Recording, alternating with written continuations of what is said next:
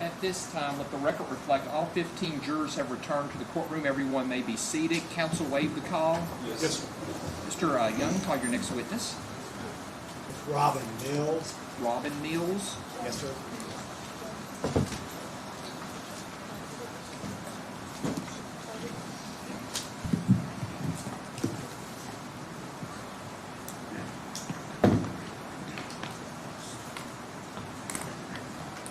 If you'll raise your right hand for me. Do you swear or affirm the testimony you're about to give will be the truth, the whole truth, and nothing but the truth? Thank you, ma'am. If you have a seat right over there, please sit as close to the microphone as you can, and please answer all questions asked of you. Mr. Wasowski, proceed when you're ready. Thank you, Judge. Good morning, Ms. Mills. Tell the ladies and gentlemen, Jerry, what your name is and the business you're currently involved with. Robin Mills. I'm a civil engineer. How long have you been a civil engineer? It's since 1992. And do you, does that include work in Bardstown, Nelson County? Do you do some of that? I've been in Nelson County since 2001. All right. And what's a civil engineer? Just briefly, I know it's pretty complicated for us that are not civil engineers, but tell us a little bit about the kind of work you do so that they understand. My specialty is site development, so I do everything outside the building, the parking lots, drainage, utilities, subdivisions. I do subdivision streets. In your work there, Miss Mills, did you ever have the opportunity to work with or be acquainted with the defendant, Brooke Houck? Yes, he was a client. All right. And what was it? What kind of work were you doing for him? He owned the Copperfields subdivision. Tell them what is Copperfield subdivision? Copperfield subdivision. It's a single-family residential development. I've worked on that development for over 20 years, and so it's had multiple phases. So I designed all the streets, laid out the lots for the houses, and drainage and utilities for that development. And you and I have met before, and have we not? Yes. And I asked you, when did you work on that? When was it completed, the work you did for Mr. Houck at Copperfields? For that initial phase, it was in, I think our approvals were dated February of 2015. But we had all the plans were completed and the approvals were done. Now, and we're on page 4 of the timeline for the jury. I'm going to show this to you. You ever saw this before? You showed it to me. All right. Take a look at that. And it's down, is it down at the bottom of page 4? Can you tell that for the jury? Is it in the bottom of page 4? Yes. All right. Do you want me to read it? No, I'm going to in a moment. Okay. Everybody's.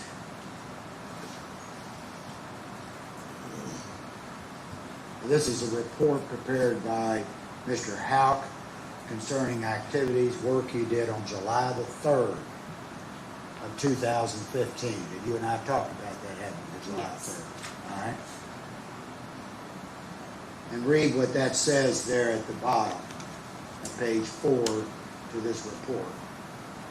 It's Exhibit 28 for the record. Oh yeah, you may do that. Prepared development to start on phase 5 in the front of Copperfield subdivision for a total of 49 additional lots.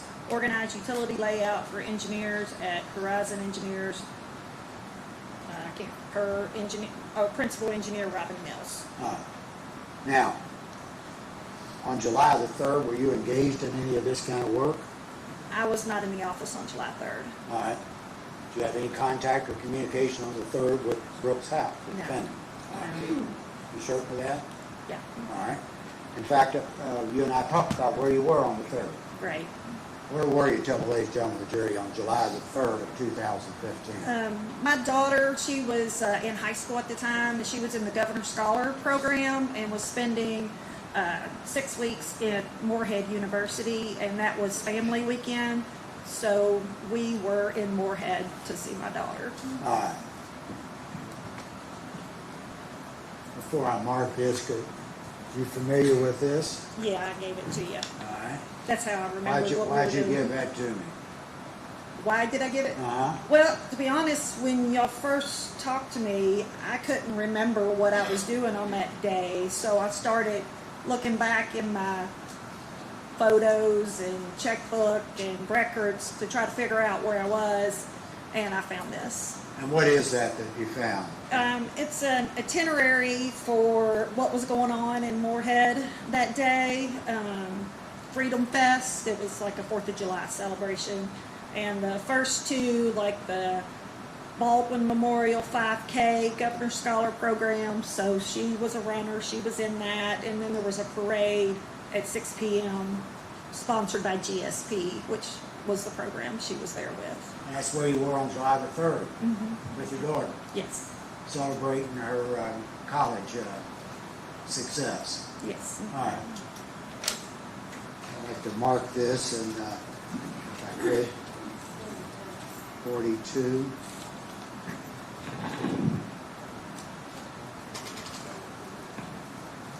There those little stickers. Oh, here we are. All right, sorry. 40, it's 42 now.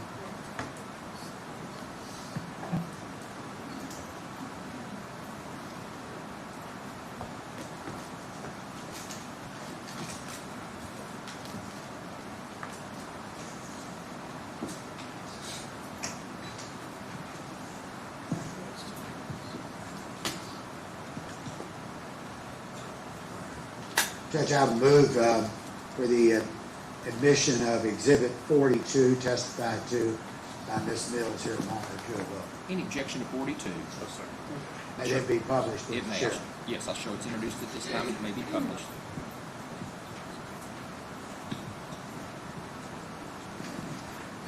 I'm going to show you here another item. You recognize that document?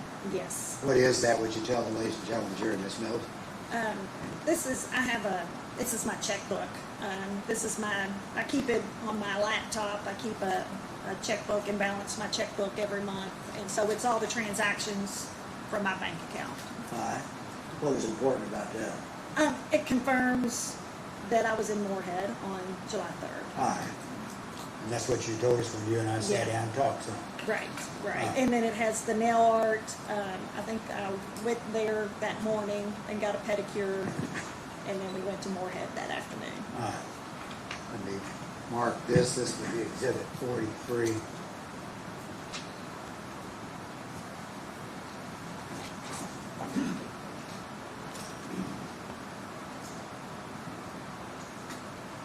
Let me show this to council for a moment. Judge, this is marked as Exhibit 43, described by Ms. Mills here a moment ago. And we have that admitted, and then the sheriff introduced it to the jury. Any objection to 43? No, sir. I'll show it's introduced at this time and it may be published to the jury. You had no dealings with, at all, personal, professional, or otherwise, with Brooks Houck on July the 3rd of 2015? No, Day or night? no. Answer, yeah. Let me check with my colleagues just for a moment, make sure I'm covered. Ms. Mills, extend the same courtesy to these lawyers here to ask your questions, would you please? Mr. Butler, any cross? Very brief. Hey, good morning. Good morning.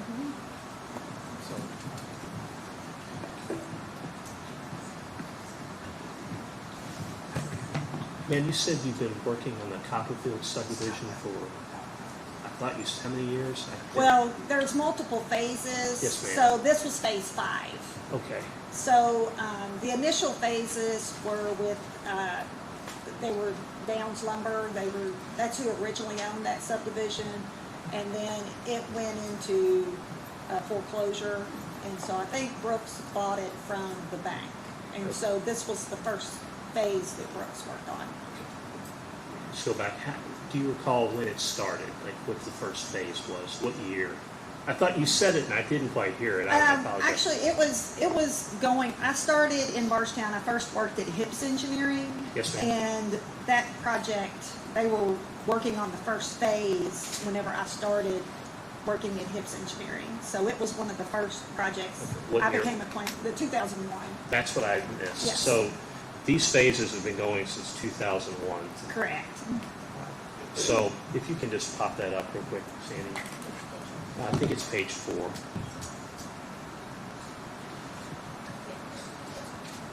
Yes.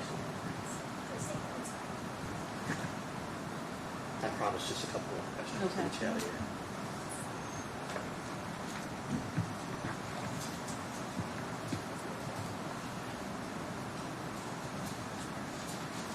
So if you go down here, Sandy, where it says prepare, you see that? Ms. Yeah, it's on Mills? this paper, yeah. Yeah, you know, whatever's easiest for you. You don't see anywhere where Brooks House says he met with you to prepare. You can't prepare a development for a phase in an afternoon, can you? These are year-long projects. No, and I was done with the plans in early of 2015. And same here. He doesn't say he met with you on July 3rd.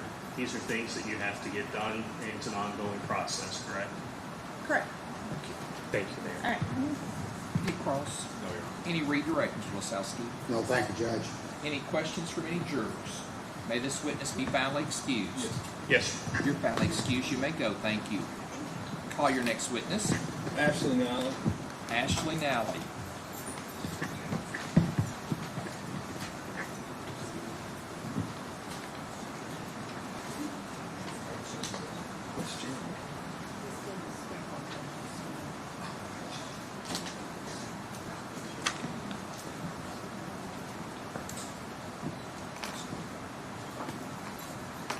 If you'll raise your right hand for me. Do you swear or affirm the testimony you're about to give will be the truth, the whole truth, and nothing but the truth? Have a seat right over there.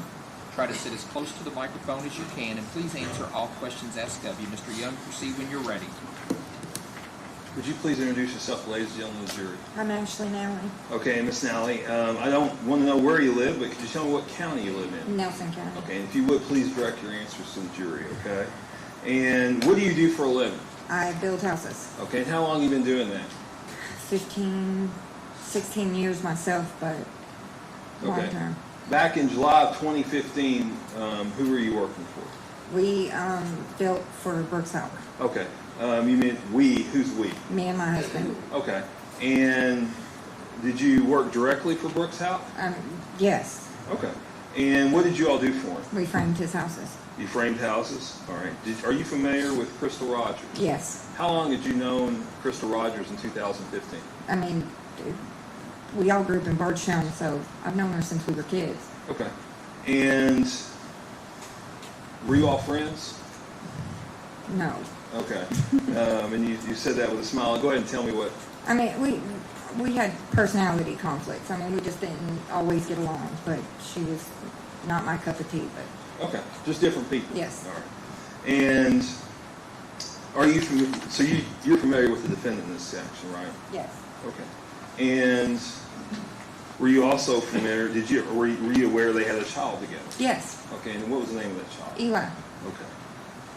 And would you see Crystal at the job sites sometimes? Yes. Okay. Periodically, she would come to the job sites. Okay. And who would she usually have with her?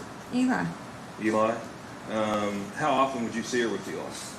Every time I saw her, I never saw her without Eli. Okay. And did you get to observe her to be a mother? Yes, I did. Could you tell me what type of mother she was? She was an amazing mother. And she had other kids, is that correct? Yes, sir. Okay. And so if you had to describe Crystal's personality as it relates to, would you consider yourself a country girl? Yes. Okay. And describe what type of person in that relation Crystal is. I don't think that I think she was more the type to stay in the city limits, to do things with her kids and not the things that I do. Okay. And what kind of things were that? I mean, I ride razors and four-wheelers and go mudding every weekend, so Okay. Was she an outdoorsy person? I don't think so. Okay. And have you ever seen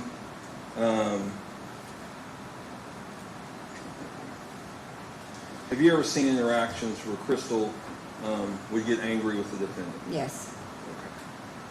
Okay. And have you ever Did you ever have a conversation as it relates to the defendant about Crystal and Eli? Yes. And what was that?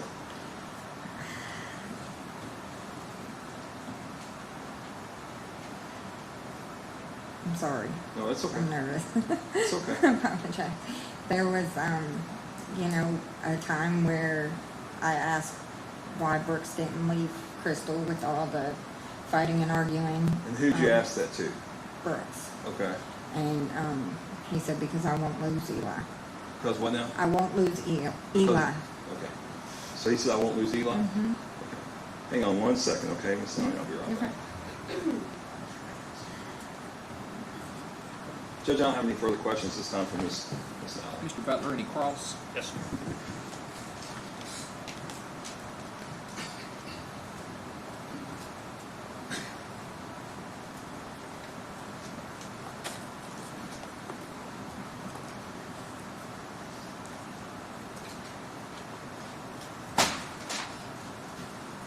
Sorry about that, Judge.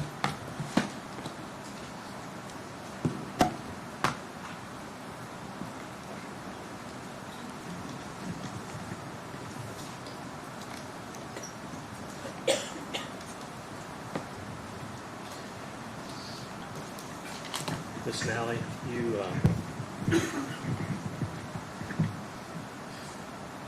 you recall being interviewed by the FBI? Absolutely. In fact, you were interviewed by the FBI in 2021, correct? I was interviewed by the FBI multiple times. Well, specifically, I'm referring to your interview on January 20th of 2021 with Special Agent Steve Carey. Do you recall that?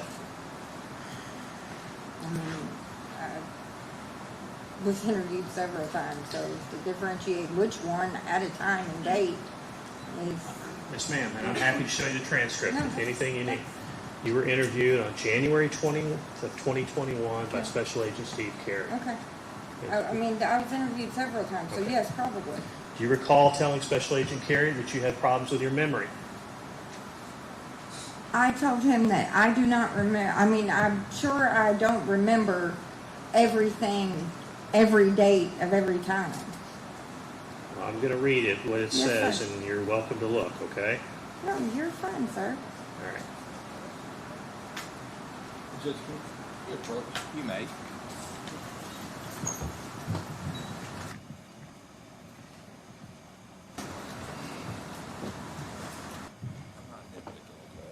I just think he needs to let her look at it first to see if she can refresh her recollection before we read it in front of the jury. I can do it, but I've only got it on a computer, but I'm happy to show it to you. Show her the computer. Yeah, I'll just bring the Yeah, computer. thank you. I'm not trying to be picky.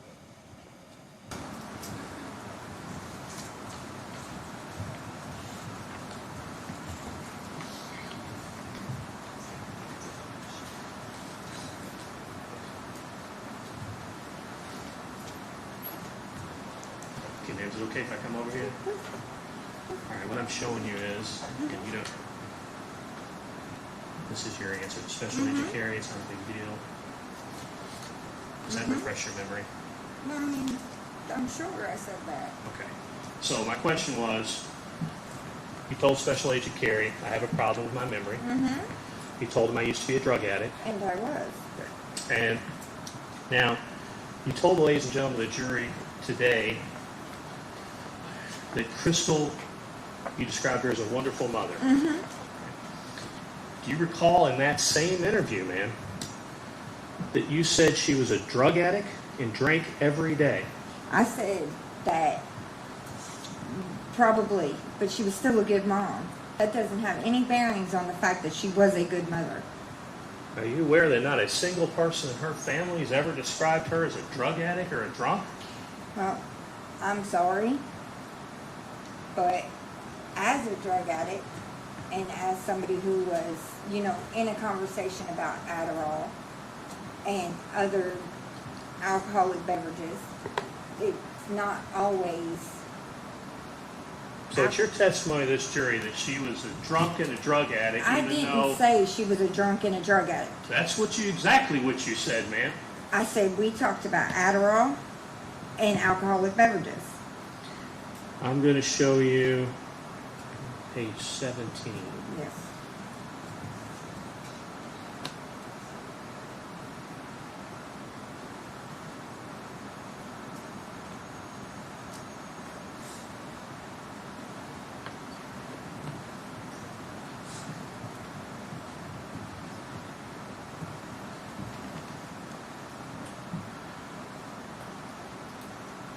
to help refresh your memory?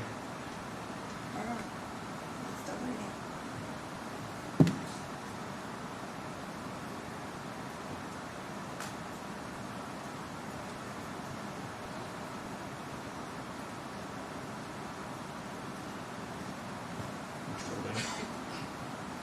No, I don't remember saying that, so. So do you recall telling Special Agent Carey, and I'll tell you something, it's not going to make me sound real good, but the week before she, meaning Crystal, went missing, me and her got in an argument and we never did get along. I've known her since I was a kid. I can't stand that girl. Everything they said on TV is a lie. She was a drug addict and she drank every day and everything. Is that what you told the FBI? I may have, I don't recall, and I just told you that, so. Well, would it help you if we played it for the jury? I mean, I'm just saying, I don't recall saying that. I didn't say I didn't say Okay. it. Fair enough.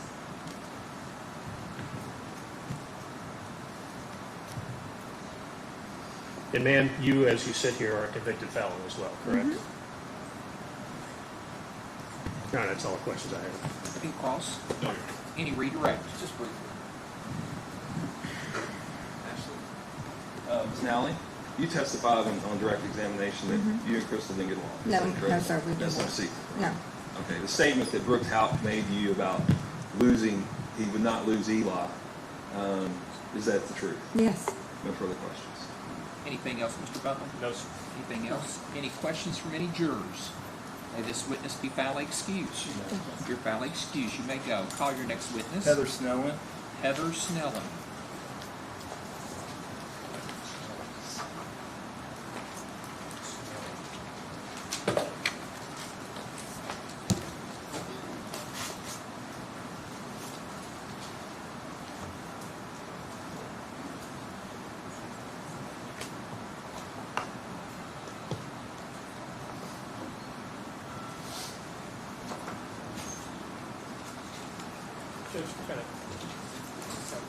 Certainly. And if you'll come forward, I need you to raise your right hand. Do you swear or affirm the testimony you're about to give will be the truth, the whole truth, and nothing but the truth?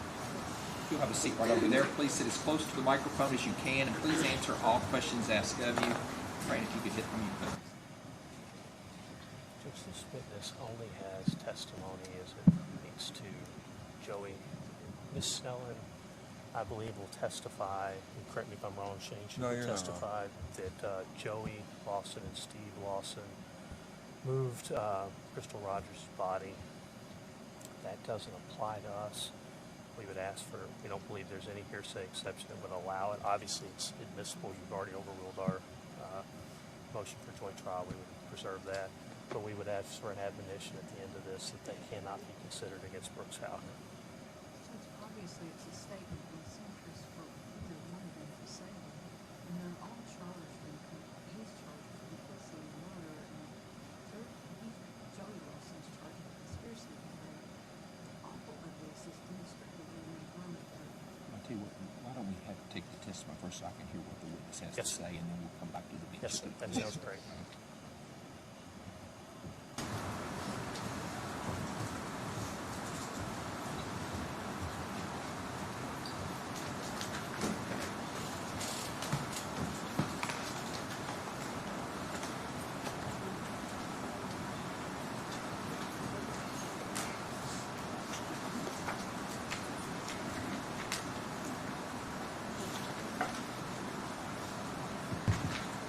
Ms. Snellen, would you please introduce yourself, ladies and gentlemen of the jury? Hello, Who are you? Go- my name is Heather Snellen. Okay, and if you would, direct your answers towards them. So, okay. Yes, sir. All right. And what county do you live in? Nelson County, Okay, and where are you employed? at Communicare. Okay. And do you have any children? Yes, Okay. And is it a son? yes, Okay, and how old is your son? he's 5. Okay. And are you familiar with the defendant, Joseph Lawson? Yes, sir. Okay, and do you know the defendant, Brooks Houck? I've heard the name, but I don't know him personally. Okay, so you don't know Brooks Houck? No, sir. All right. And are you familiar with Steve Lawson? Yes, sir. Okay, and is he related to Joseph Lawson? Yes, What's the relationship between the two? it's his father. Okay, so it's a father-son relationship? Yes, sir. All right. And what was the nature, what was the nature of your relationship with Steve Lawson? We dated years Okay. ago. Okay, and how long have you known Joseph and Steve Lawson?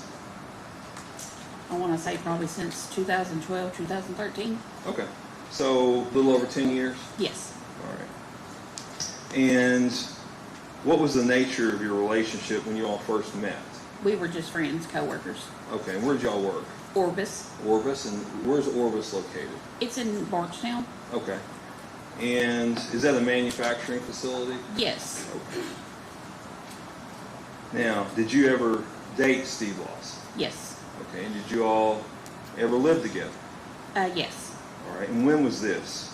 2014. Okay. And do you still associate with either Joseph or Steve Lawson? No. Okay. And when was the last time you would have associated with them? Let's see.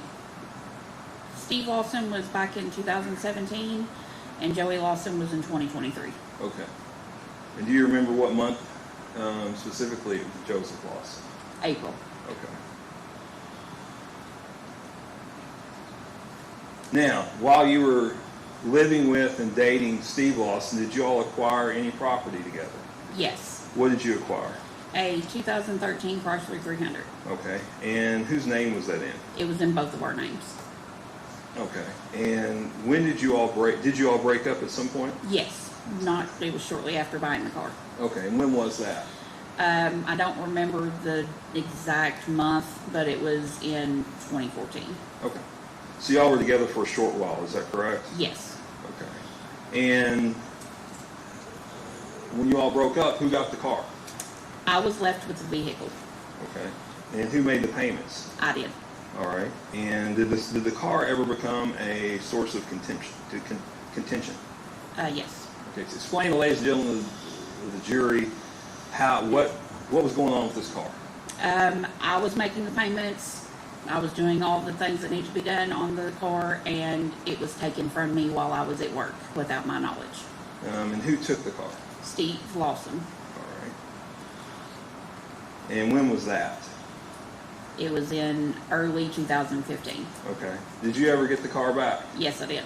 Okay. Do you remember when that was? It was early what year? What year? I'm sorry. What year did I get it back? No. What year was it taken from you? Early 2015. Early 2015. Yes, Okay. sir. Did you ever get the car back? Yes, And what year was that? in 2015. Okay. Do you remember what month it was? It was July. All right. And specifically, do you remember the night of July 3rd, 2015? Yes. Okay. And why do you remember that night? Because I had left work early. I was sick, and I had my ex-husband pick me up from work. Okay. 1 second. I got to mark this and show counsel.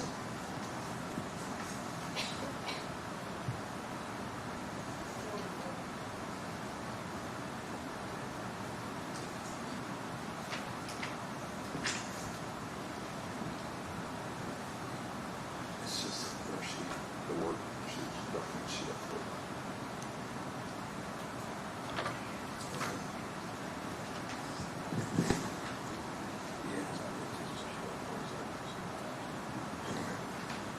I'm going to show you what's marked Commonwealth Exhibit number 44. Okay. Could you take a look at that? Let's read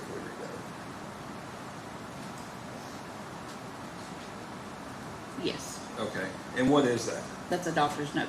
Okay. And what date did you leave work? Does it say what day what the note was for? Yes. It was for July 3rd, 2015. Okay. And did you go to work that day? Yes, I did that Okay. night. Does this fairly and accurately represent, does it discuss you leaving work that night? Yes. Okay, and Judge, I move to introduce Commonwealth Exhibit number 44. Any objection? No, sir. I'll show 44 is introduced at this time. It may be published to the jury. So, what shift were you working in? It was a 12-hour shift, so it was from 7 at night to 7 in the morning. Okay, and did you complete your shift on July 3rd? No, I did not. Do you remember about what time you left? About 10 o'clock. And was that due to you being sick? Yes. Okay. And tell ladies and gentlemen of the jury, did you drive yourself from work? No, I did not. Okay, so explain to them about leaving work. So I asked to leave. I was sick. My ex-husband at the time, Thomas Gent, had my car that I was driving, So I called, had him pick me up, and we left from there. Okay, and this wasn't the Chrysler 300? No, it was, I don't even know. what it Okay. was. And so you left there and went where? We went to McDonald's to grab me something to eat. Okay. And then did you go home? No, What did you all do? we swung back by to where 62 South was, because I had thought I spotted the Chrysler. Okay, is this before you went to McDonald's? No, this was after. Okay. And did you in fact spot the Chrysler? Yes, sir. Okay. And tell the ladies and gentlemen of the jury what happened after that. Once we spotted the Chrysler, we did go to McDonald's first, grab the food. We come back through, and I had the extra key fob. So I checked to make sure it was my vehicle. It was. How did you check to make sure it was your vehicle? I clicked the unlock button. Okay. All right, go ahead. And noticed it was mine. So I got out of the passenger seat as my ex-husband that now was driving my car. And I got into the Chrysler, and I drove away. Okay. And do you remember what the weather was that night? It was a little rainy. Okay. And I may have already asked this, and I apologize, but what time around the time period? What time? It was about a little after 10. Okay. Now. And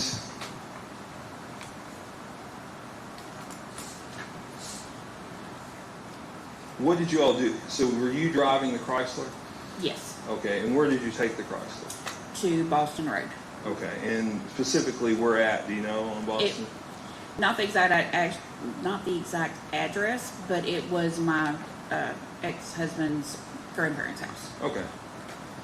And we've heard some testimony about Boston Road, and that's traveling west towards Elizabethtown or Bullitt County. Is that correct? Yes. Okay. And it parallels the Bluegrass Parkway? Yes. Okay.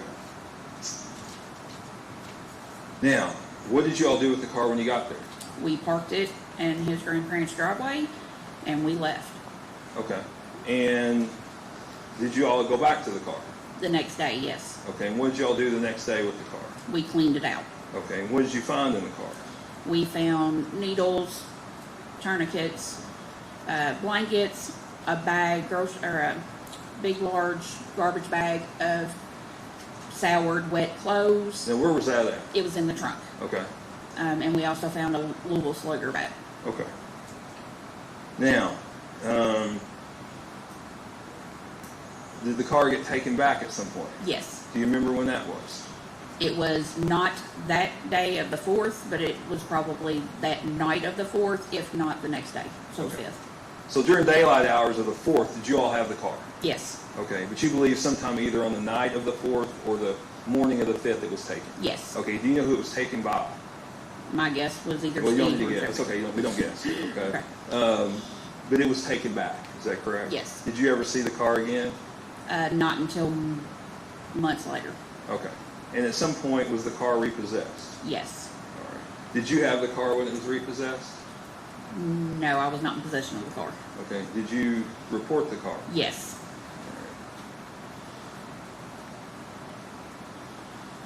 Now, that was in 2015, correct? Yes. So at some point, did you ever reconnect with Joseph Lawson's father, Steve Lawson? Yes. And when was that? In 2017.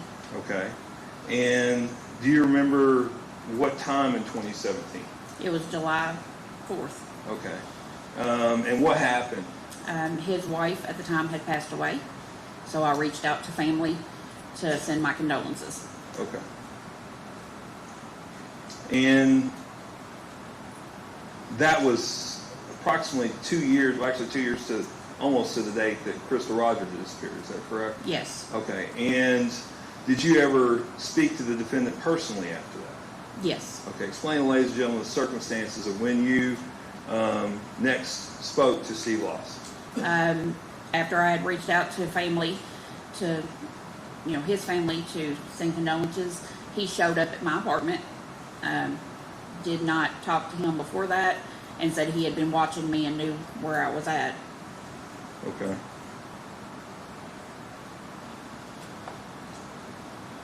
Now, did he ever tell you anything about the Chrysler? Or talk to you about the FBI? Yes. What was that? He told me at one point that the FBI. You may approach.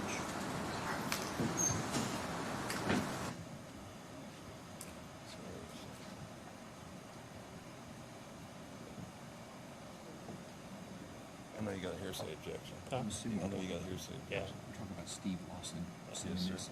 And what she's going to testify to, and I'll tell you, I think what she's going to testify to is that he told her the FBI was going to come talk to her, and her response is, why? And he told her that it was they think it was involved something to do with Crystal Rogers' murder, and she says, was that you? And he goes, we're not going to talk about that.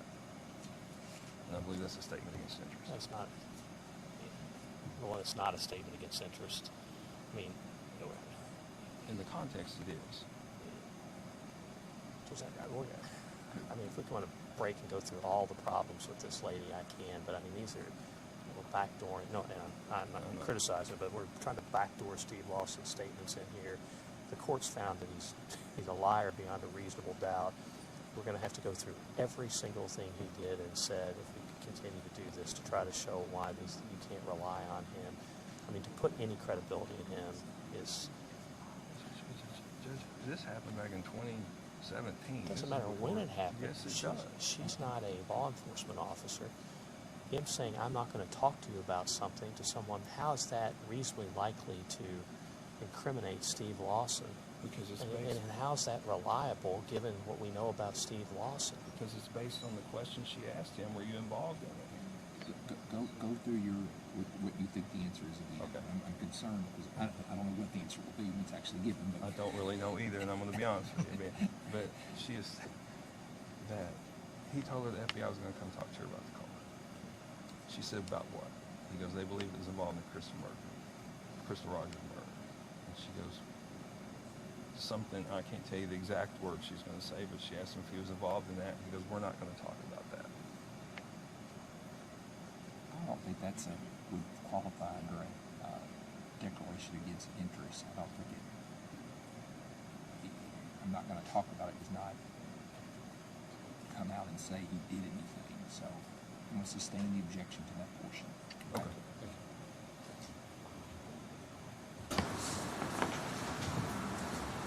At some point, did Mr. Lawson advise you that the FBI may come talk to you? Yes. Okay. And what were you doing?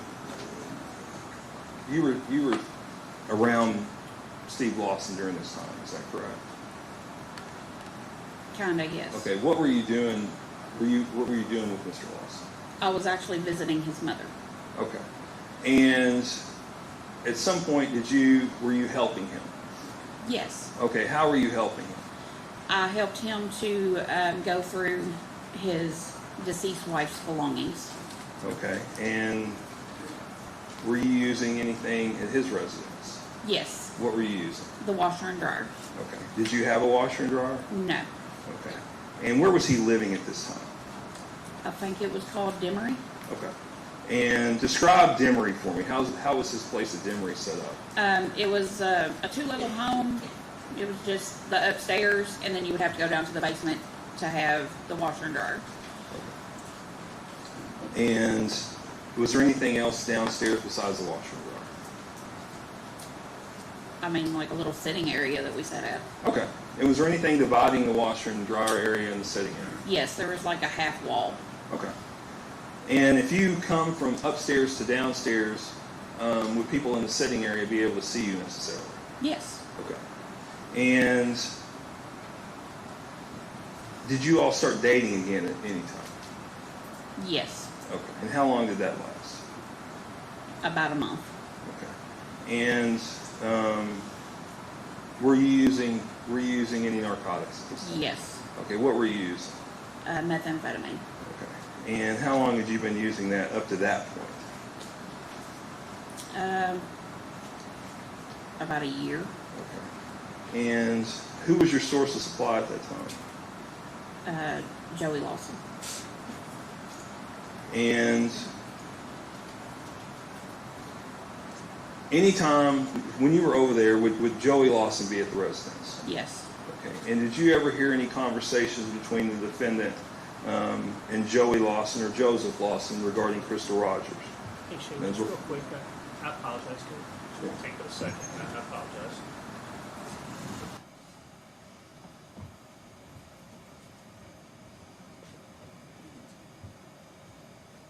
sure I'm preserving my objection to this, and we want that admonition. Sorry. I certainly show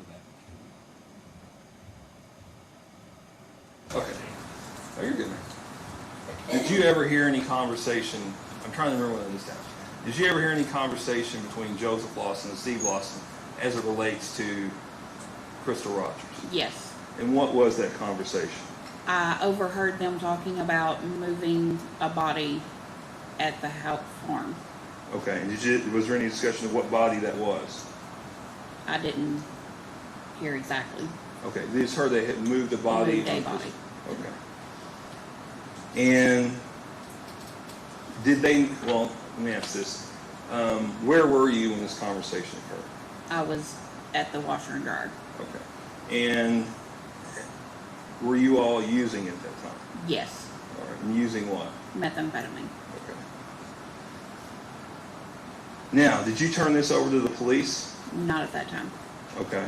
And why not?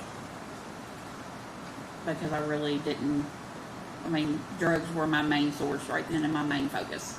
Okay. And you said, I believe you said that Joseph Lawson was your supplier. Is Yes. that correct? Okay. And were you fond of the police back then? No. Okay.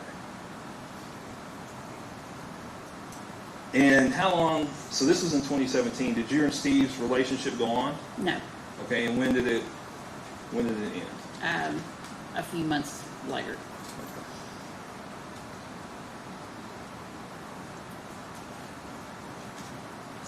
And at some point, were you contacted by the FBI? Yes. Okay, and was this while you were at work?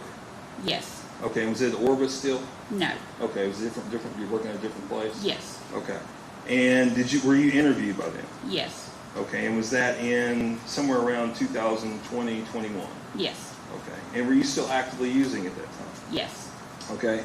This conversation you overheard between Joseph and Steve Lawson, describing helping move a body, what was it again, help move a body? At the farm. At the Houck farm. Did you advise them of that? No. Okay, and why not? Because, again, I was still using drugs and I didn't want to mess up what I had. Okay. And in 2023, were you contacted by the Kentucky State Police? Yes. All right. And were you interviewed by them? Yes. And how many times were you interviewed? 2 or 3. Okay. And let's take this.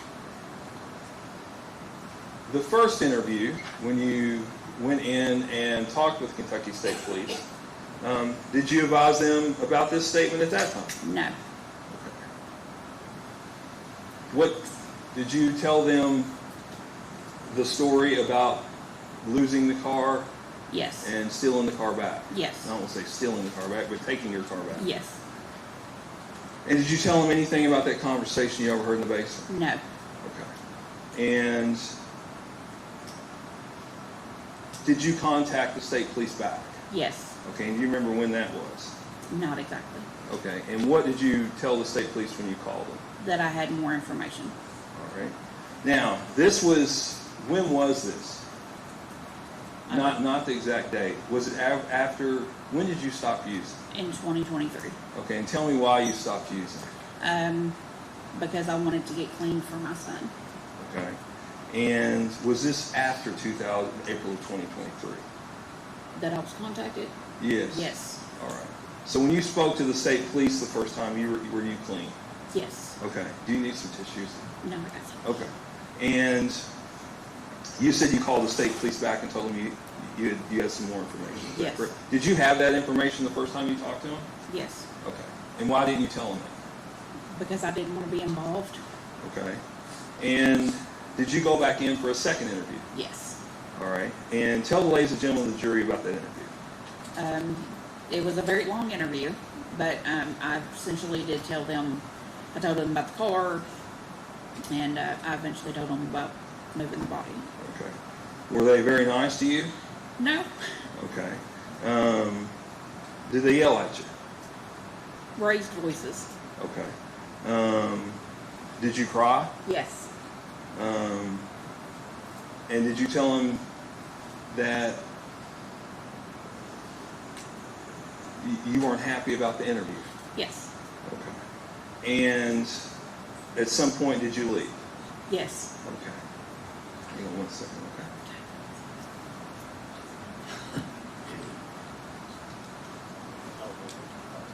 The letters.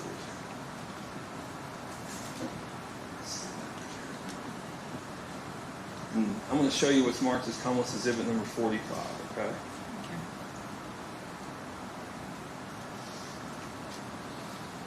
Can you take a look at that?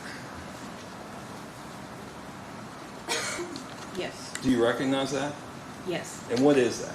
This is a statement that I wrote to the detectives at KSP. Now, when did you write that statement?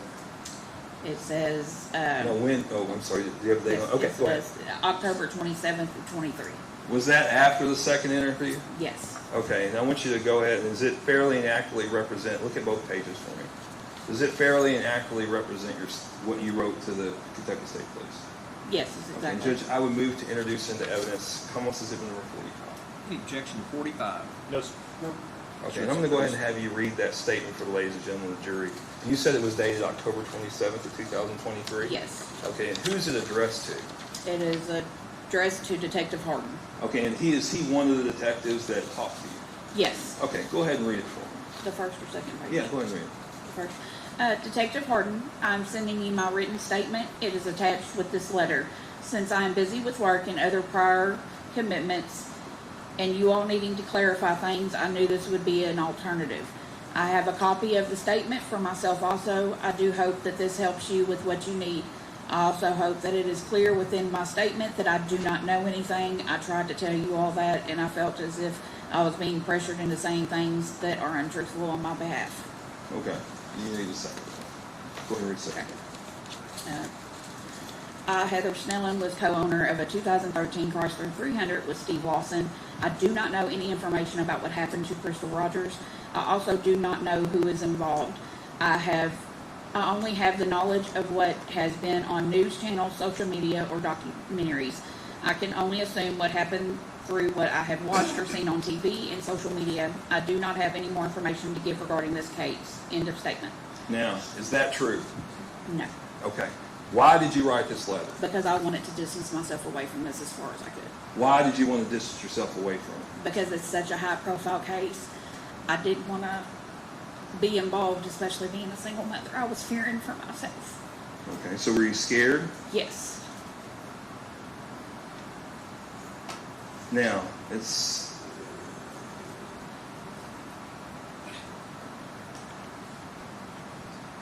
at some point you testified in front of the grand jury, is that correct? Yes.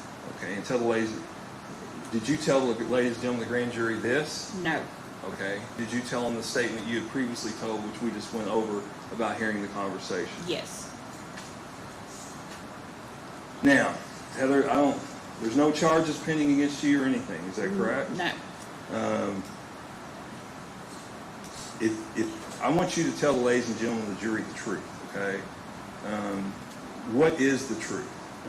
The truth is that I overheard Steve Lawson and Joey Lawson talking about moving a body at the Houck farm with a skid steer. Give me 1 second.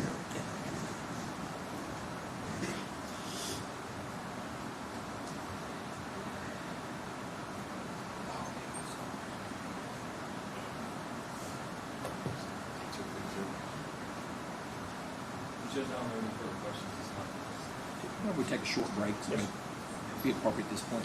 Ladies and gentlemen, the jury, we've been going a little while, but we need to take a little short break right now. The state admonitions are in place. Do not discuss this case among yourselves. Do not let anybody discuss this case with you. If anybody tries to discuss this case with you, I need you to immediately report that to me, and you're not to finally make up your mind about the case until you've received all the evidence, got the instructions from the court, and gone to the jury room to consider what your fellow jurors have to say about the case. We'll take a 15-minute break. We'll start back at 9:38 when we go to the debate.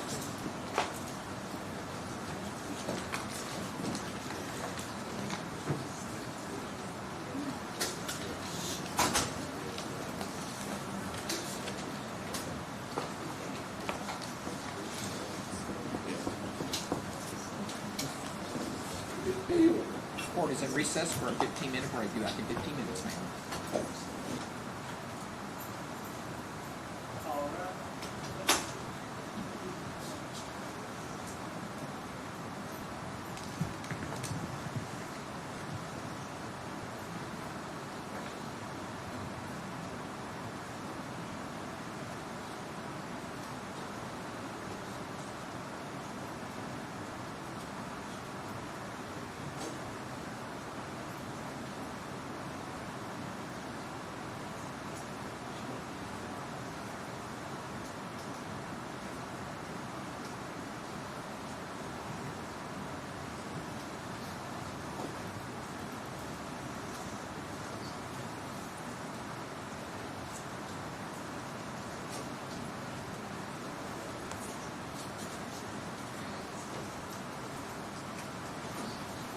At this time, let the record reflect all 15 jurors have returned to the courtroom. Everyone may be seated. Mr. Butler, proceed when you're ready. Ma'am, you're still under oath. Hi, good morning, Ms. Snellen. Good morning. So I want to take you back to July 3rd and 4th of 2015, okay? Okay. So at that time, you were dating a man named Thomas Gent. Is that true? Yes. And prior to that, and you told us that in your direct testimony, you had dated Steve Lawson sometime before that, correct? Yes.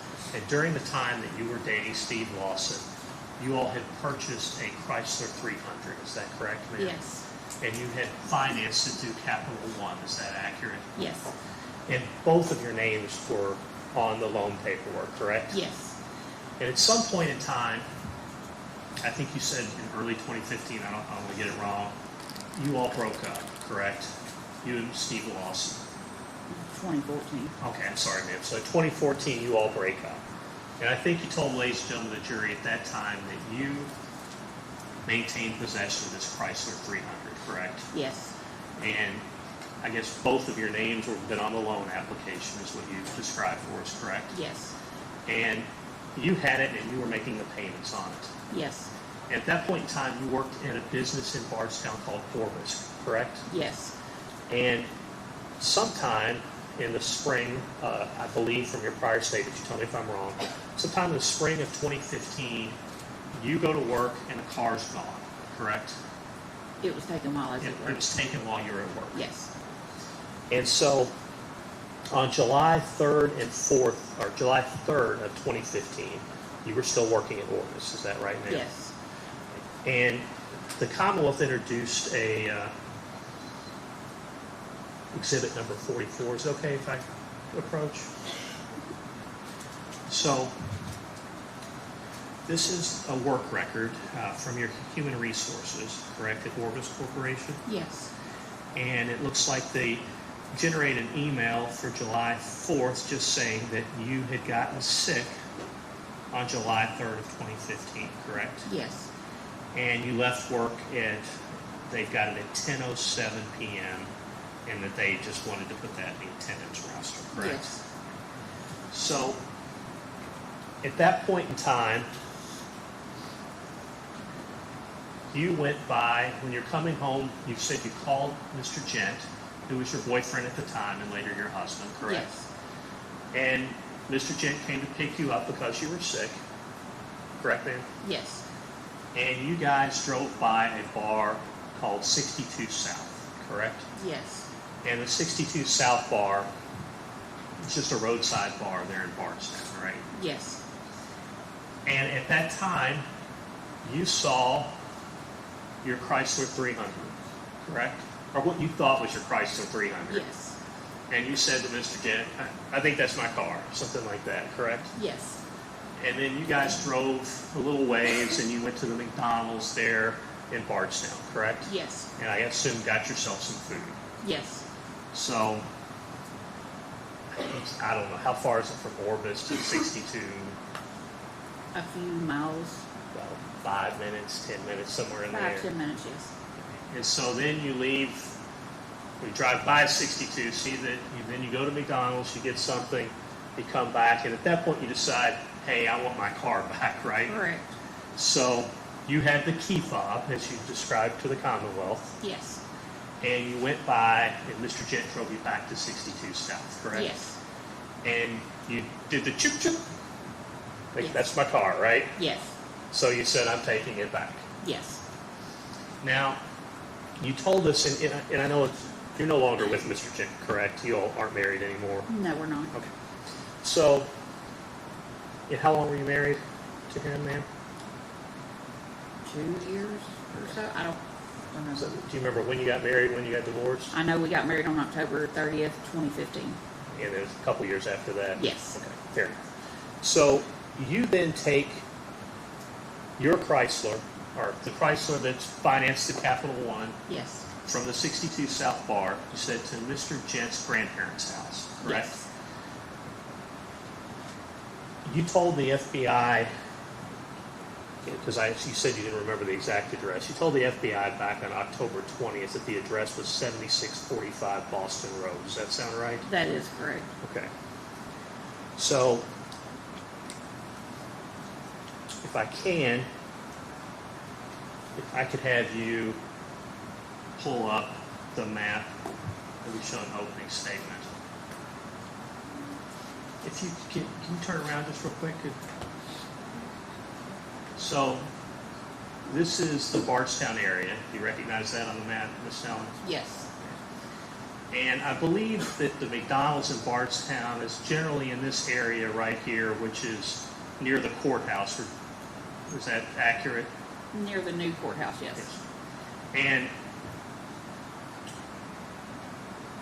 this road here, 62,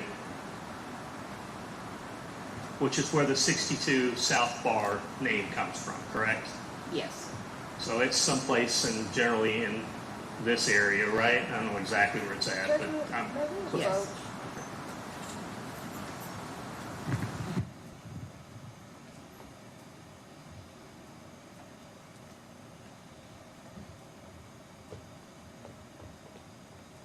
They're utilizing a map with Chrysler, the house on the Boston Road, and Crystal Rogers' vehicle on it. This witness has no idea the accuracy of that map or anything else. They introduced that through someone else, but they want to use a clean map and talk about Boston. And Judge, I'm not going to pull a they're map. just putting it in front of the jury for a witness who. I'm not going to introduce this map to this person. Well, I understand that, but she has no knowledge about any of that. They're just placing. She has no idea what Crystal Rogers called. I'm not going to ask her where Crystal Rogers' car is, but I am going to ask her where the Mr. J. Will the map be introduced through a Yes. witness later in the Yes. trial? Yes. Well, I'll allow it. Thank you. Basically, I believe it's going to be introduced in open.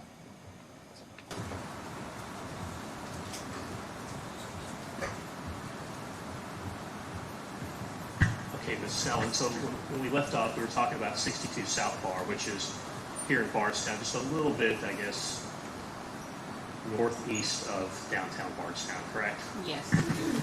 And the 62 is also known as Boston Road, correct? Yes. And Mr. Gent's grandparents live at 7645 Boston Road, correct? Yes. You can take that down then.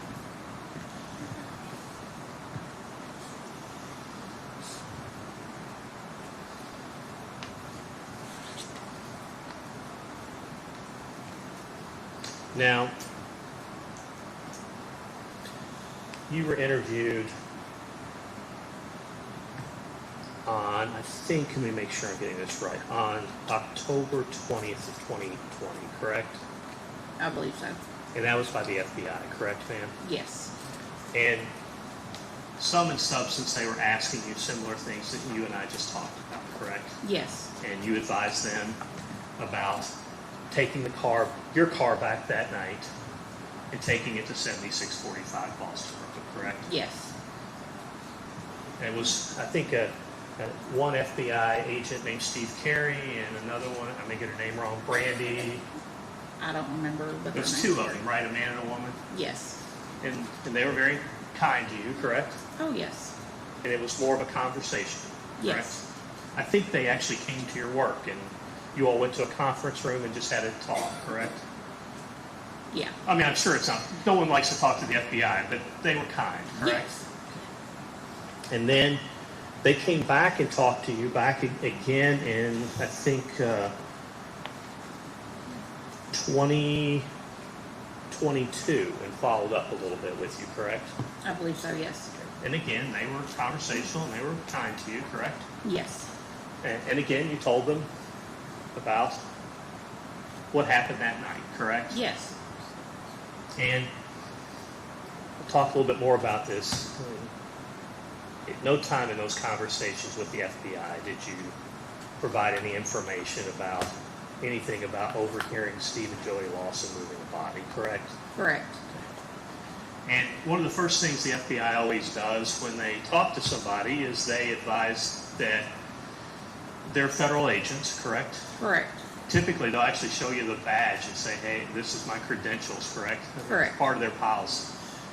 And one of the things that they always explain to people when they talk to them is it's different talking to them, that if you don't tell them the truth, they can actually charge you with a federal felony crime, correct? Correct. I think they call it 1001 lying to the FBI, correct? I guess. What they tell you can't lie to them, it's a felony, pretty much, correct? Correct. Okay. Now, you were interviewed on August the 22nd of 2023, correct? I believe so, yes. And you were interviewed by the Kentucky State Police. Is that accurate? Yes.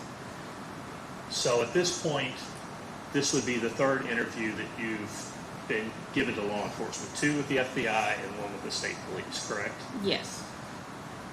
And before this interview, they'd actually come to your house. So I guess it's kind of a 4th interview, correct? You would say so, yes. Yeah, they came in, they talked to you a little bit at your house. Man was nice to you, correct? Yes. Asked if you to come in the next day or 2 or thereafter, and you did, correct? Yes. And during that interview, you again advised July 3rd, got sick, left, see my car, take it to 7645 Boston Road, correct? Yes. And during this interview, you never advised anything about Joey Lawson, Steve Lawson, or Leah Body, correct? No, I did not. All right. Now,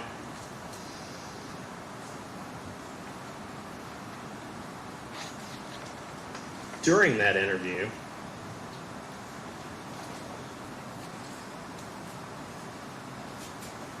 you actually told him, I honestly don't know anything other than what I'm telling you about my car. Do you recall that?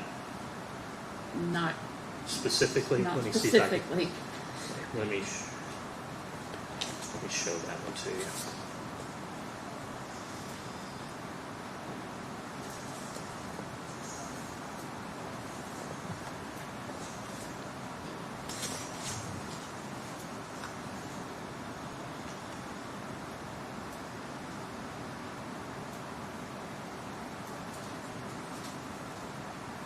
Now I've lost my own place. Sorry.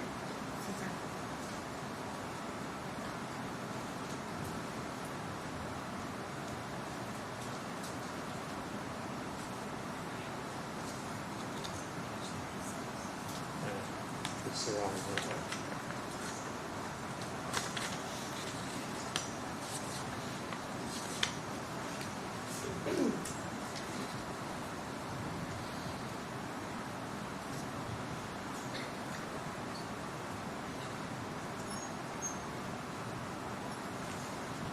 You know why? I'm looking at the wrong transcript, so don't be nervous, okay?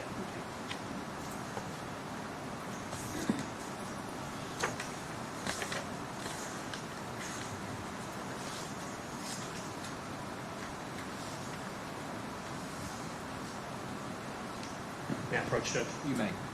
So what I'm showing you, so while I'm finding it, what I'm showing you is your August 22nd, 2023 interview, okay?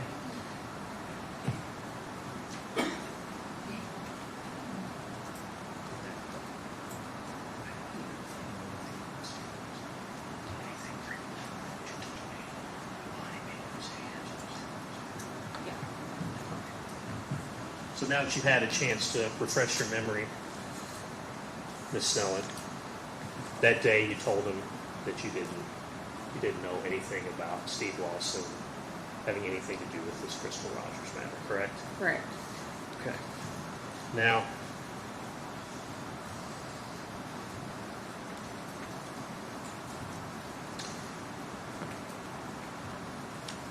you all had a conversation after that, as we talked about.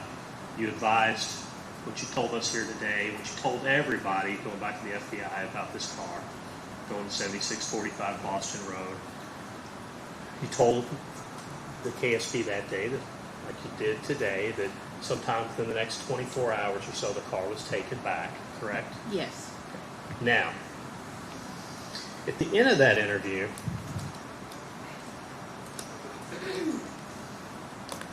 you were advised if you thought of anything else, give them a call back, correct? Yes. Now, you went back on September the 20th of 2023, correct? I believe so, yes. All right. Now, when you went back, and I'm not asking these questions to embarrass you, okay? All right. You go back on September 20th of 23, you actually called the state police and said, hey, I thought of something, I have some more information, correct? Yes, So you invited yourself to go see them, correct? yes, And what you had thought of at that time is Joey Lawson had sent me some text messages earlier in 2015, and the sum and substance of those were that he was trying to figure out where he was on the July 3rd, 4th weekend of 2015, correct? not exactly. We'll come back to that, but he's texting you about the July 3rd and 4th weekend. Correct. Okay. And you wanted the police to know that. You thought that might be important. Yes, Now, when you walked in there, you were on unsupervised probation, correct? I believe so, yes. And importantly, and I'm not going to ask you the details I don't want to know, importantly, you had a Child Protective Services investigation, didn't you? Yes, Okay. And what a Child Protective Services investigation is, without getting into the details, because I don't want to know, that's where they're looking to see whether or not you can continue to keep your child, correct? yes, And obviously, you love your child, correct? I'm not trying to make you cry. I have to ask these questions, okay? But that is one of the first things that comes up in this interview. If you could play clip 49 for us.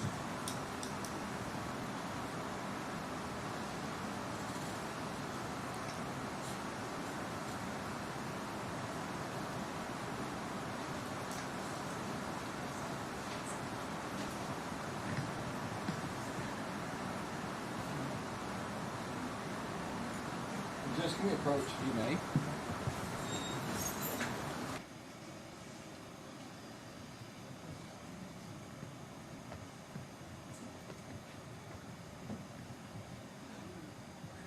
She's agreed with it. What are they doing? Impeaching her? No, not impeaching her. I think I'm entitled.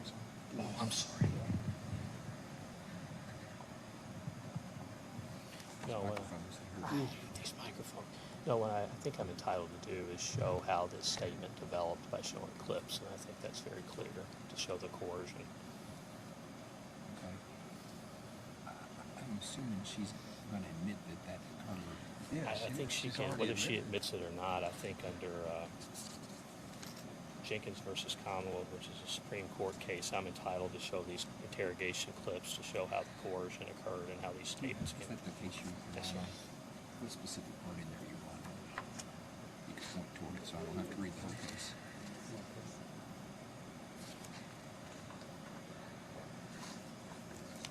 Okay, let's see what we got here.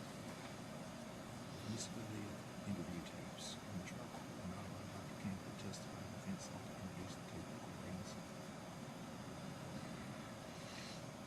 Let's explain that we're not offering the recordings to different matters asserted, but for a non-hearsay purpose of showing the suggestive and coercive manner in which the review was conducted. Let's look at our obligations.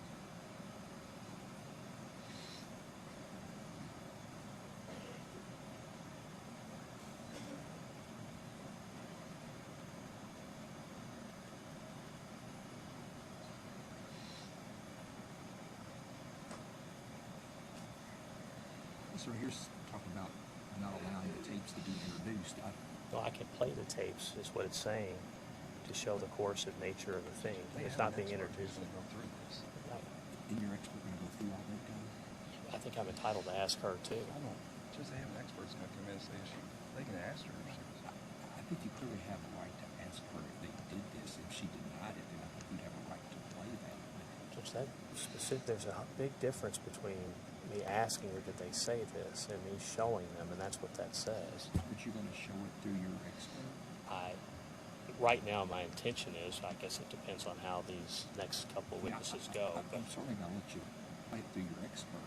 I didn't know. If we're going to do it then, I mean, nope, if you're going to overrule me, no, I guess it's just not my objection. But I'm not preventing you from later through. Okay. I just don't think it's correct through this witness. I think you have a right to ask her if she denies something to play it to show. I agree with that. Yes, sir. I'm not prohibiting you, your expert from playing whatever he thinks is improper. Yes, sir. No problem with that.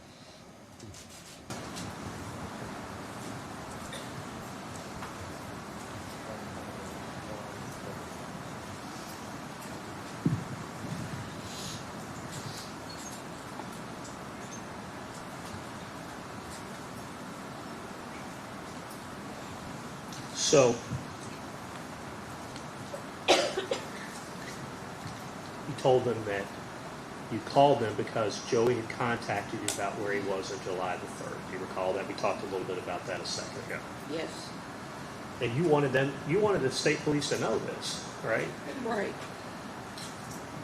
Joey didn't ask you to lie about anything, but he did ask you questions about where he was at, correct? Through text. Yeah. Yeah. And that's important because these were text messages, correct? Correct. Now, sometime before you went into this interview, you had deleted a lot of text messages, correct? Right. And the reason you did that was a good thing. You deleted these text messages because you were trying, again, I'm not trying to embarrass you, you've been on drugs for a long time, as you talked about in the direct examination, correct? Yes. And you had this CPS investigation, Child Protective Services investigation, correct? Yes. And one of the things about that, of course, is that you have to be drug clean, correct? That's one of the things that they were monitoring. Yes. And you made a responsible decision that the best thing for me to do is to get rid of my text messages with people that are kind of in that drug world, correct? Correct. And it wasn't just text messages involving Joey Lawson, who you'd used drugs with, correct? Correct. It was other people, and I don't care who they are, but you deleted a bunch, correct? Yes. And so, when you walked in and you volunteered this information, and you said that you had deleted a lot of text messages quite a while ago. It had been a long time ago that you deleted these, wasn't it? It had been a while, yes. The man that was interviewing you was a Kentucky State Trooper named Charles Miller. Do you recall him? Yes. And Detective Miller immediately threatened you with tampering with physical evidence, which is a felony that carries 1 to 5 years in prison. Didn't he? I believe so.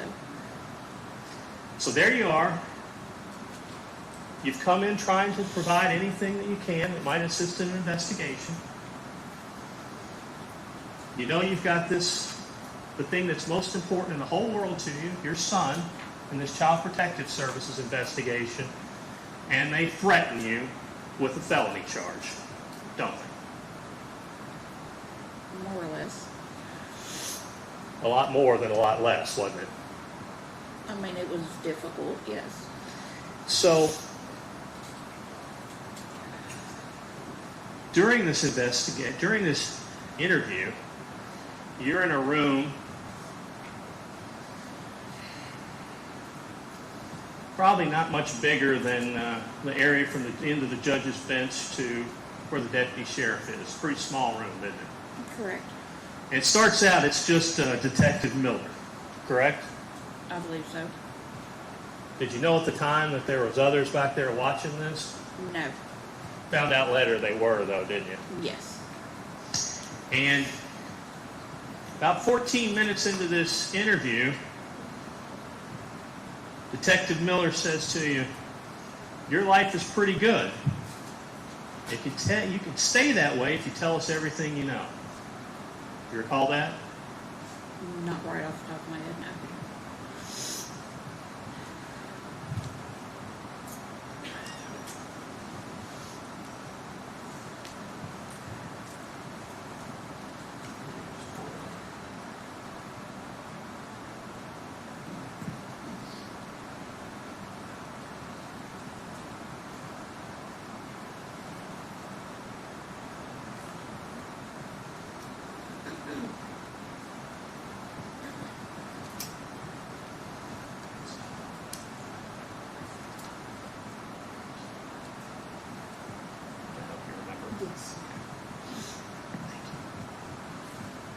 and I know it's been a long time, and I know this isn't any fun, but do you recall taking a look at our notes? Does that help refresh your memory? Yes. Okay. So he told you your life's pretty good. You can stay that way if you tell us everything you know, correct? Correct. And then 23 minutes into this interview, and at that point you've not said anything about that you overheard Joey say something about moving a body. He told you better have some answers, and he left the room. You recall that? Yes. Then he tells you, I'm the best friend you have right now. Recall that? Yes. At this point, Heather, you hadn't done anything wrong, had you? No. And 35 minutes in, they told you, your life might be ruined if you don't remember more, didn't they? Yes. Your life might be ruined if you don't remember more. Then they told you it's the highest profile case in Kentucky history. Remember that? Yes. Then they told you, now we're about an hour into this,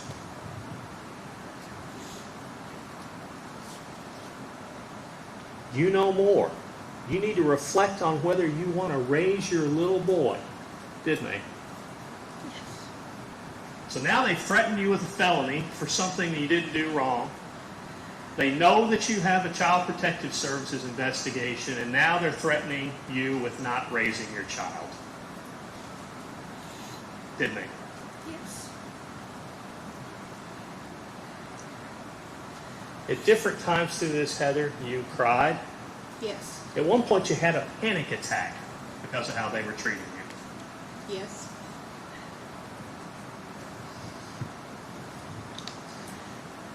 An hour and 16 minutes into this, you told them, I don't know anything else. You recall that? Yes. So now we're 2 interviews with the FBI, 2 interviews with the state police, so people treated you well, right? Yes. And we're an hour and 16 minutes into an interview where they're telling you they're going to take your child away and give you a felony, right? Yes. 2 minutes later, you told them, I can't remember anything else, didn't you? Yes. Then you said, I don't remember anything else, again, didn't you? Yes.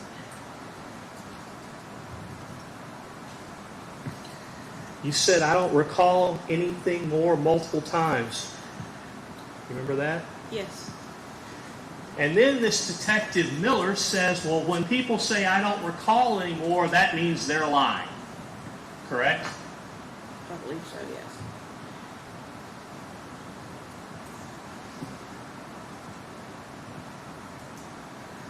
And then he threatened you with being charged with perjury if you told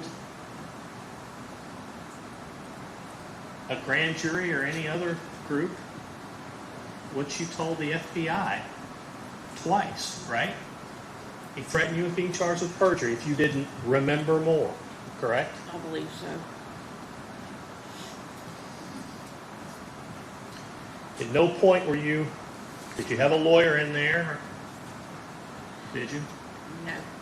You were in there. At that point, it was just the 2 of you, right? Correct. With the others watching.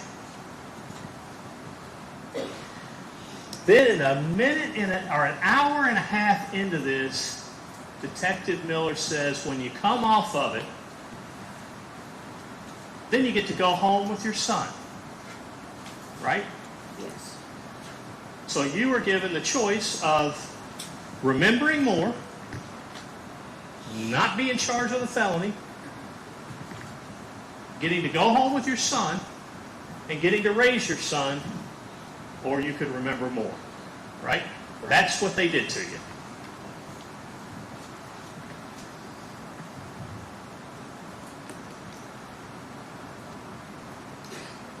And then, an hour and 37 minutes and 59 seconds into this interview, for the first time, after this being the 5th interview, that's when you said you overheard Joey and Steve talk about moving a body, correct? Yes. And you told them you were in the basement, right? Yes. You were doing your laundry, correct? Correct. So, obviously that's making noise, correct? Correct. Okay. And you told them you could only hear bits and pieces because you were doing your laundry, correct? Yes. You told them you even asked yourself if you heard them right, correct? Yes. And I'm not trying to be embarrassing here. You were doing methamphetamine at the time, is what you told them. Correct. And that's the first time that you ever had said any of this, right? Correct. Now, that didn't end there, though, did it? No. No, it went on for another 3 hours of this, didn't it? Yes. Because they wanted more, right? Yes. At one point, this Miller man started beating on the table and screaming at you, calling you a liar, didn't he? Correct. In a little room about the size of where the sheriff and the judge's bench is. Correct.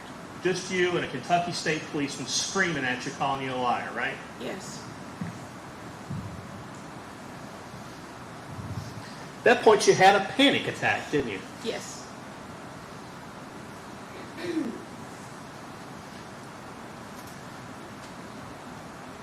He starts screaming at you because you'd never said this before. I guess he never stopped and reflected what he had done to you. But at that point you said, you never mentioned anything about Joey and Steve allegedly moving the body because they were always high and drunk and big bullshitters, correct? Yes. He didn't like that one either, did he? No. He didn't like that at all. At that point, 2 hours and 22 minutes into this interview, you said, I want to be with my son. I don't have anything else. You recall that? Yes. They didn't let you go, though, did they? No. Then you got Kentucky State Policeman number 2, one Brian Luckett comes in the room, correct? Yes. Now there's 2 of them in there, right? Correct. And then Detective Luckett says he didn't care how involved you were. Do you remember that? Yes. You weren't involved in anything, were you? No. And then he tells you, I don't care if you pulled the trigger to kill Crystal Rogers, you aren't going to jail today. You remember that? Yes. That's shocking, isn't it? Yes. So here you are, you say something bad about Joey over here, you get to go home and be with your son. You don't say something bad about Joey, Heather loses her child and goes to jail, right? I guess, yes. And that's what they said to you, isn't it? And then Luckett said he didn't want to see you go to jail, right? Right. Then you were offered immunity, meaning as long as you tell us what we want to hear, nothing bad's going to happen to you, right? Right. You hadn't done anything wrong, had you? Correct. No.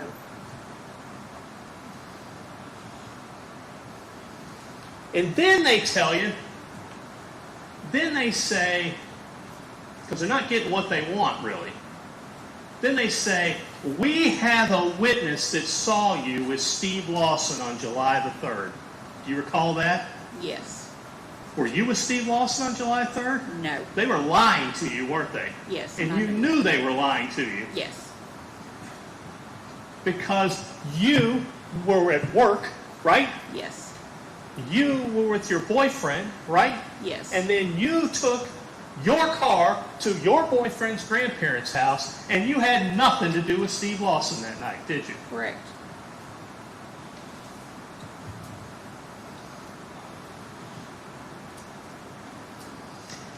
But that didn't stop it either, did it? No. It kept going, didn't it? Yes. And then they told you, you remember that little boy when you're talking to us, didn't they? Yes. Well, you knew what that meant, didn't you? Yes. Yeah, we're going to take your child if we don't like how this ends, right? Right.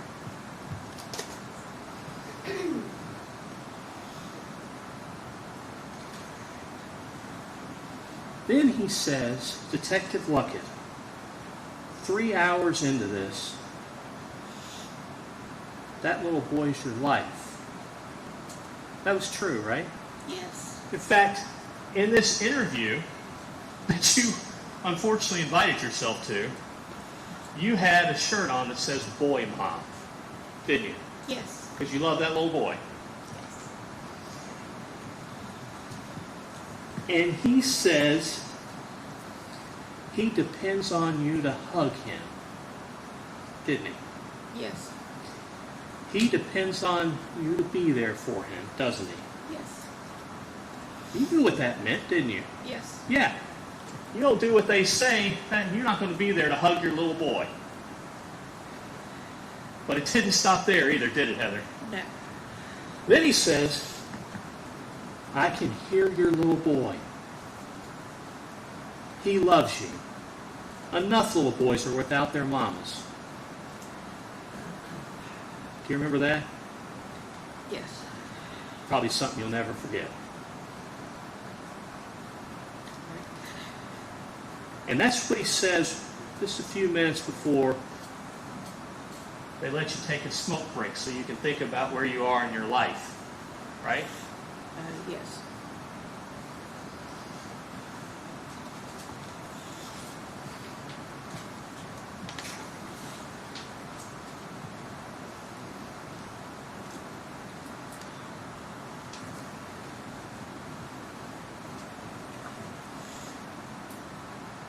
At this point in the smoke, after you come back from the smoke break, you're thinking at the time, you actually had plans with your son that night, didn't you? Yes. You were supposed to pick him up from, someone was watching him, I think, if I remember correctly. Correct. And you all had dinner plans and things like that. Yes. And you weren't expecting to be there for 4.5 hours, correct? No.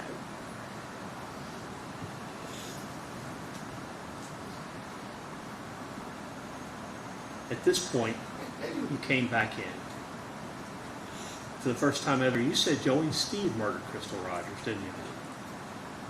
I don't believe I said that. Maybe I did.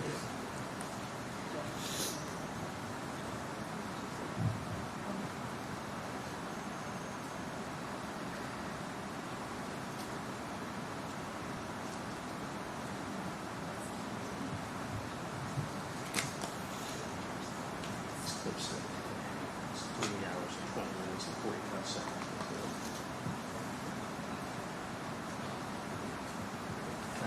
You mind if I come over there? Yes.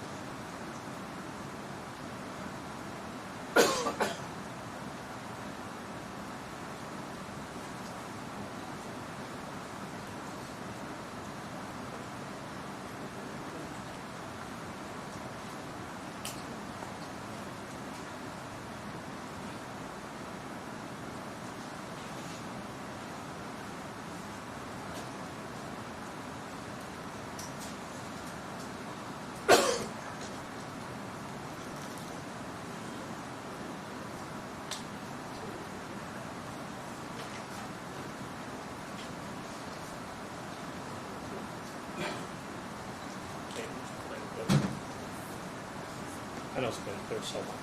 It's going to play for you about.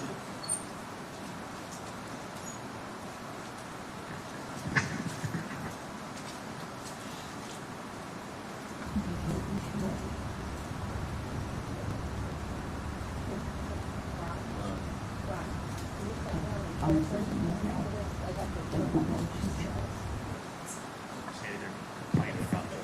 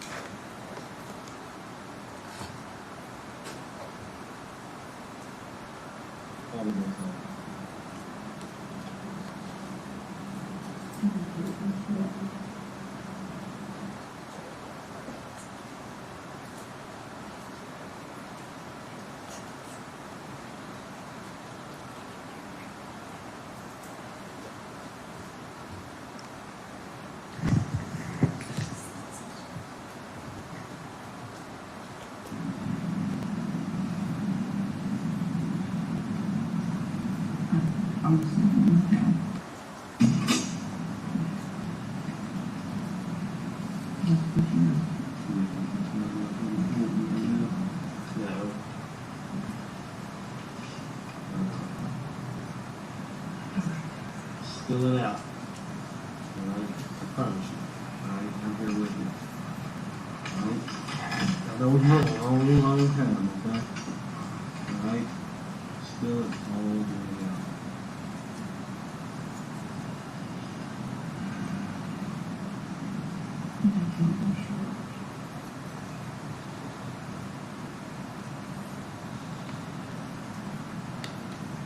Honestly, walk out and don't know what she said.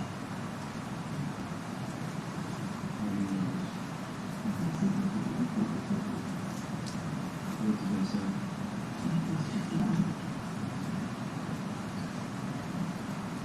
How did they say? Okay, how did they say they did? How did this conversation go to the conversation?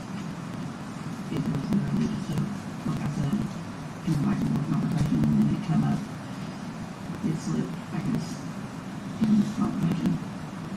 Didn't know what didn't know who out, and it kind of slipped. And What were the exact words? we can watch. What did you say? I said, do what? And he said, oh, no, that's not, no, this is her. What did they say that we were for? They had been to the floor that night.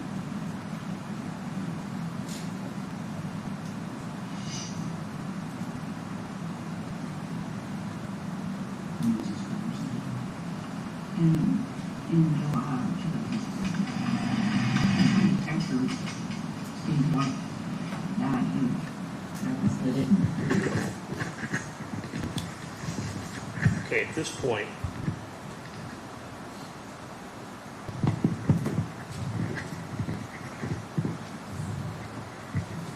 we are 3 hours and 20 minutes into this interview. Okay? Okay. You have just to set the stage, because that took longer than we hoped it would take, okay? You've just been sent on a smoke break to think about your child, right? Right. And for the first time, that's when you said, well, Joey and Steve killed her, right? Awesome. I couldn't hear it. That's what you said. Okay. You said you all were drunk and high, right? At the time. Okay. You said that Joey said you all misheard, or Joey and Steve said you misheard that, right? Right. And that's the first time, 3 hours and 21 minutes and 59 seconds into this interview, after all these threats that you said, anything about Joey and Steve admitting to go into the farm, right? Like we just heard, correct? Correct. And that was after 4 previous interviews where people had treated you like a human being, right? Correct. Now, you even told them you were high enough you shouldn't have been driving that night. You remember that? The night that you said you heard this after all of this beating on you, right? Right. And you hoped that would be enough that they'd just let you go home, didn't you? I assume.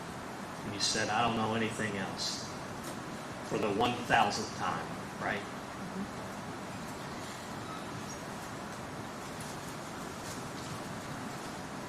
And that was 3 hours and 30 minutes into this. You said, I don't know anything else after you threw this thing out, right?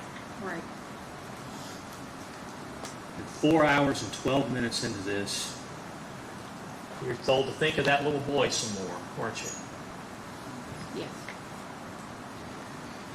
You had told them at least a couple of times, I've got to leave, I've got to leave, I've got to get home, I don't have childcare. In fact, you took a couple phone calls during this, and it was like, where are you, and things like that, right, Heather? Correct. They told you, if we don't get on the same page with that dinner with your sons, irrelevant. You remember that? Yes. Well, what that meant is if we don't get what we want, I'll withdraw. You took that as a threat, didn't you? Not really. Well, you weren't going to see your little boy. That's what they were saying. If you didn't come off of it, right? I was going to stay there. Right. And Detective Luckett said some more. Think about that little boy. You remember that? Yes.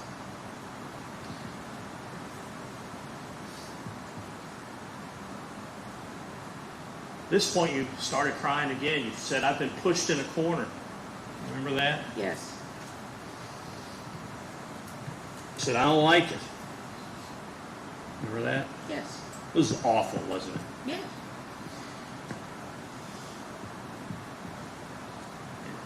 They didn't apologize. What they said is you could be charged with a felony for deleting, I guess, a Facebook post or text message, whatever it was, with Joey, right? Correct.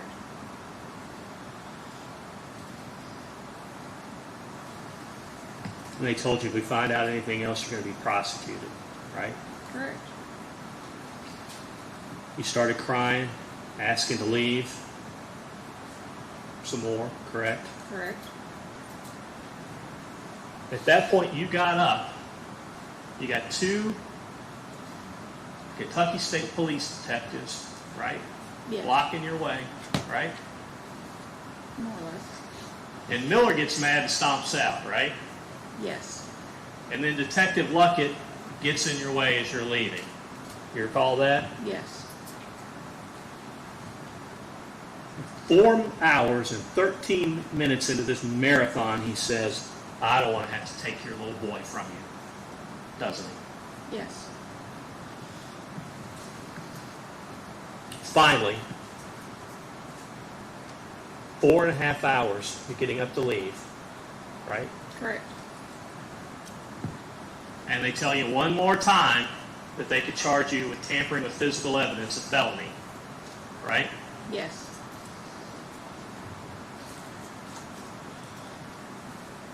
And you went home.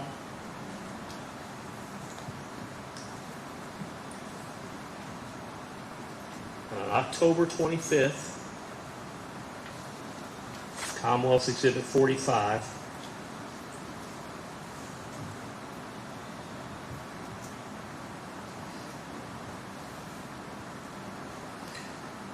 You wrote them. Actually, I'm sorry. It's October 27th of 2023. I hope it's clear within my statement, I don't know anything. Correct.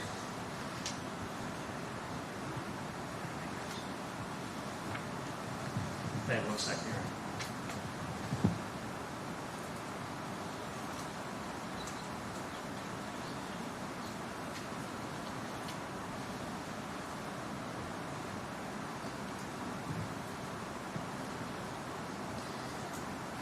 One last question. I'm sorry, I should ask this before. And you wrote, I tried to tell you all, it felt as if I was being pressured into saying things that are untruthful on my behalf. That's what you wrote, right? Yes. Thank you. That's all the questions I asked. Ladies and gentlemen, we've been going for about an hour. We're going to take another 15-minute break at this point. The same admonitions are in place. Do not discuss this case among yourselves. Do not let anybody discuss this case with you. If anybody tries to talk to you about the case, I need for you to immediately report that to me. You're not to make up your mind about the case until you've heard all the evidence. You've received the instructions from the court, and it's down to the jury room to consider what your fellow jurors have to say about the case. So they go with the bailiff. We'll start back in 15 minutes.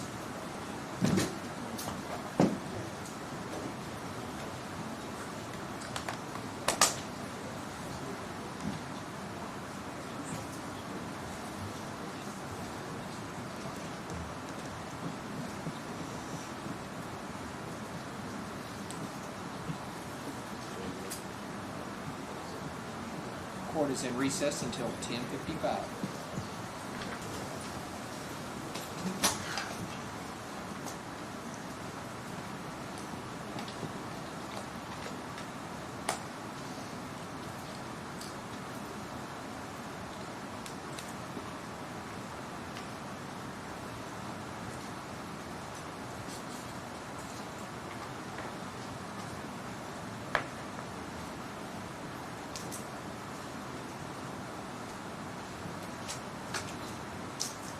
At this time, all 15 jurors have returned to the courtroom. Everyone may be seated. Counsel waive the call.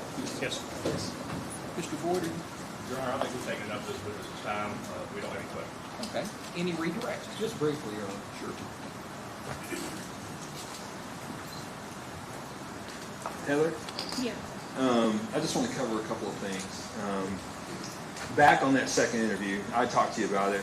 They weren't nice to you, right? No, And you had called and asked to come back in. yes, And why did you call to come back and ask to come back in? because I had more information. Okay, have the state police visited you or come by before you called or anything? No, Okay.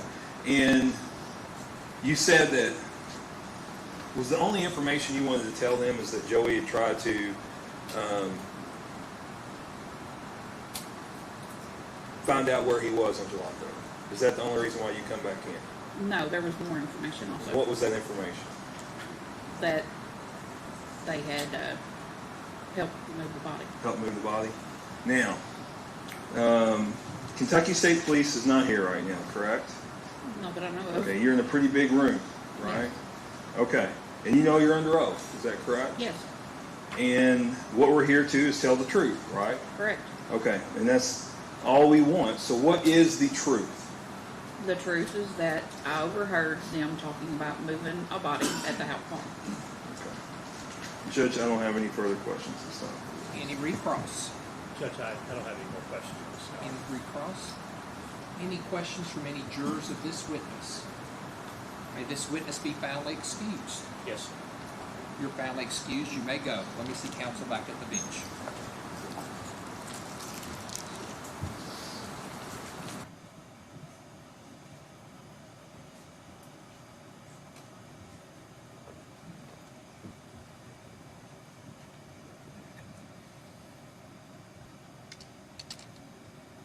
You had previously wanted to take up an admonition request. And I guess, what is your argument for the admonition?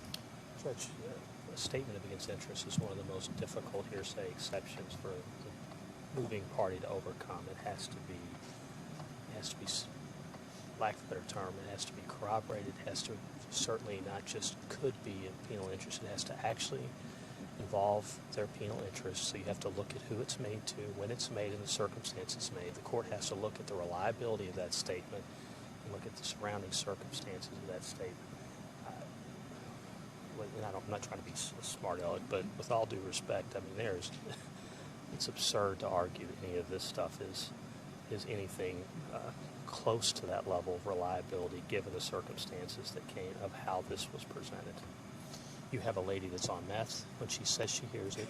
You have a lady who's doing her laundry in the basement. She says she overhears this stuff. She says they said she misheard her. And that all comes out after, on the fifth interview, after the interrogation techniques that we just went through. I don't see how that could come in against Brooks Houck. She also said she was too high. She so high she shouldn't have been around after that. And Judge, the jury can give whatever weight they want to. The fact is, the ladies just testified that the truth was is that the two individuals, Steve and Joey Lawson, helped move a body at the Houck. They're charged with complicity and conspiracy. At this time, I'm not going to give an admonition. However, if you want to submit a memorandum on both sides, I'll be glad to look at that. Yes, sir. As I understand it, you don't give admonitions typically if it's non-testimonial in nature. This wasn't a police statement, or it wasn't she's claiming she overheard a conversation where people would not think that that would be used against them. This is what I'm struggling with here. Right, and you're right. It is not a testimonial statement. It is not a confrontation clause statement because it was not made to the police. So what it is, we were in a joint trial. It is admissible against Joey Lawson because it is a statement by a party opponent. It is not a statement by a party opponent to Brooks Houck. It is a hearsay statement that is made to prove the truth of the matter asserted. And the statement is, I overheard Joey and Steve say they moved the body. To use that to incriminate Brooks Houck, because it's a hearsay statement, I mean, we have to forget that they're even here.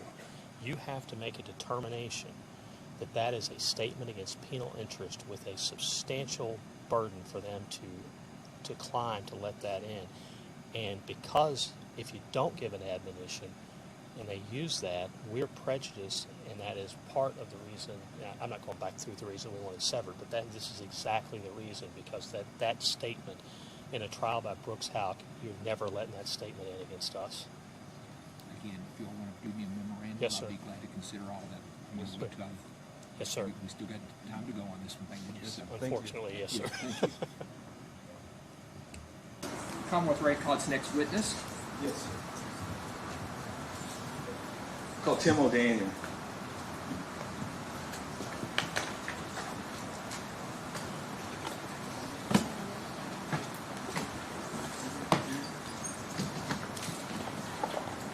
You good?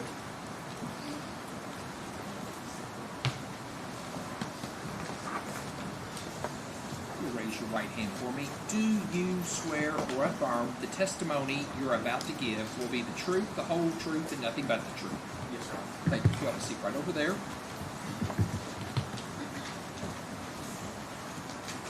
You may proceed. Detective, go ahead and state your name for the record, please. I'm Tim O'Daniel. Okay, and I think you're actually sergeant. Is that correct? No, I'm a detective. Okay. All right. You're working towards getting to a sergeant. Is that correct? Maybe. Yes, All sir. right. So, give me a little bit of background. Where do you live? I live in a county outside of Louisville. Okay. And give me a little bit about your work background.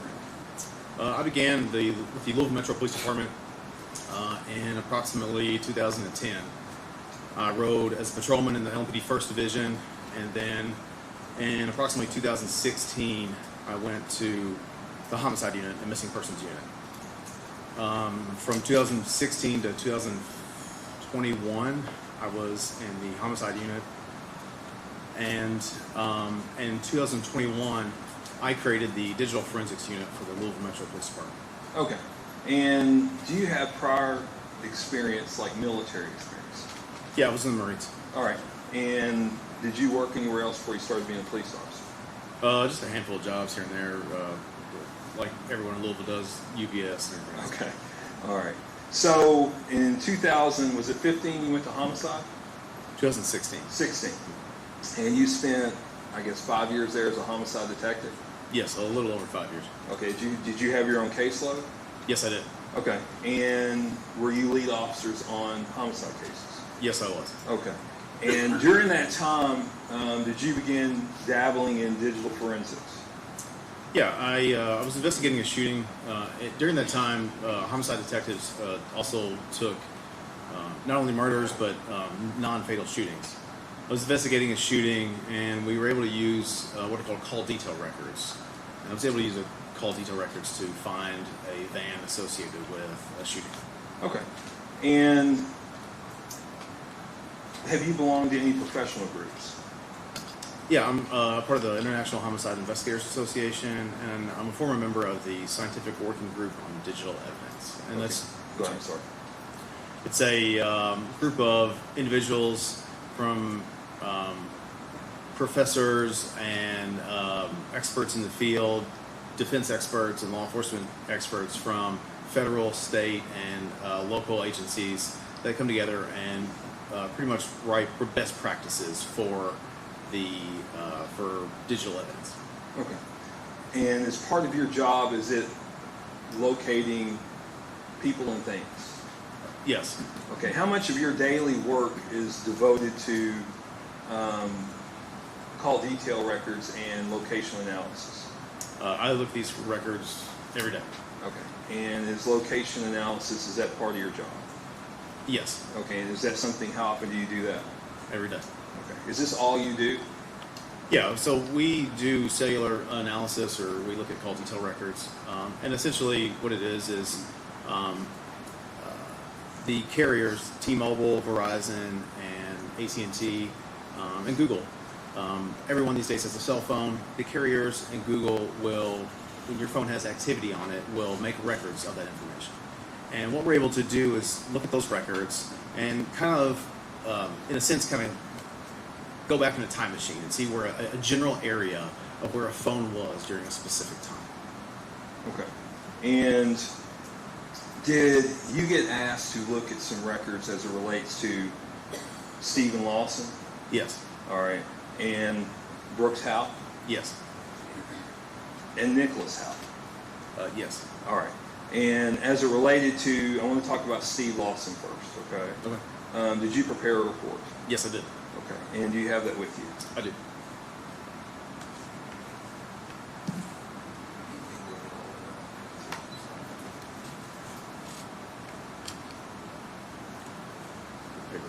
That's okay. Okay.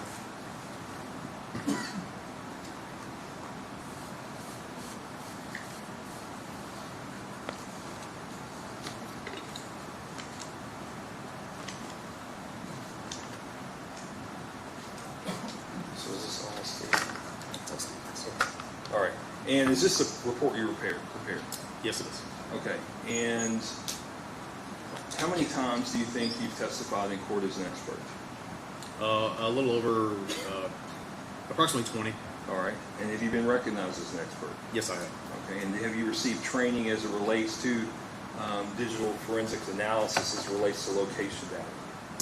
Yes, I have approximately 500 hours of field-specific training, looking at call detail records, looking at cell phone records, some from makers or providers of tools in the field, from federal law enforcement agencies such as the FBI and U.S. Secret Service. And then also, but more importantly, I've had training from the carriers, T-Mobile, AT&T, and Verizon. Yeah.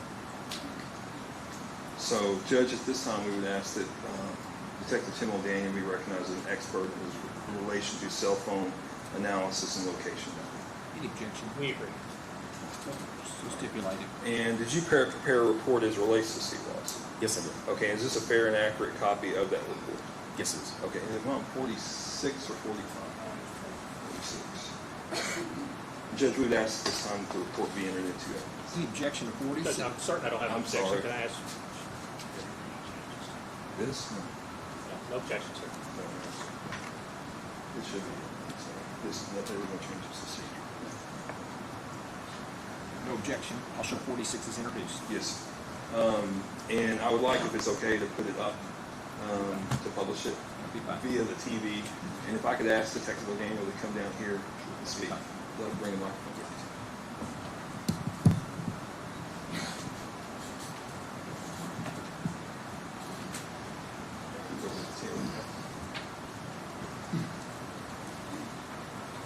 Now, is this on the TV? Is that the report you prepared as it relates to Steve Lawson?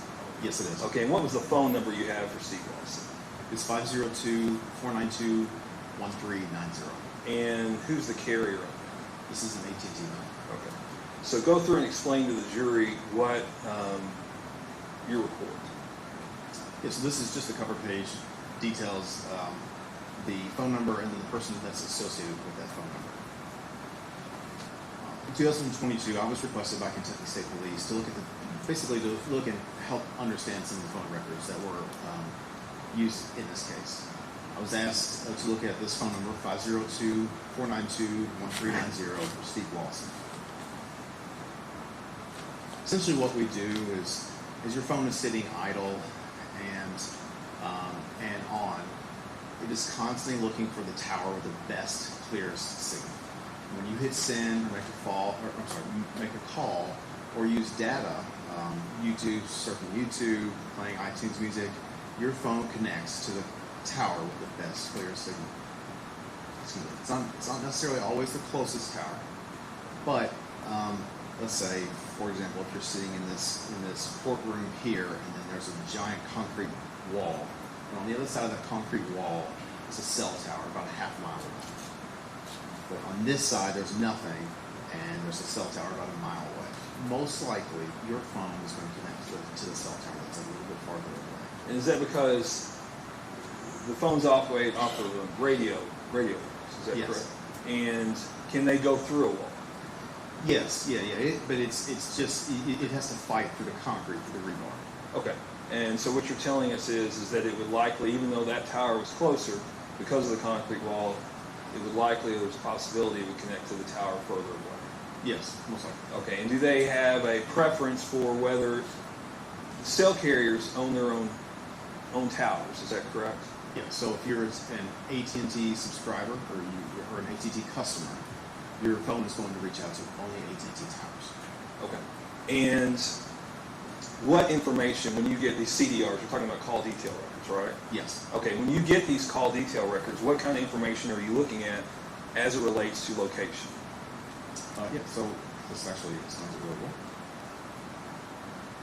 So this is the way that we receive these records. A lot of times they come back in an Excel format or PDF format. We're able to take the information. We take this information, and it's pretty simple. It's kind of like your phone bill, the date and time, and connection of a call information, and cell phone and subscriber information. So details about your customer number, and then or your subscriber number, and then your device's actual serial number. And then over here is where we get the actual cell location. And again, when your phone reaches out to that tower, the tower with the best, clearest signal, AT&T will log and maintain and generate that information. Law enforcement is able to go and retrieve that information. And again, it's similar to taking a time machine. So we're able to go back and find this cell tower with this GPS coordinate, or this latitude and longitude, and then see not only the cell tower, but the cell sector that was being served, so or being utilized. So in order to optimize their network, cell companies will have a cell tower that provides 360 degrees of coverage. In each one of those, and typically they have 3 sectors, and each one of those sectors serves about 120 degrees. So if you're looking down at the cell tower, those big ugly things on the side of the highway, you'll see that this is, we'll call this the red sector, the blue sector, and then the green sector. And if your device chooses this sector, we can say with some certainty that it's either around here, or using, at the very minimum, we're using that cell site there. Oops, sorry. Sectors, not only do they give us the sector that was being used, but the cell location, but the actual azimuth. So here's the azimuth on this sector here, and we would just map that. The way that we map that looks kind of like this. So if this is the cell site, this is the sector that is being utilized. This shaded area is only showing the sector that's in use during that time. It doesn't represent coverage area. What's the difference between the sector being used and the coverage area? Okay, so think of it as like a lighthouse. If you had a lighthouse that, if I can look back, but this is a lighthouse, and there's lights shining on 3 different sectors, one here, and one here. There's going to be some overlap in those lighthouses, in those lights. Think of it as like a beam of light. And if you're in a dark room and you turn that light on, the light is going to be strongest down the center of that beam, and then dissipate out just some. So you may have some light behind you, so there might be some light, a little bit of light behind the cell site, and just a little bit past the 120 degree mark, or the 60 degree mark there. Okay, so the sectors, or the V's that you see, go back to the one screen for me. There. Does that mean that if it's using this sector, that it has to be in here? No, so the way that the people in this field map this information is a cell site provides 360 degrees of coverage. Typically, there's 3 sectors. We divide 360 divided by 3, and it provides generally 120 degrees of coverage. So that's what this wedge shape is for. Radio frequency doesn't stop at one point and then pick up at another point. There's going to be a little bit of bleed over off to the side, and then a little bit to the rear. Okay. Or if there's a large building, it's going to refract and then come back, or take a different path. Now, do these CDRs, or call detail records, that you looked at, do they actually pinpoint the location of a phone?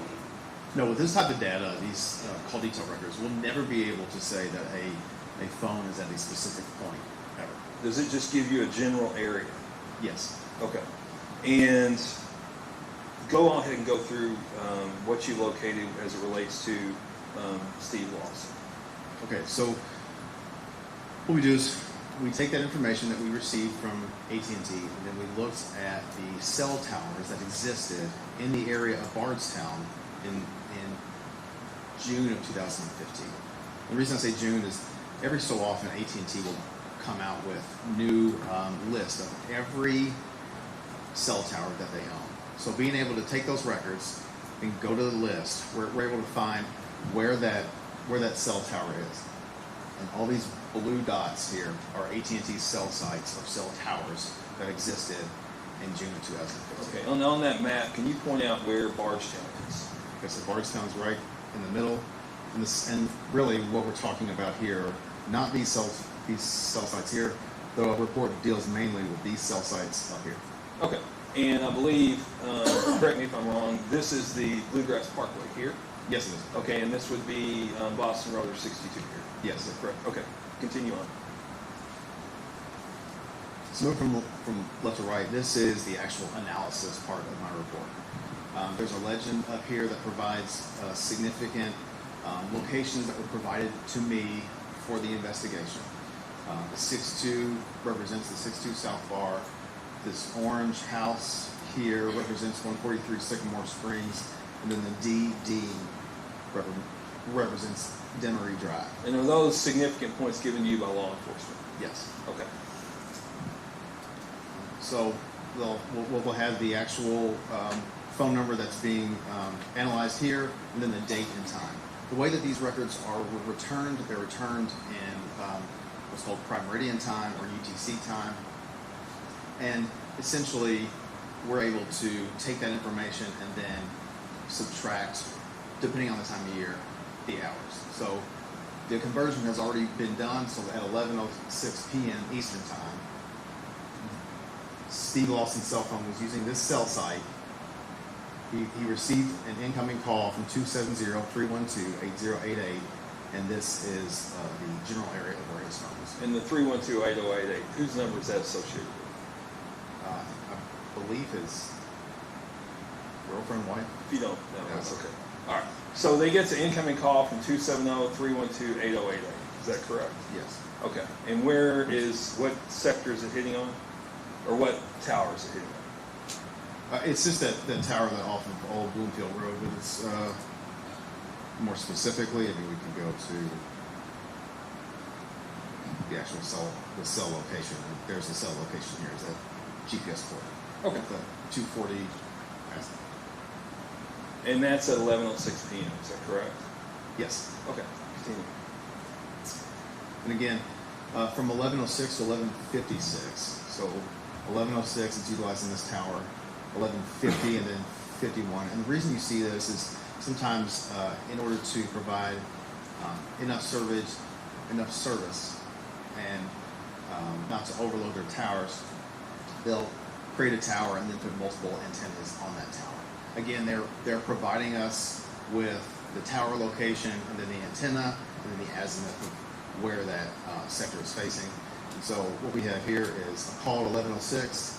I'm sorry, data usage at 11:06, 11:50, 11:51, and then 11:53 and 11:56 here. And I know you said the difference between a call and data usage.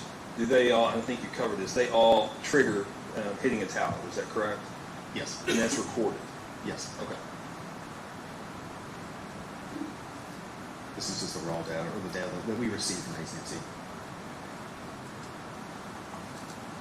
So on July 3rd, 2015, from 11:50 p.m. to 11:53, again, 11:50, that outgoing call to that 1-800 number, and again, to the same number, an outgoing call at 11:53.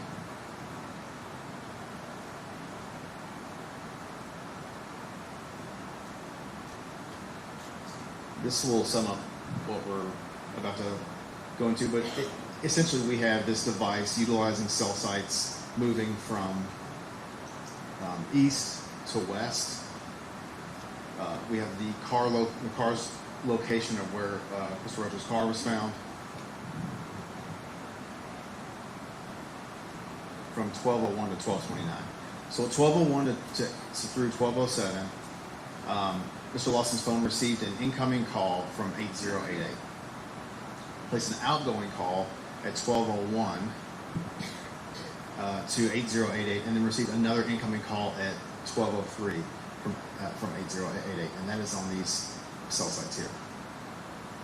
And then at 1207, made an outgoing call to 502-349-248. Can't see the last digit. 502-349-278. You know, I don't have a report. Yeah, I got your report. I'm sorry.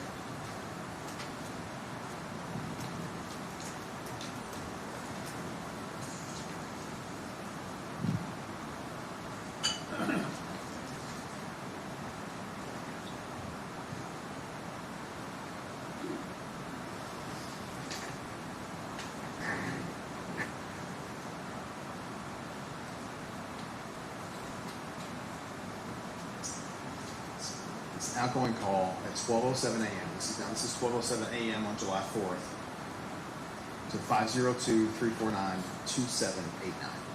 And are you familiar with that phone number? Yes, I am. And who is that phone number belong to? Brooks Houck.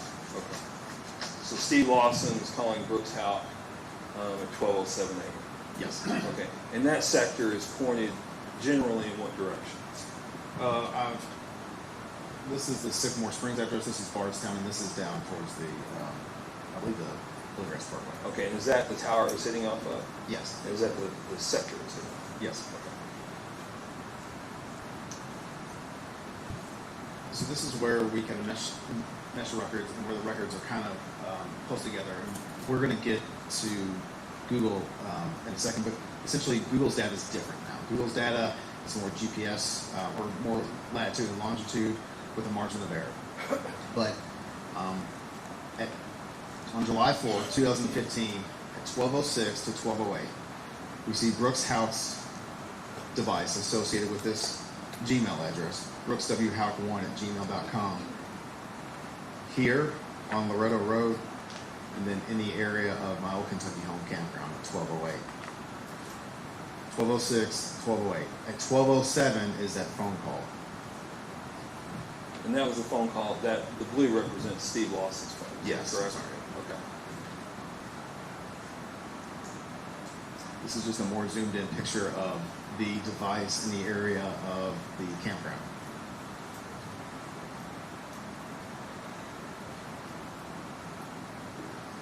And then from 12:18, you see Steve Lawson's cell phone using this cell tower here, right off in the area of the Bluegrass Parkway and 31B. Now, I want to talk this with that. This is simply following a phone. Is that correct? Yeah, a phone's connection to a tower. Yes. Okay. So somebody, if they left their phone somewhere and they drove somewhere, the phone would still stay at the plate. It wouldn't follow them because it's following the phone is what I'm getting at. Yes, we aren't tracking the person. We're tracking the device associated with the person. Okay. From 12:18 to 12:25, this phone is using, here we were just looking at the 12:18 data session. More data sessions down here, 12:24, 12:25, 23 seconds, and then 12:25 and 41 seconds. And is that showing that, like you talked about, it east to west general direction of travel? Yes, and these are the actual AT&T cell sites. Okay, and those are the ones it's hitting off of? Yeah, those are the ones that it's utilizing. Okay.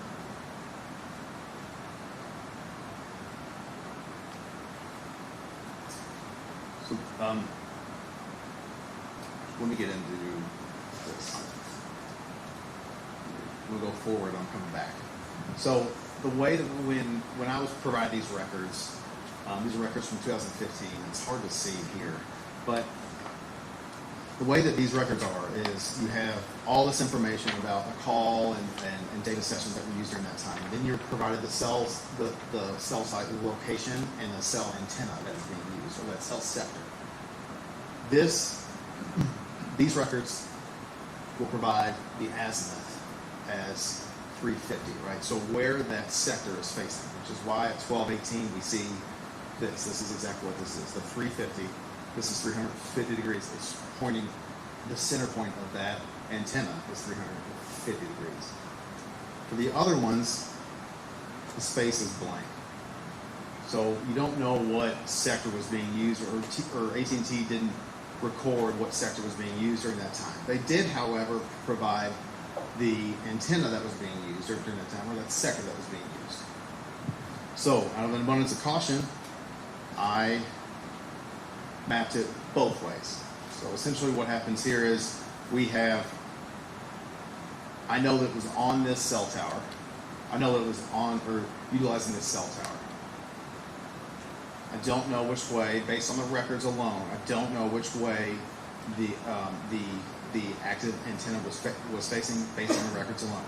I went to AT&T's global list during that time, again from June of 2015, and found that the sector being utilized faced this way.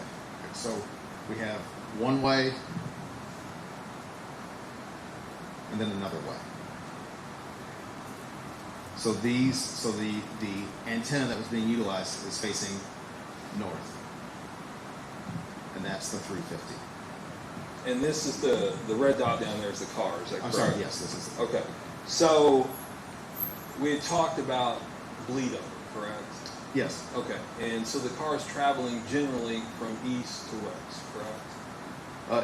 So the phone is utilizing cell sites east, and then it goes west. Okay. And it's hitting off of this tower, correct? Yes. Okay, and it's pointed north, is that correct? Yeah, it's okay. And then this tower, when you looked it up on the AT&T National Database, it was that azimuth or sector that was being used, is that Yes. correct? Okay, and you talked about bleed over, is that correct?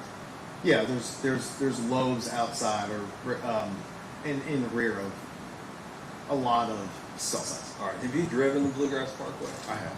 Okay, and explain to the ladies and gentlemen of the jury, if they haven't been down it, what the topography is and what the road looks like. Just from a personal experience on there, it's hilly.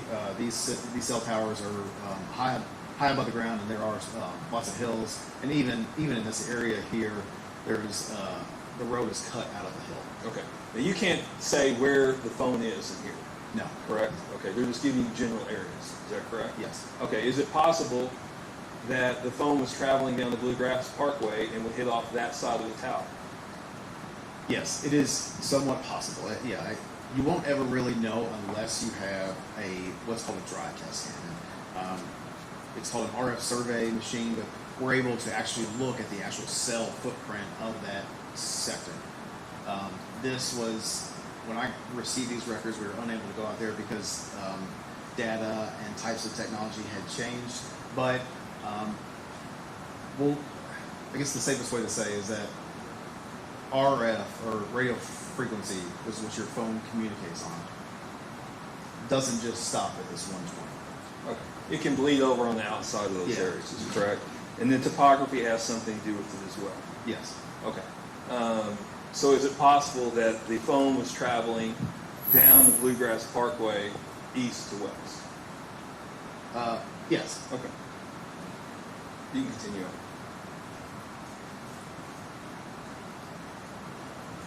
And again, from 1230 to 1245, using those cell towers west to east now. Okay, I want to talk, can you go back to that real quick? Okay, the cell tower on the far right at the intersection of 31W and the Bluegrass Parkway, could you tell me which way that is pointed? It's pointed, I guess, west. Okay, and where in relation to this cell tower here, 62 is up here, is that correct? Yes. Okay. So 1225.41, 1229.45, 1230.33, 1230.40, 1231, 1231. So from 1225 to 1231, here, and then here. So it's going back to Bardstown, the phone is. Yeah, it's going towards the direction, yes. Okay. And again, same kind of explanation, since it's just utilizing these cell towers here, and then utilizing that same, I went to AT&T's list and got this data again. 1232 using that satellite, or I'm sorry, that cell tower there, and received an incoming call at 1243 from 8088.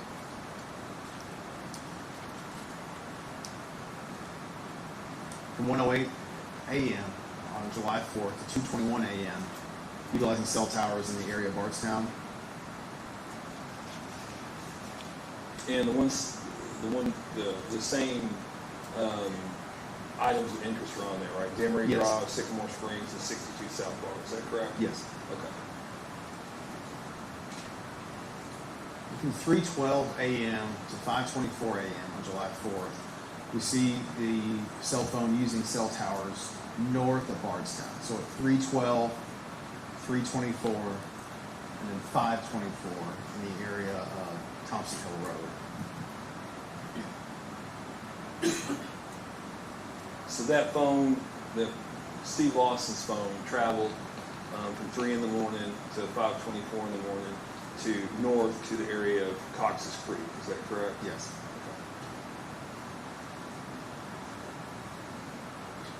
This is a more zoomed in. Again, 3:12, 3:24, and then 5:24.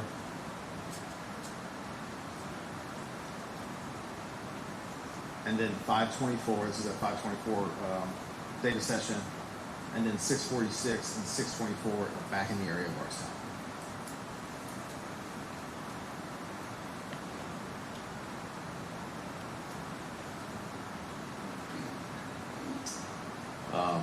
Again, this is from 5:24 to 6:46. We see that circle, so it's just using that cell tower there. I looked it up in the national list, and that's where that cell tower faces at 6:24. And then 6:46 through 8:37. Incoming calls and outgoing calls and incoming texts in the area of Bardstown.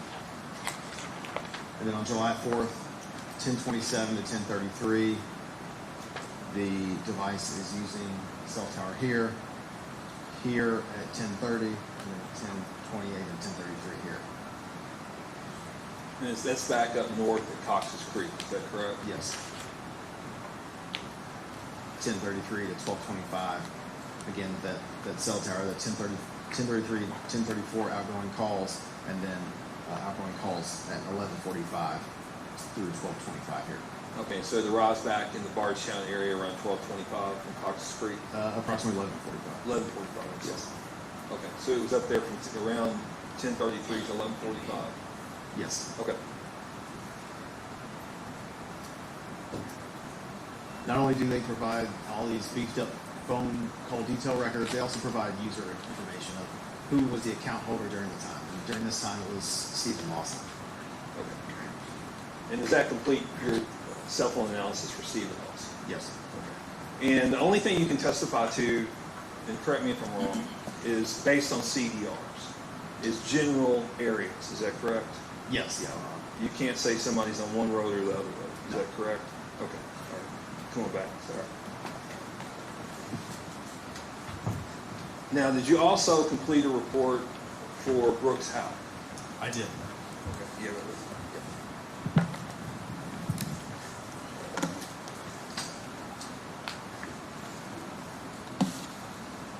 All right. Is this your actual report?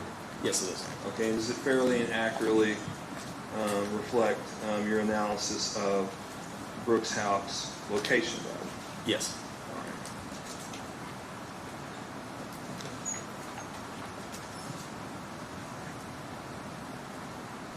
You want to flip through it?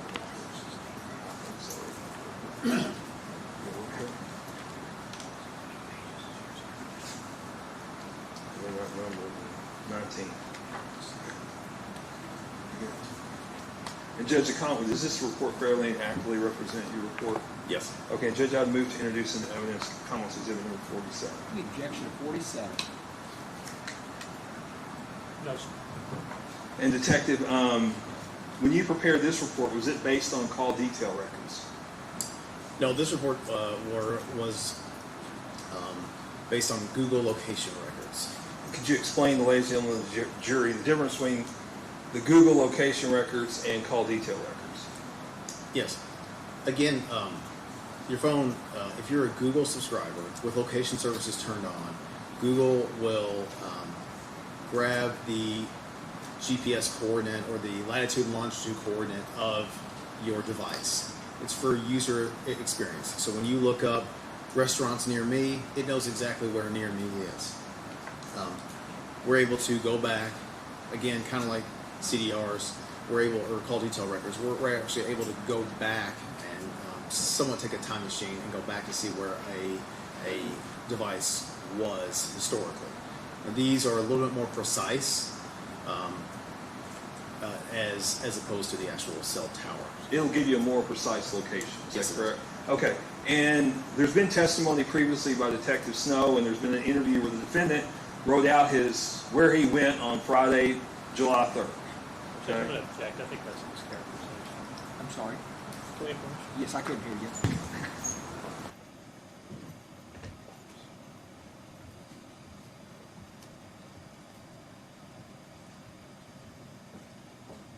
Sorry, I couldn't hear you. I object. I think that's a mischaracterization. I think he can say where he was on July 3rd, but that's not our position that he's giving his details of July 3rd. That's Shane's. That's argument. So That's I would. That's what was on the tape. No. On his He interview, the defendant's he interview. wrote out a statement No, of he all told these. him to give him all the locations he was on July 3rd, and the defendant wrote out a statement where he was July 3rd. I think he can ask him, did you look at where he was at on July 3rd? And then he can testify I can to ask that. him if his findings were consistent. I think you have a right to ask him if he was at those locations during the day. Oh, I'm fine with that. I just didn't like the way he characterized it. I mean, I think he has a right to show where he was that day. that's not my objection. My Well, objection was Shane's question where he loaded it with his interpretation of Brooks's statement. Not, I think he can absolutely say, where was he on, based on your phone analysis, where was he? I'm not objecting to that. The defendant gave a statement. I'm sorry. The defendant gave a statement. I think I'm wrong. The defendant gave a statement and was told to write down everywhere he was on July 3rd in detail. And I was going to ask him if his findings were consistent with him being in the Bardstown area all day. That's an argumentative question. He can ask him, where was he based on his phone? I think you can argue at the end of the trial about the case, but right now let's just ask, where was he on July 3rd? You could say, he said he went to this location. Was he ever at that location? Okay, that's fine. Well, it depends on how you interpret that statement as to whether he said, I think he can say, was he at this place? Was he at this place? Was he at this place? I don't care. That's fair. But when he says that's where he was on July 3rd, that's when he's arguing his interpretation of that statement. I think he can ask, was he at this location? Okay, on that I'm going to day? read the statement. Yeah.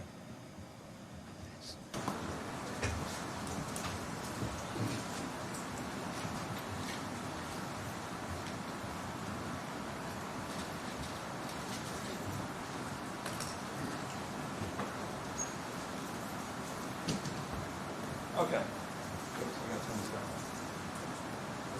Let's go through your report.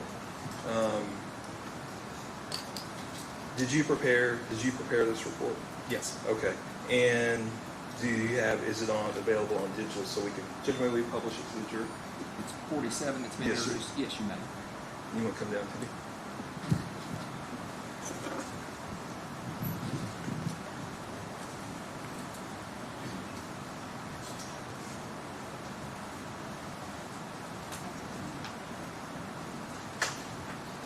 Okay, you can go ahead. All right, so this is the cover page. Again, similar to the cell phone number, we look at Google accounts. The Google accounts are sought after or stored in your Gmail account. So in this case, brookswhouck1@gmail.com was the email that was provided to us, or the Gmail address that was provided to us with the location records. Again, in 2022, I was asked to look at these. So Google maintains databases about your device, records of where your device is, similar to what I've just got done talking about for user experience. They source that data, the GPS or that location data, three ways. One, GPS being used by your phone, Wi-Fi, which they are able to see what Wi-Fi networks you're near, and then cellular. And basically what we do is we take a latitude and longitude, and then we give it a accuracy or a margin of error. So Google is saying that the device is somewhere on this point, but they're not real sure, so they give us a margin of error. And anything with a larger margin of error typically is cellular, so we don't use cellular, but GPS and Wi-Fi we will use. In your experience, since doing this, how accurate is that? Very accurate. Okay. And have you used it before to locate things? Yes, we use this information to locate fugitives, to locate guns or bodies related to homicide. There was I assisted the Secret Service with helping find a dead kid next to the Salt River. Based on this information. Have you used this to track people's movements in houses? Yes, I have. In relation to homicides in Louisville, yes. Okay, and is that accurate? Yes. Go ahead. And so, again, similar, they provide the date and time of the connection or of when they generated the record. So, for example, it'll say 7/4 of 2015 at whatever time, UTC or Zulu time. The Zulu time is just UTC time. It's just the prime meridian time. Because they deal with so many law enforcement agencies requesting records, they provide it in the standard time. I've done the time conversion, so during this time it was UTC -4, so I've corrected the times to where they're actually in Eastern time. So where was, go ahead, you go ahead and go through this. So the way it looks like on a map, so the easiest way to do all these records is to take those and then visualize them and put them on a map and then analyze them for the detectives.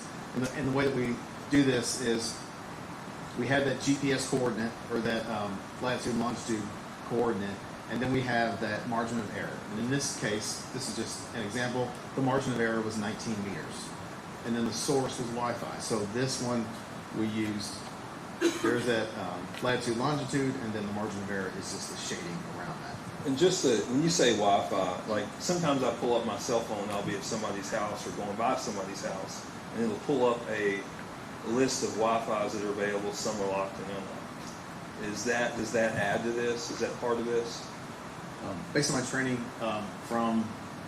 with this data, essentially what happens is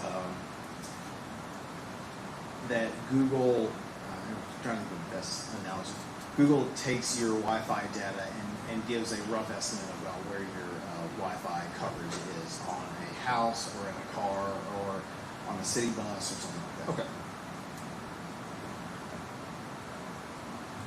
This is the file that was used. So again, the file was returned back in Excel format. It's brookswhouck1@gmail.com, and it's just that, and within that is the location history. So the Gmail, the Brooks Houck's Gmail, the device utilizing Brooks Houck's Gmail on July 3rd from 9 a.m. to 9:30 leaves the area of Grundy Drive and travels south to the area of 345 Pascal Ballard Road and arrives there at about 9:29 a.m. So 345 Pascal Ballard Road has been testified to as the Houck farm. Yes. So he arrived there at 9:30 in the morning? Approximately, yes. Okay, go ahead. Stays in that area until approximately 4 p.m. that afternoon. At 4 p.m. that afternoon, it starts traveling northbound. And it goes to the area of Busick Home and Lumber and Home Center, and arrives there around 4:22. So between the hours of approximately 9 a.m. and 4 p.m., his phone is located where? In the area of the farm. Okay. From 422 to 442, the device is in the area of this Busick Lumber and Home Center.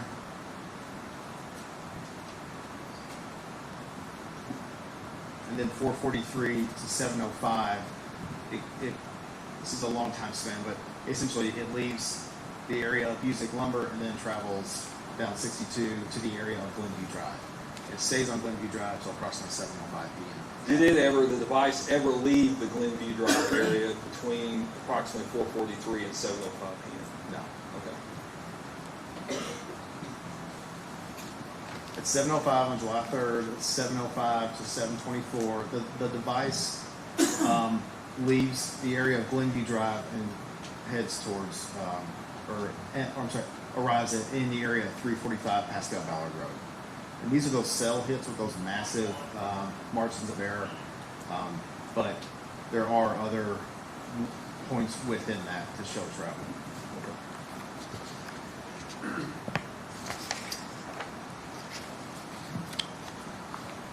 So, in addition to making a PowerPoint or PDF of it, also made an animation of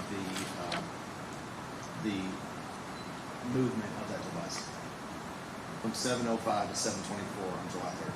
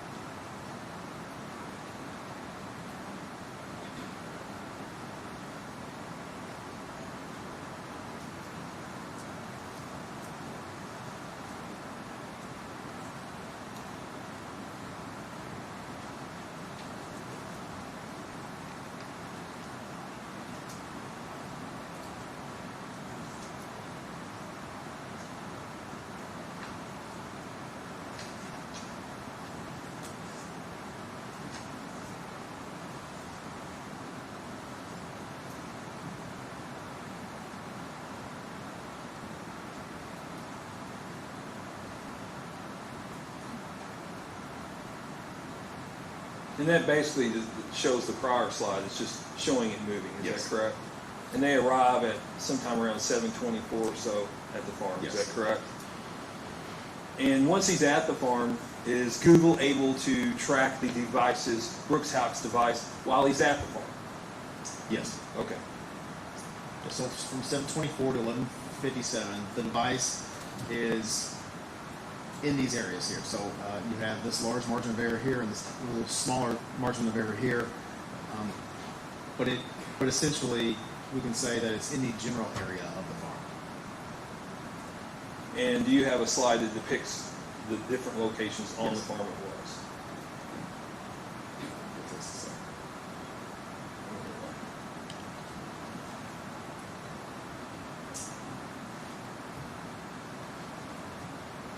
Can you play on the animation?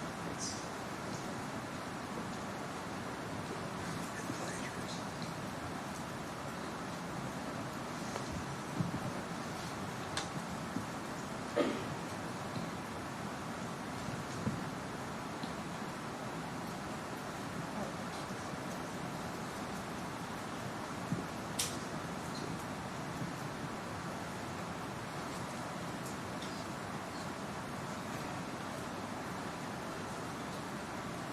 Church, can we approach for a second? You may. Okay. Can you stop? Okay.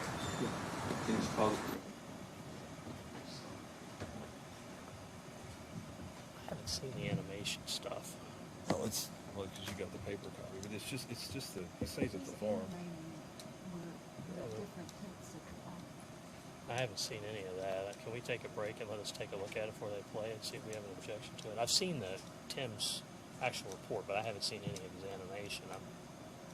We're getting close to lunch anyhow. That's fine. I think y'all can It's do only it 10 here. minutes, so. Why don't we just go ahead and take a lunch break? That way That's fine. I'll give you an opportunity to look at What, that takes 10 minutes, or you got 10 more? It's that's 9 minutes. Oh, yeah, I definitely want to see it before we do that. This is probably a good time to take a break. Yes, sir. That's fine. This only involves Brooks location data. Mhm. Ladies and gentlemen, the jury, what we're going to do at this point is go ahead and take a lunch break. I want you to remember the same admonitions are in place. Do not discuss this case among yourselves. Do not let anybody discuss this case with you. If anybody attempts to discuss this case with you, I need you to immediately report that to me. And you're not to make up your mind about the case until you've heard all the evidence in the case, received the instructions from the court, and you've gone to the jury room to consider what your fellow jurors have to say about the case. Again, a reminder, there's to be no research. Let's avoid all media reports. Can't consider anything outside what we hear in this courtroom. You may go with the bailiff. We'll be back at 1 o'clock.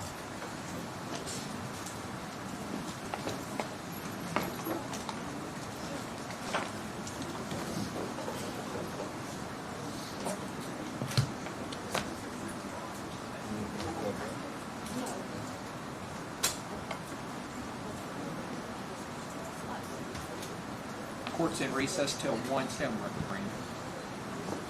Mr. Butler, Mr. Young, after y'all had a chance to look at that, if I need to, after y'all had a chance to look at it, if there's any issues, just text me and we can start back at 10 to 1 or something. Okay.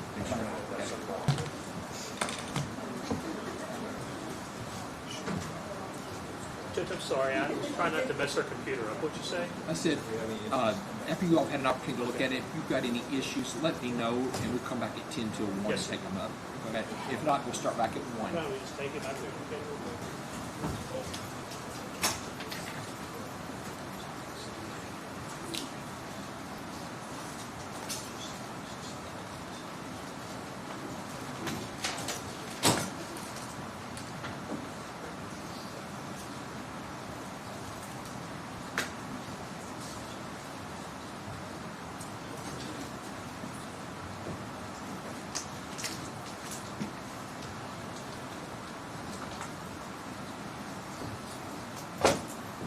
At this time, with the record reflect all 15 jurors have returned to the courtroom, everyone may be seated.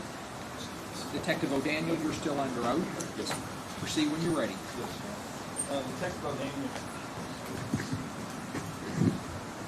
Detective O'Daniel, if you come on down again. Teresa, can you put that back up?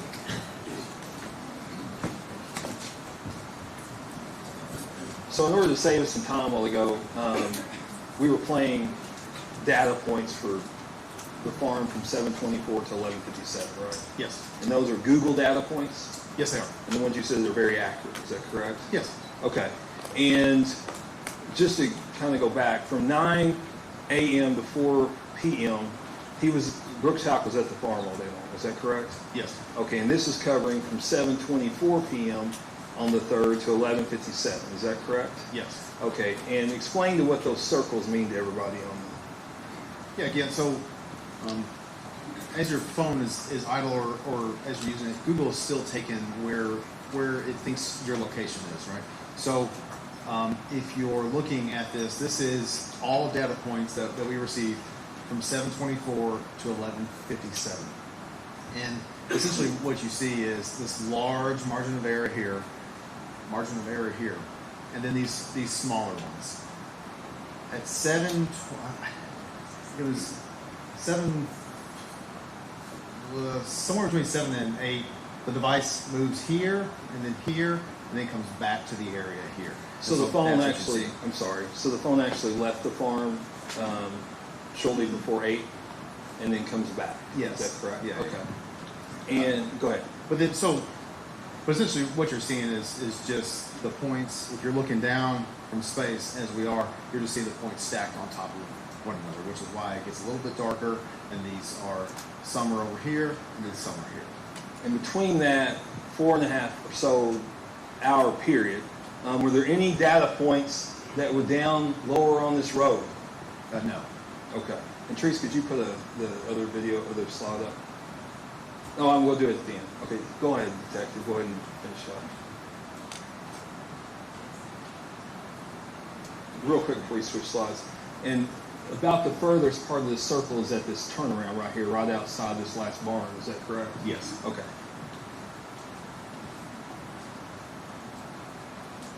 It's not working. Therese, can you forward the slide?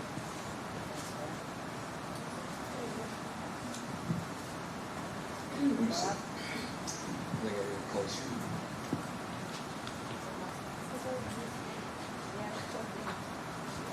Quigley? Yeah.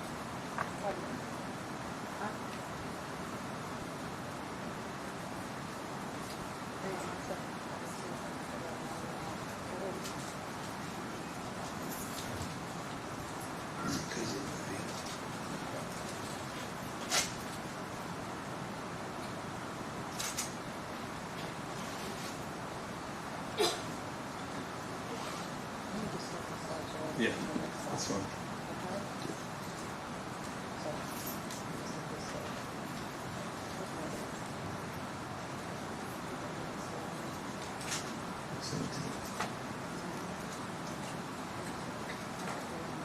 Okay.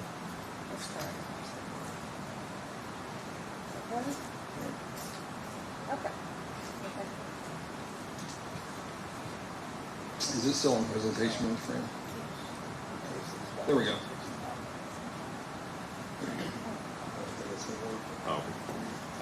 So we looked at those points mapped from about 7:30 to 11:57. 11:58. Again, here's the farm. 11:58. The device gets on this Bardstown Road at Pasco Ballard and is in this area. Next slide, please.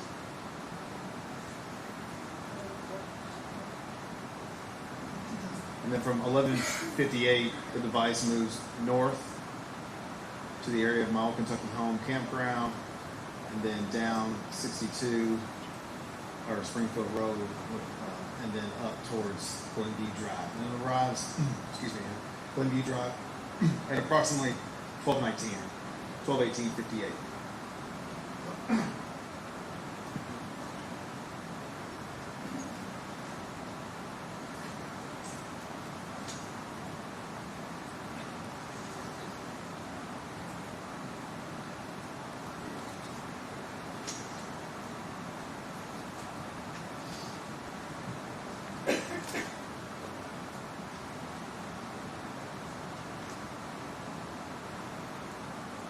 And is that an animation of what you just talked about? Yes, it is. Okay.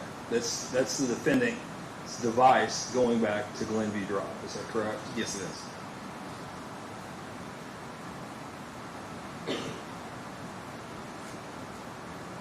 Okay, let's stop and talk about this. Was there a data point that indicated that the vehicle had got off Highway 49? Yeah, so this is Loretto Road, and this is, excuse me, the State Park Campground area. And then the device, you see where Google is on Google's records, the device is somewhere in this area, the State Campground Road, State Park Campground Road.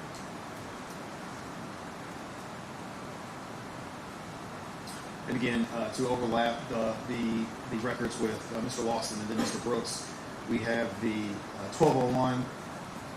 The device is here on Loretto Road, just north of the farm. And then Steve Lawson's outgoing call at 1201. Then 1206, the device is here. There's an outgoing call at 1207 from Steve Lawson to Brooks Houck for 15 seconds at 1207, and then 1208 in the area of campground. Again, I'm more zoomed in. And then at 1208, Steve Lawson's phone is using a data session here in the area of the Bluegrass Parkway and 31E. Okay, so on Steve Lawson, we didn't talk about Google records. Is that correct? No. Okay, were you able to obtain any Google information for Steve Lawson's phone device? No, no one was provided to me, but that doesn't necessarily mean that he didn't have Google locations, or that he had it and they didn't get it. You have to have a Google app and a Google account with location services turned on. So it kind of narrows the field to people they're using some sort of Google, either an Android phone or an iPhone with Google Maps or Gmail with location services turned on. Okay, and in fact, the return on him had no Google locations, correct? Yes. All right. And did you look at Nick Houck's phone? I did. Okay. And what did you find when you looked at Nick Houck's phone? It was off for a period of time from, I believe it was July 2nd to July 3rd, 4th. Trace, can you put it up?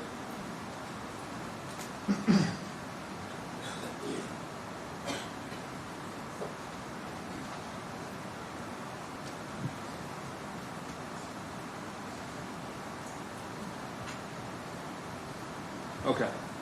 So is that what you located, is that what you're able to determine on, were you able to determine any location, whether it be CDR locations or Google locations for Nick Houck's cell phone? No, I was provided CDRs for Nick Houck's phone number, which is 502-507-4870. And from July 2nd, 2015 at 11 p.m. to July 4th, 2015 at 1:47 p.m. It did not register, or AT&T did not register it with any towers that they had. You can see, not only does AT&T tell us what tower it's on, but they also will tell us notes about what happened during the call. And most of the notes on here are CFNR, which means 1240 not reachable. So what happens a lot when a call comes in and goes to voicemail is that you receive the incoming call, and then your device makes your records make an outgoing call to your voicemail number. You can see that in the records, but in these, it was CFNR, which means call forwarding not reachable. There were no towers associated with that device during that time. I can't say that it was off, it just wasn't on AT&T's network. Okay. And would the phone be able to receive calls during that time? No. Okay. And would it be considered what you call off-grid? Yeah, it could be. There could be a number of things. It could be off. It could be stuck in what's called a Faraday box, which has no RF signal into it. It could be in a basement that doesn't have any signal, and it doesn't have the strength to reach a tower. Or the phone doesn't have the strength. So it's, if your phone's on in your home and it's sitting on the table, okay? Yes. Is it registering with towers? Yes. Okay. So this would be either in some place where it did not have a signal, correct? Yes. Or possibly even turned off? Yes. Okay. And if you called it, what would happen? It would either go to voicemail or it would show up just like it did with call 40 not reachable. Okay. All right. You can come over and have a grab a seat.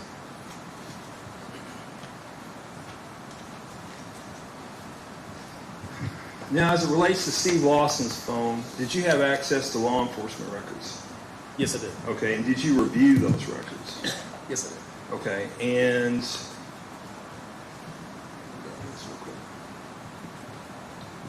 based upon your review of the records and the call detail records that were provided by AT&T, do you have an opinion as to where Steve Lawson's phone was?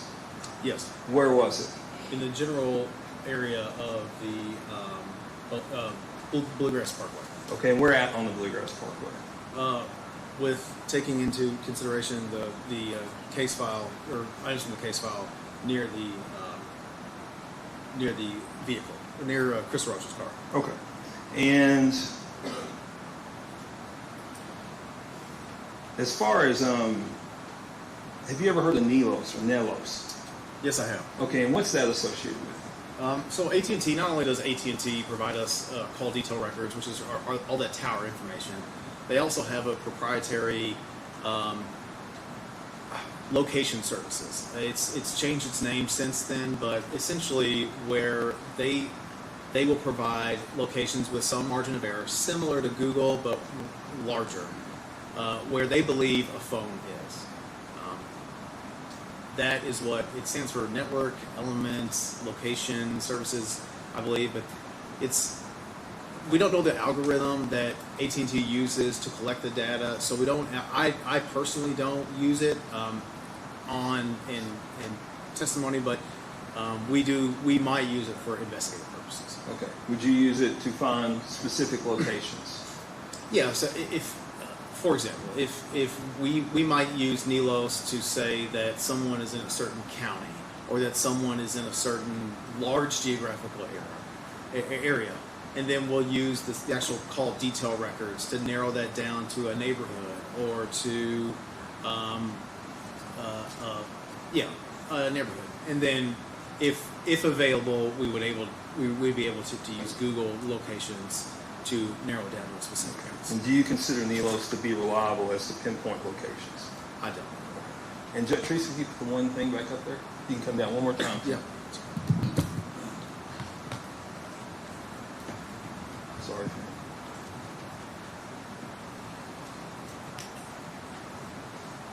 You can come over here too.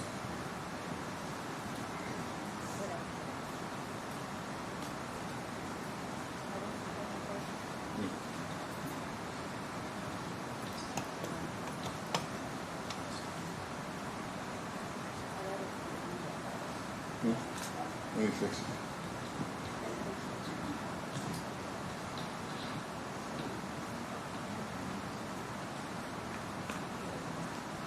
Okay. You click it, Teresa, a second. So going back to the night of July 3rd, in between 7:24 and 11:53, we had talked about this turnaround here, right? Yes. Okay, and that was when the circle was around the farm, that was the outside of the circle, correct? Yes. And was there any Google data points that went down this road? No. Okay. I don't have any further questions for this witness at this time. Any cross, Mr. Butler? Yes, sir. Proceed when you're ready. Take me a second.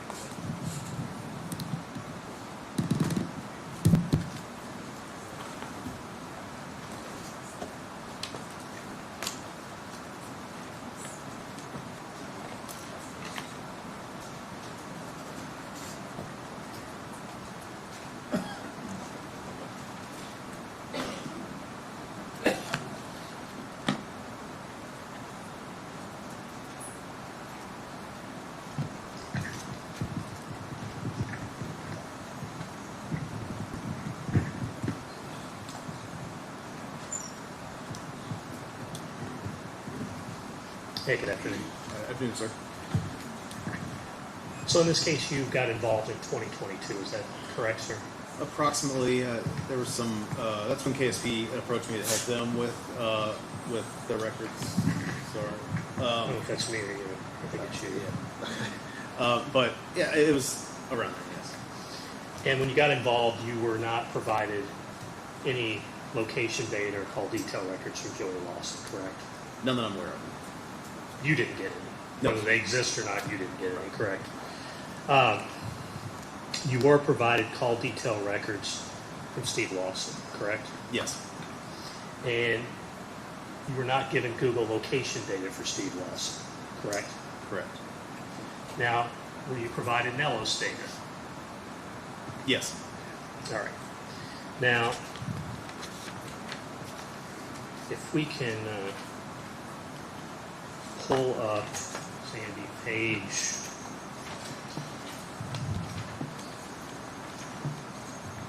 I'm looking at the wrong one. The Steve Lawson report, please. And if we would pull up just randomly.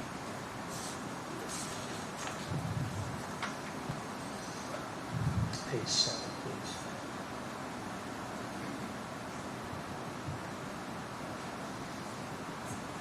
That was it, yeah.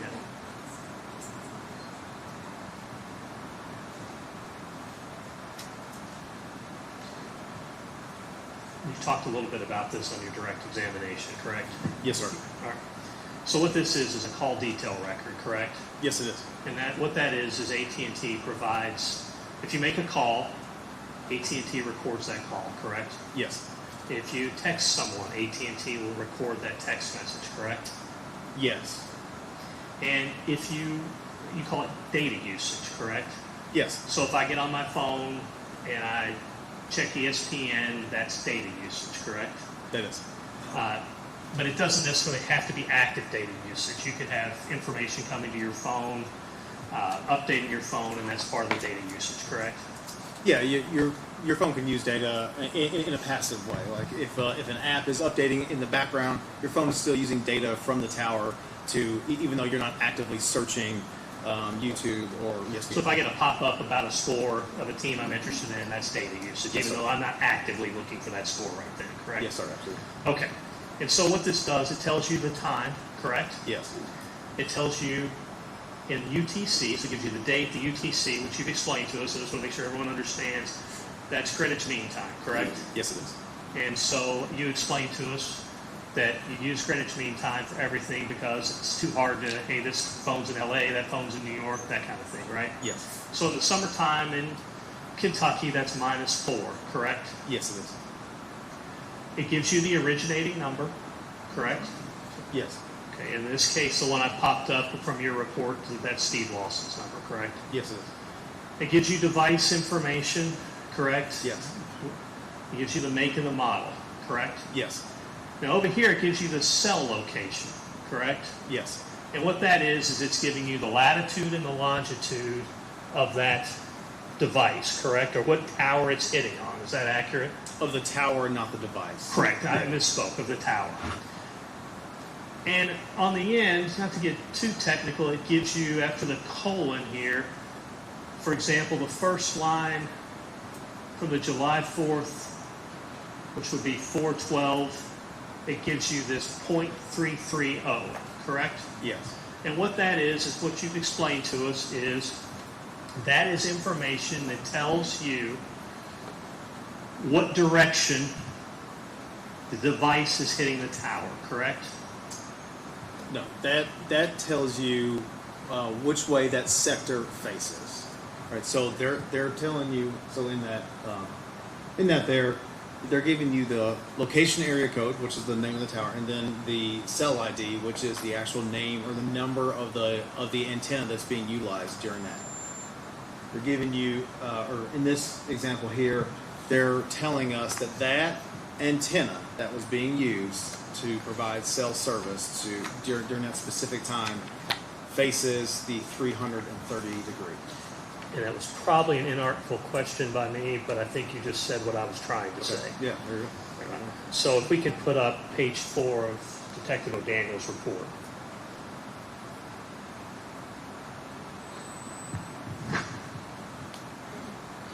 And what you explained to us is, of course, this is 360 degrees, correct? Yes, sir. And so when we see a cell tower, you have panels or antennas, correct? Yes. And so, for example, the one you put in your report, you have 3 boxes that look like antennas. We've all seen them on the side of the road or in the city, right? And then you have 3 heading this way and 3 heading this way, correct? Yes, sir.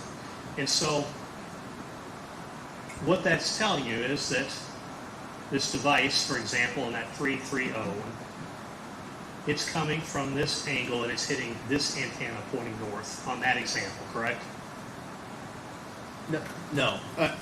Sorry, I'm going to get really technical, but you're getting really technical. It's Go ahead. It's my job. So no,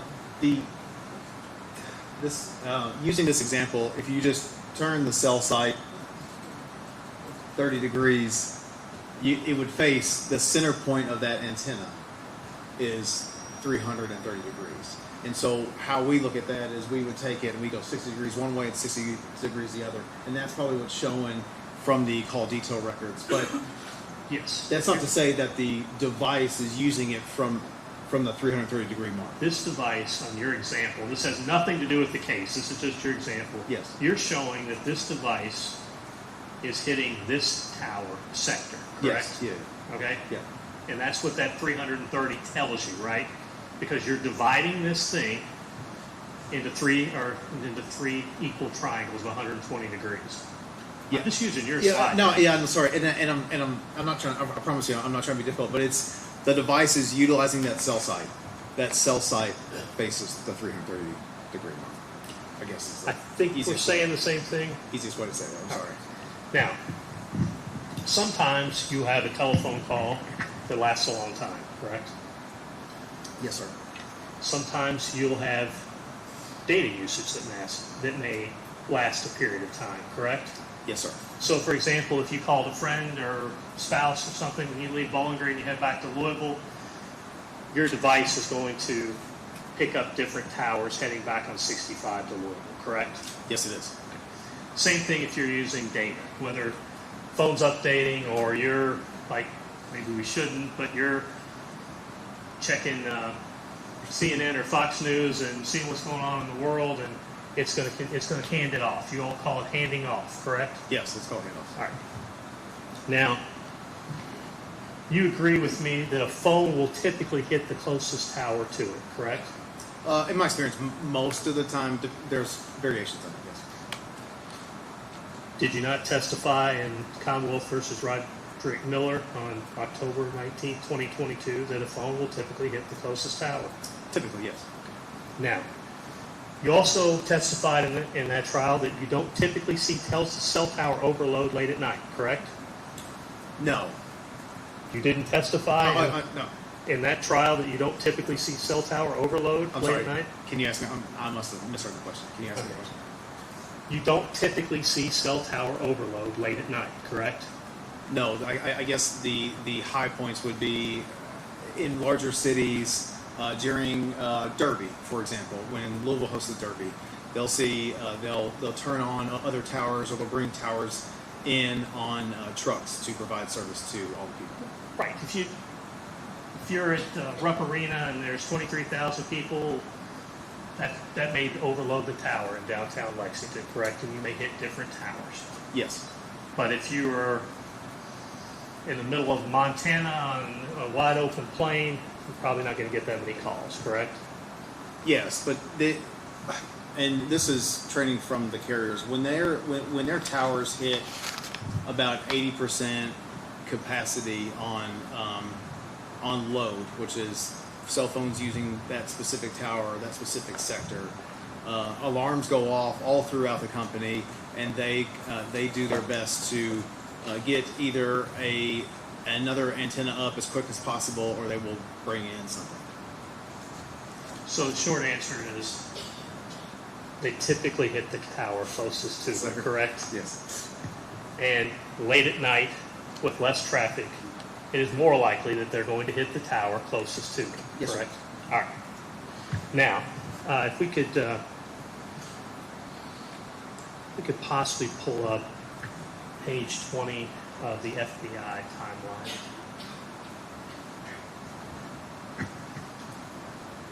If you could step down, Tim. Yeah. Maybe go over here. It's like,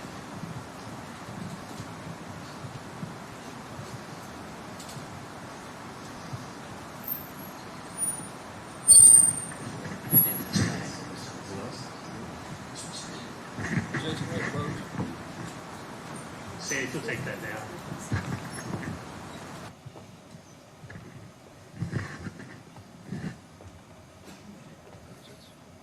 Nobody's testified to this. It's not his report. It's the same data, it's just easier to use. If he wants to use his report, he's more than welcome to. This isn't even, nobody's tested. I don't even know if he's ever seen this judge, and somebody else's report. It's not in They evidence. provided it to us, I didn't, the FBI didn't do it. But it's not in the evidence. Yes, it's stipulated. We also stipulated this stuff to come in. No. We didn't stipulate the CATS reports. Did we go get this The CATS stipulation? reports are in the stipulation. I thought it was pretty broad. It's Went all through all sent phone out. records and all that stuff. Yeah, this is part of that. I mean, No, CAS reports are That's not part of reports of the phone records. They're expert reports. I was upstairs, so I don't know what your stipulation says. I agree that the phone. There's nothing tricky about this. It's just a better looking data because it's got all the data on it. I don't have to flip back and forth. There's no trick to it, I promise. He's just got, the FBI's got the times on the little thing, and Tim's got to go back and forth on his report. You can take a look at it. That's fine. That's fine, Rob.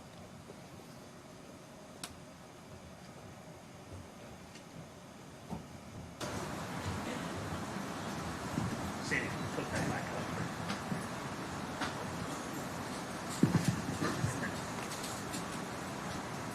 Okay. Tim, we better move it back. I think this thing's Yeah. keep going off. Okay, you testified. If you need to look at your report, I can get it for you. But at 12:07:45 a.m., that is approximately the time that Steve Lawson calls Bardstown, correct? Yes. And what that shows on this report, which is the same as yours, just, I think it's easier to read. That shows that the call is hitting the tower just south of Bardstown, correct? Yes, sir. And The yellow circle has been identified as Lawson's residence, and that was on your report as well, correct? Yes. Okay.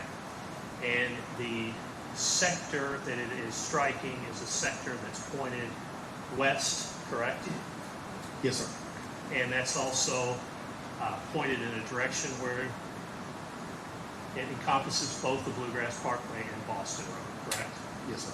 Now, you did not calculate any Nellos data from 1207, 1208, did you? No, sir. Okay, fair enough. Okay, so at 12:08 a.m., we have a data call. I'm going to call it data usage. And that lasts for about 10 minutes. Is that correct, sir? Yes, sir. All right. And that is, there's a tower just south of the Bluegrass Parkway, correct, sir? Yeah. Can I stop us just on data sessions during this time? So AT&T has data sessions and they have handoffs, right? And that's, if you can bring up that one we just got to talking about. You saw where there were like cell site, like in a big list, and then there was the next call. It might be easier just to show, but those were decisions that are made by the network during this time. We don't know how long the phone utilized that tower. So my unit will never use a data session from this time because it's not a decision that's being made by the phone. Now, I don't know what the FBI did here, and I don't know when this report was made, but since then, AT&T has created a system which is called time on tower. And time on tower is essentially, they know how long when it, on a handoff, right? So if I'm moving from Louisville, or if I'm moving from Bardstown to E-Town, it knows how long exactly it was on the tower. During this time, it did not do that. So this is why you got to be really careful when you only use the first line from the data session, because that was the decision that was made by the phone, and then all the subsequent data sessions there, you have to be really, really careful about mapping those. I don't know Tim, what the... I'm going to stop. I want you to just answer my questions, and then if you will, he can redirect, okay? My question was made.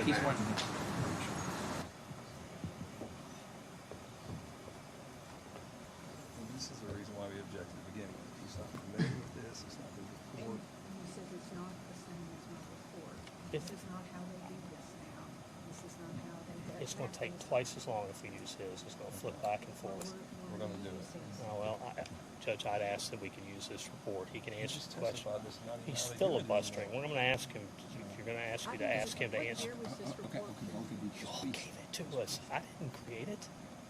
I don't know who created it. He's not the creator of this. So I'll sustain the objection. We'll go longer if that takes Richard, what it can takes. we ask him to answer the question rather than just go off on a narrative like Well, that? he has to explain it. He has Well, to he's not. explain it. Okay. Whenever you think that he's not, let me know Okay. and we'll Yes, sir. take it up.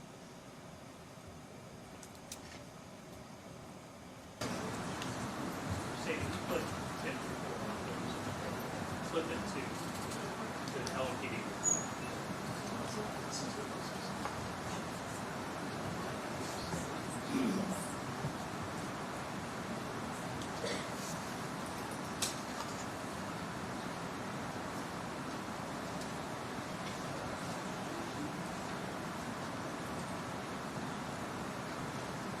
If you would go to page 18, cell sites 2. Your mic's off again.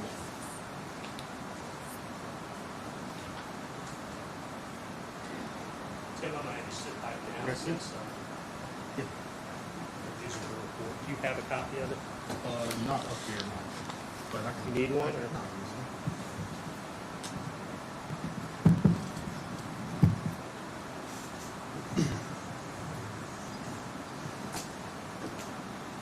All right, let's go back. What this is this is from your report, correct? Yes, it is. All right. And what you've done is you have put on a map where cell towers were in June of 2015, correct? Yes. So you have a cell tower in Bardstown here. That's kind of pretty much what we'll call downtown Bardstown, correct? Yes, sir. You have some cell towers that are northwest of Bardstown, correct?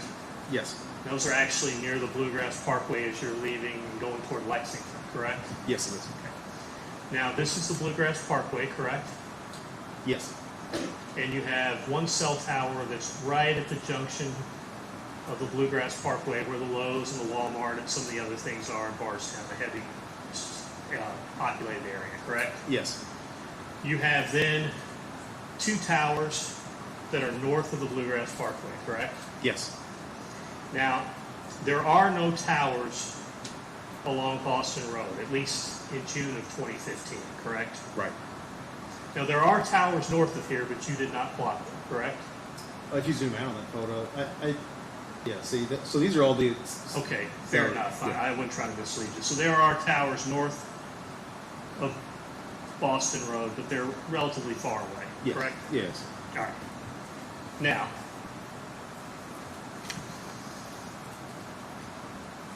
at 12:07 a.m., Steve Lawson calls Brooks out, correct? Yes, sir. And if you can go to the next page in his report where it talks about this.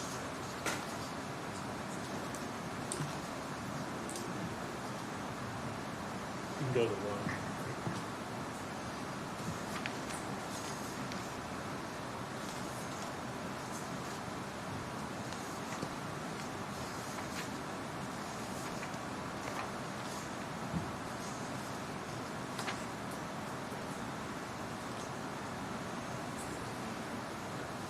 And that call,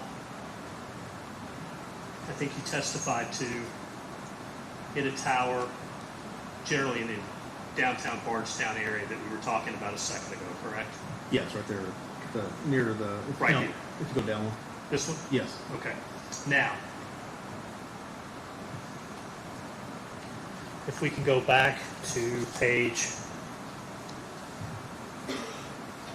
to the 11:06 call.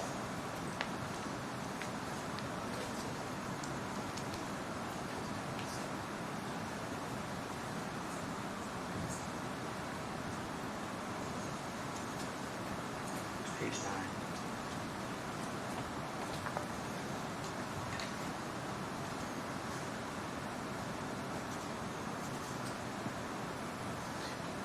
Okay, so I'm just kind of walk you through as we go with some of these calls from here on, okay? So at 11:06 p.m. on July the 3rd, Steve Lawson receives an incoming call from Joey Lawson, correct? If that's... Is that his number? That's his number. Okay. Fair enough? Yeah, fair enough. And that call is made, and it is generally in the Bardstown area where Steve Lawson's phone picks up, correct? Yes, it is. In fact, it's the tower in the sector is relatively near 62, okay? Yes. All right. Now, the next call, the next slide that we talk about is, that'd be page 11. And this will be 11:06 to 11:56. Correct? Yes. Yes, I'm sorry. And so these are calls and data that are being generated by Steve Lawson's phone, correct? Yes, they are. And these are all hitting in the, generally speaking, in the downtown Bardstown area around the 62 Yes. road.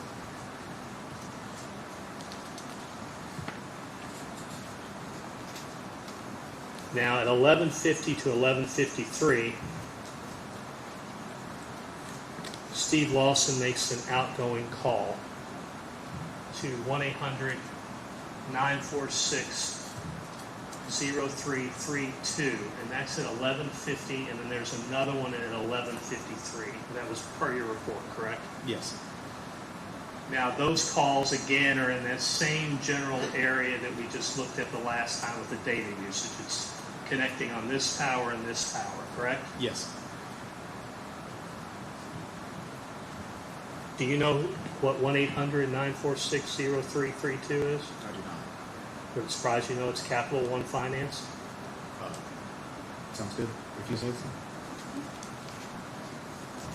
All right. At 12:01 to 12:29, that would be page 15. First thing you did is you show towers here, correct? Yes, sir. Now, sequentially, this tower's first, correct? Yes. I'm sorry, yes. And then this tower, correct? Yes. So, I'm correct. This tower here is the one we've been talking about that's in downtown Bardstown. Yes, sir. Correct, sir?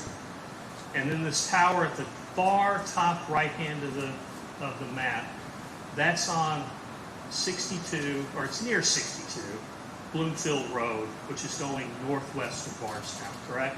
Yes. And that is also known as Boston Road, correct? Yes. Now, the next tower hit is at this tower that is just south of the Bluegrass Parkway, correct? Yes. And that is where we talked about where there's a lot of development in the Bardstown area. Box stores is what I'm going to call it. They're kind of near there, correct? Okay, yes. All right. And that has the call record location data that shows that the antenna is being utilized from the north, correct? Yes. Okay. Now, to kind of break this down a little bit about what you were talking about in your direct examination. On the AT&T records, with that first tower that I just pointed to with the blue circle, they gave you that information on the AT&T records, correct? Yes, that data was provided in the actual records for Steve Lawson's phone. Okay. Now, you put the next two towers that were utilized, there's a point here and a point here, correct? Yes. You created this slide because you're making this slide based on the records provided by AT&T, the call detail records, correct? Yes. All right. Now, in those call detail records, there wasn't information about what sector was being struck, for a lack of a better term, in the AT&T records, correct? It just didn't show where that sector pointed in those. It wasn't there. In Right. that. So, what we know is, at least at that point, when you get the call detail records, this tower's been accessed, and this tower's been accessed by Steve Lawson's phone. Yes. Correct? We don't have any towers up here. We've talked about that, correct? That's right. All right, so what you did is, and I may get the name wrong, I'm sure you'll tell me, but you contacted AT&T, correct? Or you accessed a database that AT&T keeps, a global database, correct? Yes. And what that is another source of information about what part of that cell tower antenna was accessed by the phone. Yes. And so, if you can go to the next one, the one with the three. Keep going.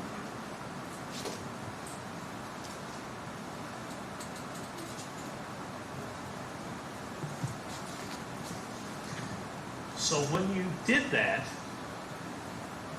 AT&T's global positioning provided antennal direction for these other two towers, correct? Yeah, I would. Yeah, sorry, not to get really technical again, but it isn't global positioning. It's just AT&T's records show that antenna faced. I believe it was 0. So if you're looking at that cell site, it was 0, and then we just did our 120-degree wedge from there. So to dumb it down for me, Yes.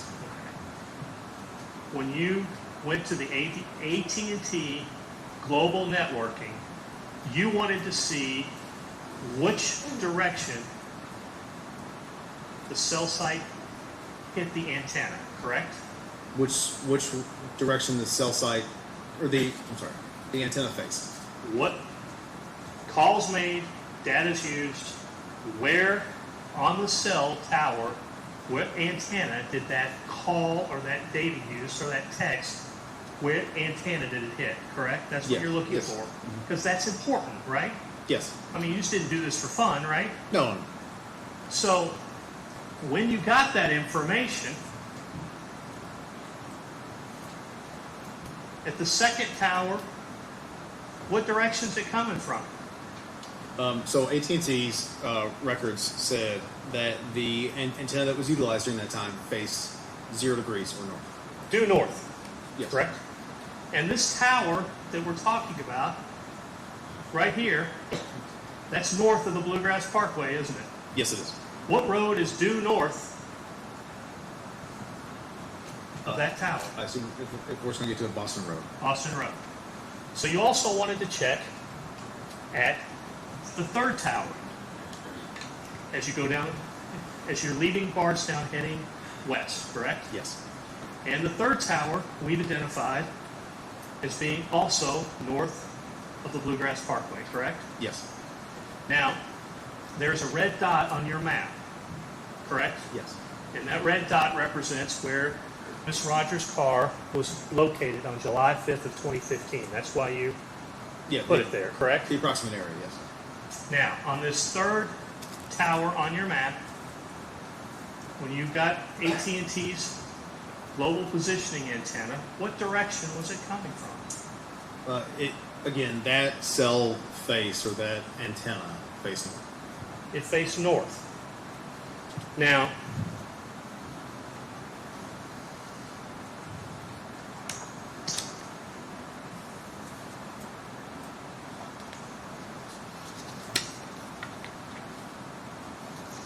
you had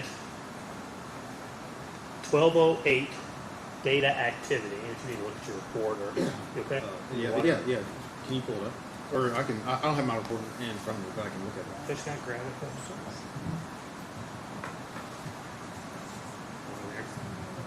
Sorry.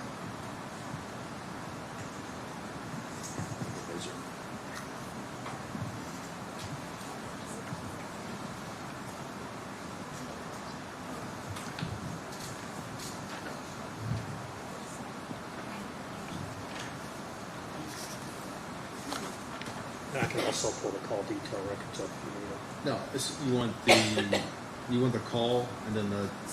So we've talked about the 1207 Yes. call. At 1208, there's data activity on Steve Lawson's Yeah. phone. Okay. All right. Yeah. I got it. I'm back. You with me? Yep. And at 1208, the data activity lasts for 10 minutes. Is that accurate?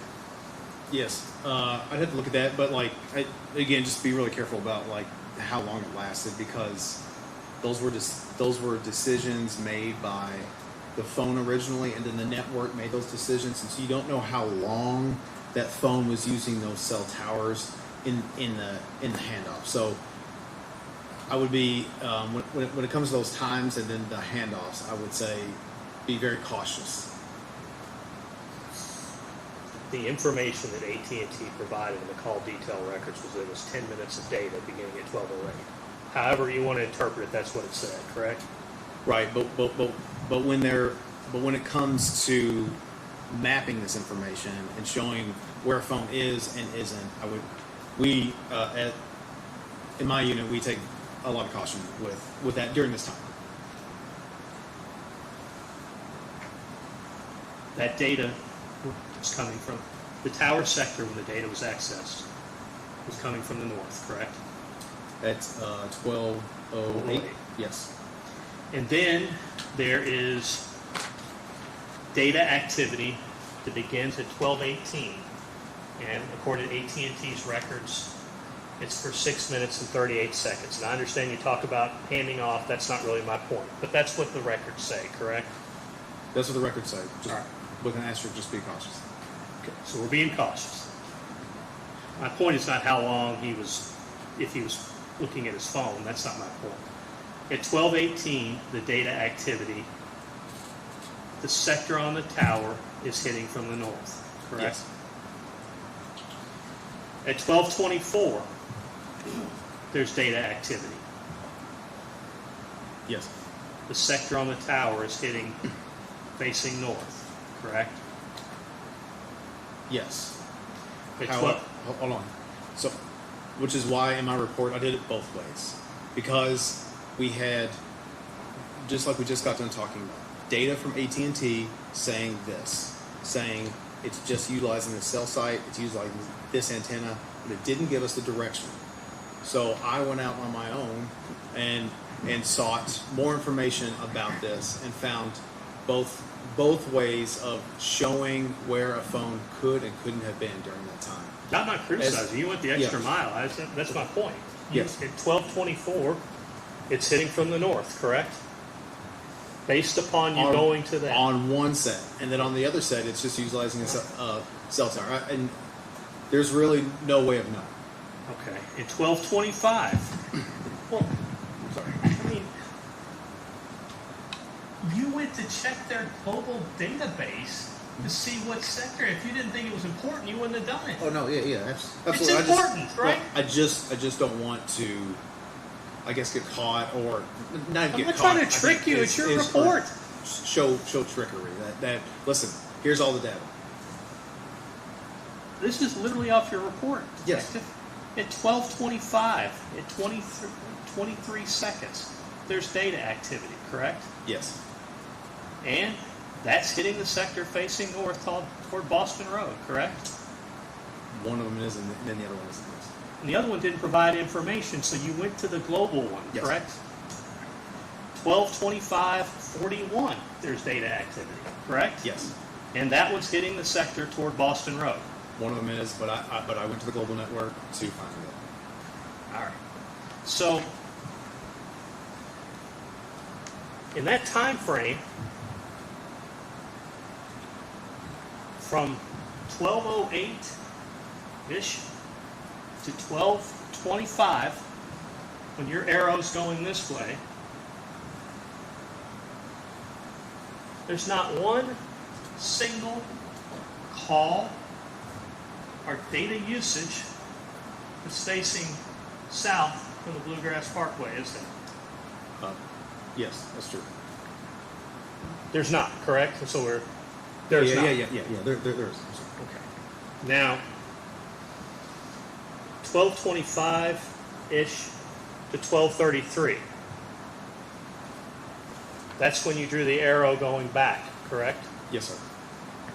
Now at 12:29:45, there's data activity on Mr. Lawson's phone, correct? Yes, sir. And that was hitting the sector facing north toward Boston Road. On one way, and then the other way, it was just utilizing the cell tower, but I went to AT&T's database and I'm just sorry, trying to get another question. 12:30:33, there's data activity. Yes. This hits the second tower in the middle, correct? Yes. And from the global positioning information that you received from AT&T, it was striking the antenna facing north. Yes. At 12:33:45, it was striking the tower in the middle, correct? Yes. That activity lasted 9 minutes and 48 seconds per the call detail records, correct? Yes, sir.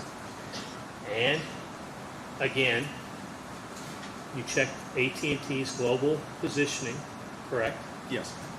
And that data usage that they put on there for 9 minutes and 48 seconds struck the north side of the tower coming from the north, correct? Yes.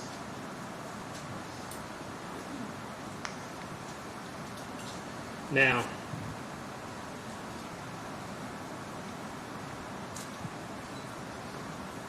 not one single call or data usage on the way back struck a tower facing south, correct? Facing south. No, there is the one facing west. And that's a good point. And that could be struck by either someone on the Bluegrass Parkway or on someone on Boston Road, correct? again, it would be tough to say without a drive test and to actually look at the cell footprint, but generally, yes. Yes. So, from the 12:07 a.m. call, where we agree that Steve Lawson's phone is somewhere in the Bardstown city limits, we agree on that, Yes, correct? sir. Till when he returns to Bardstown, there is not one single tower that's pointing south toward the Bluegrass Parkway, other than the one that you just said could have hit either one. Yes. Now,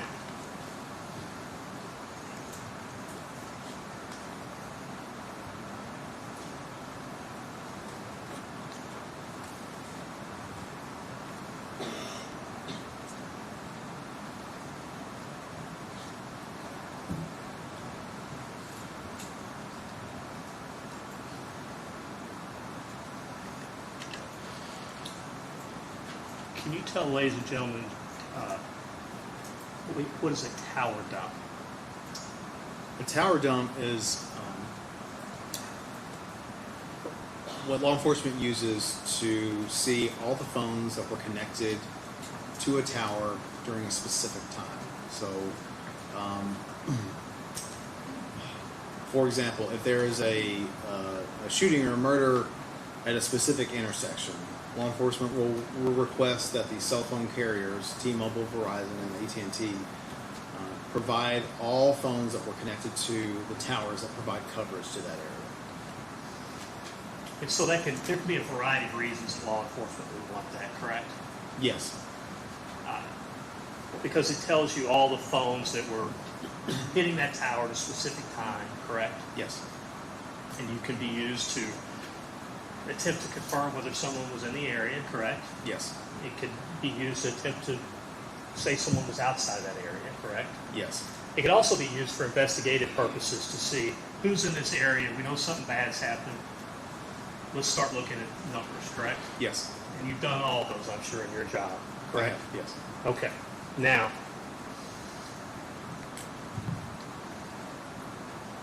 you're familiar from your report that Miss Rogers' car was found on the Bluegrass Parkway with a flat tire, correct? Yes. Now, sorry, Detective, give me 1 second.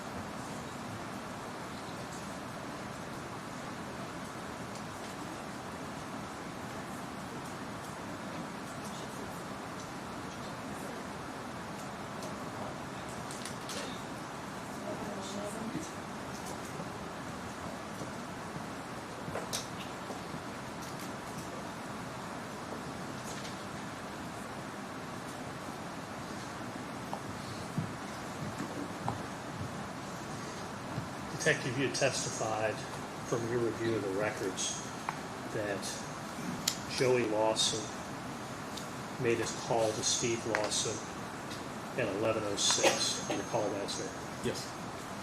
And for the jury's remembrance, Steve Lawson's phone was pinging on a tower in Bardstown, the one that's kind of in downtown Bardstown area-ish. You recall that? Page 9 of your report, sir. Yes. I'm showing you what I've marked as defense exhibit number 7. These are the cell tower records that law enforcement subpoenaed for the 3rd tower on the Bluegrass Parkway, the one that was near Miss Rogers' car. Yes, sir. Have you seen those?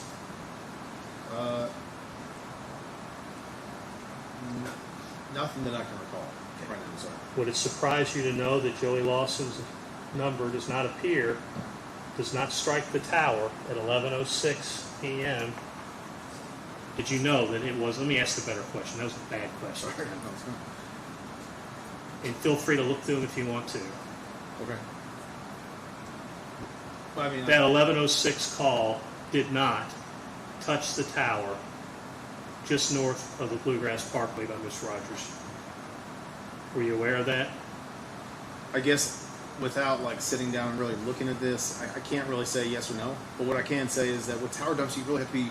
Sorry, it's my job. You really have to be careful with this stuff because even the way that the search warrant is written, if you just say, "Give me all the towers that serve 123 Main Street," and then you send that to AT&T, you're relying on AT&T's analyst to make the best guess about what towers serve 123 Main Street, and they're based out of West Palm Beach, Florida, and they don't know anything about Bardstown or Louisville or anything else like that. So it would take me a couple hours to actually like filter through just to make sure that they actually got that tower right there, and then to analyze the records on that tower. May I approach, please? What I'm showing you, sir, is this is a search warrant. So it's a matter of search of information associated with particular cell towers, correct? Yes. And this was done on November 29th of 2018, correct? Yes. And it was done by United States Magistrate Judge Colin Lindsay, correct? Yes, sir. And it appears it was done by the FBI, correct? Yes. All right. And they're requesting cell towers provide services to this latitude and that longitude, correct? Yes. Okay. And that is, and you're welcome to check, that is the cell tower. Yeah, so they didn't request specific cell towers. So each cell tower has its own name or its own identification number. A lot of times what they'll do with Louisville Metro Police Department is they'll reach out to us and say, hey, what cell tower serves this area? And then we'll actually look at that and help them write the search warrant. There's a couple different issues here that I see based on my experience that the cell towers, that they just ask for a grid coordinate. And again, you're relying on someone at AT&T to go look at their records. The issues with the records are this search warrant was drafted and executed in November of 2018. This was 3 years after. Each of these cell phone carriers has like nuances with their own records. Data typically falls off after certain amounts of time. Typically, it's from a year to a year and a half. You have to be really careful with saying that something is or is not on these tower dumps, on these tower dump records, mainly because this was sent 3 years after, 3 and some change after. Well, let's break down your answer for a second. I'm sorry, yeah. Okay. So, complaint 1 is that it wasn't done by the FBI until 2018, correct? Yes. Of course, there was nothing to stop anybody in law enforcement from doing it in 2015, correct? Yeah, yes. However, this technology is new even for me from about 2018. That would in the matter of like smaller police departments that don't have It's a simple question. I'm going to ask him to answer my question. I'm sorry. I'm not trying to be rude, Tim. If you I'm just sorry. answer the question. I'm sorry, please. okay, yeah. Yeah. There's nothing to stop the Nelson County Sheriff's Office from No. doing that in 2015. There was nothing to stop the state police from doing that in 2015, correct?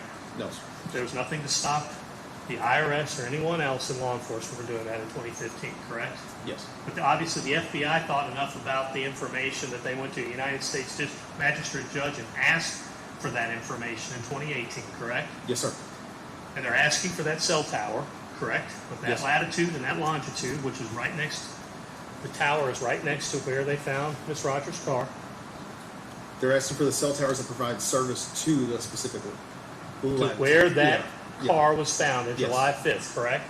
Because the FBI is trying to figure out what calls may have hit that tower in that 10 to 11 time frame, correct? Yes. And Joey Lawson's number's not in there. You can take all the time you want. It would, I'll take you at your word that Joey Lawson's not. Move for admission of defense exhibit number 7. Any objection to 7? No. Counselor 7's introduced at this time. Now, in the summer of 2023, the FBI requested the same information from 11 p.m. to 1 a.m. from that same cell tower on just north of the Bluegrass Parkway. Yes, sir. And during that time frame, we've identified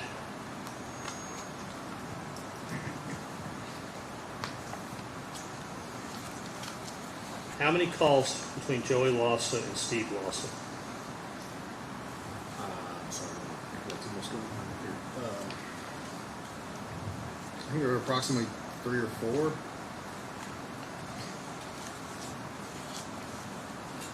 11:06, 12:01, 12:03. Correct? Yes. 3. It surprised you to know not one of those calls does Joey Lawson's number show up on that tower? No. Because of the reason that I previously stated. Now,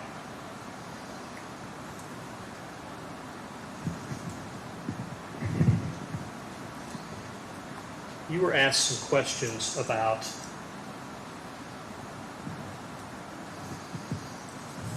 try to find it.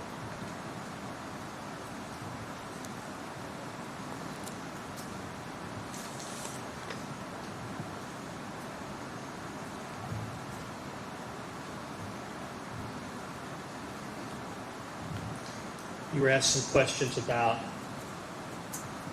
radio waves fighting through concrete to connect to the phone, to connect to the tower further away. Do you recall those questions? Yes.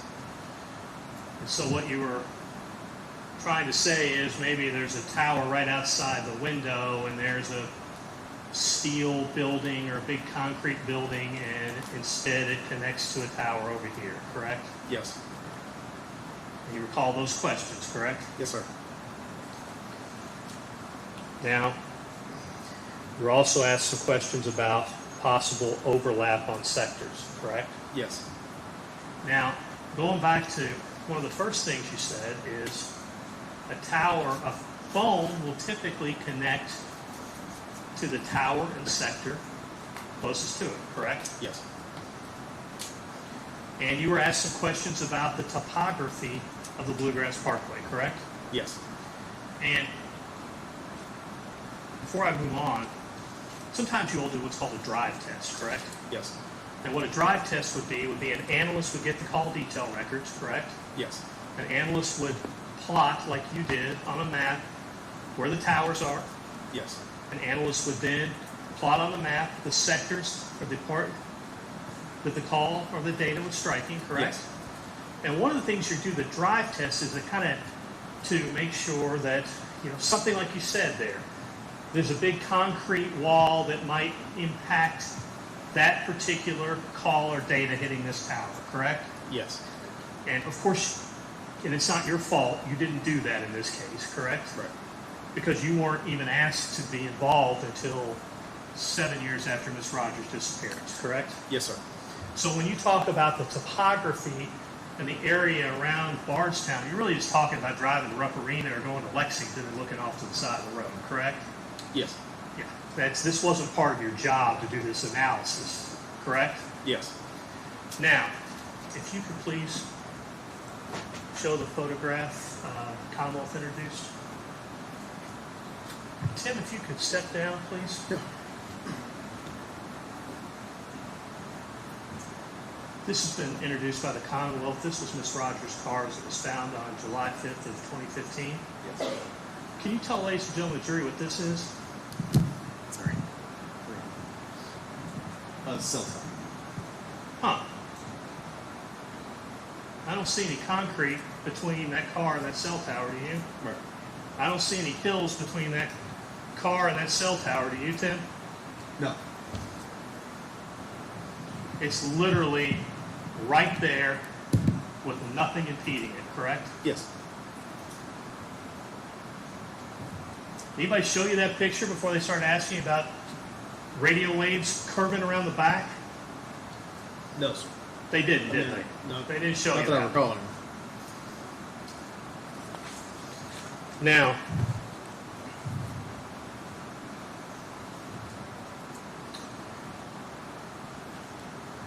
you were asked about a Wi-Fi hit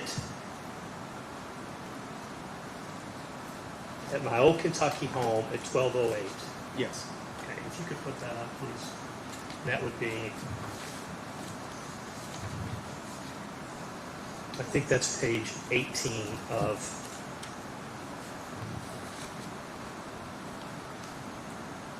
Detective Daniels' report.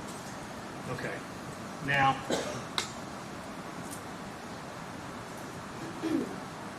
this is a tower strike for Steve Lawson, correct? Yes. Now, you plotted Brooks's travel on 49 coming home from the family farm to his house in Glenview, correct? Yes.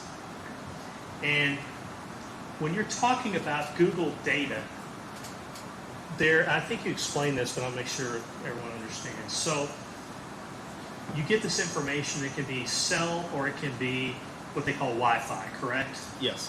And what you explained, ladies and gentlemen of the jury, when you're looking, this is completely different than when you're looking at Steve Lawson. You're looking at Google location data on his phone, correct? Yes. So similar to, I guess the ladies and gentlemen of the jury have kids and they have Find My Phone or Find the Person, correct? Yes. So that's what tells me if I want to know where you're at and you let me have it, I can say, oh, Tim's on the way back, or I'm sorry, Detective Daniels on the way back to Louisville. You know, he's passing Mumfordville, right? Yes. Okay. And the way that you really look at it is when it hits Wi-Fi, correct? Yes. All right. And so when you're plotting him on the way back, there is a Wi-Fi point at, and if you need to look at this, I don't know. Yeah. You want that right there? What's on TV? What's that? Are you talking about that? Let me show it to you Yeah. first. So.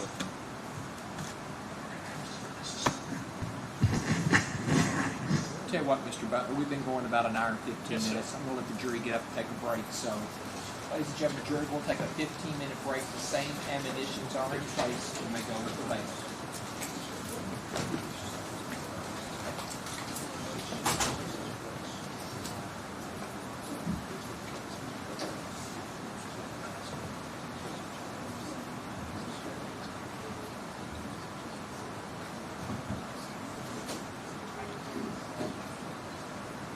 Court is in recess until 2:30.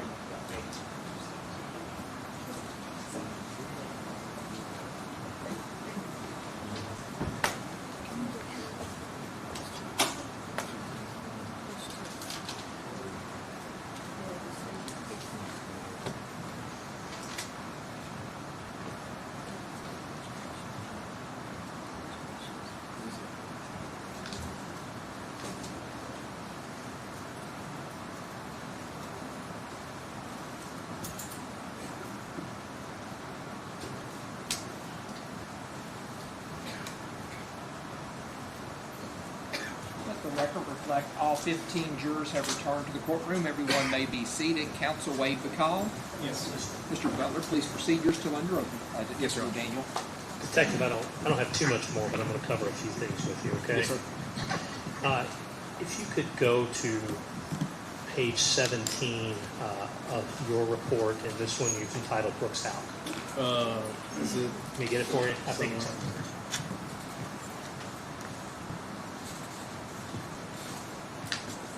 Thank you. Judge, if I did, I would move permission of Exhibit 18, or Defendant's Exhibit 8. Any objection to 8? No. Sorry. Show defendant's 8 is introduced at this time. Sorry, what page did you say again? 17, please, sir. No, it's, you've got the right thing up there. And so, what this report is talking about is Brooks' trip back from the family farm to his house. We talked a little bit about that earlier in the day, correct? Yes. And what we have is 1206 data point, which is on 49. They call it, I think it's Loretta Road. Is that Yes. correct? And we have a 1208 data point, and that's the one we talked about, my old Kentucky home, correct? Yes. And then we have, I don't know if you've plotted it, but there's a 1209 data point. It's up here. It's in behind that. Yeah. It's behind this. It's like a McDonald's parking lot. It's a McDonald's parking lot. That's Yes. exactly right. And so, if I can approach for the monster, well, I'm going to mark. Actually, I'm going to mark it. Sorry, should have marked it before. 8 was the that was the tower dump from 11 p.m. to 1 a.m. on July 3rd and July 4th.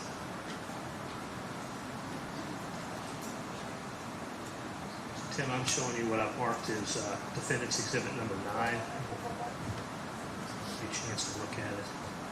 It's Google Earth. Okay.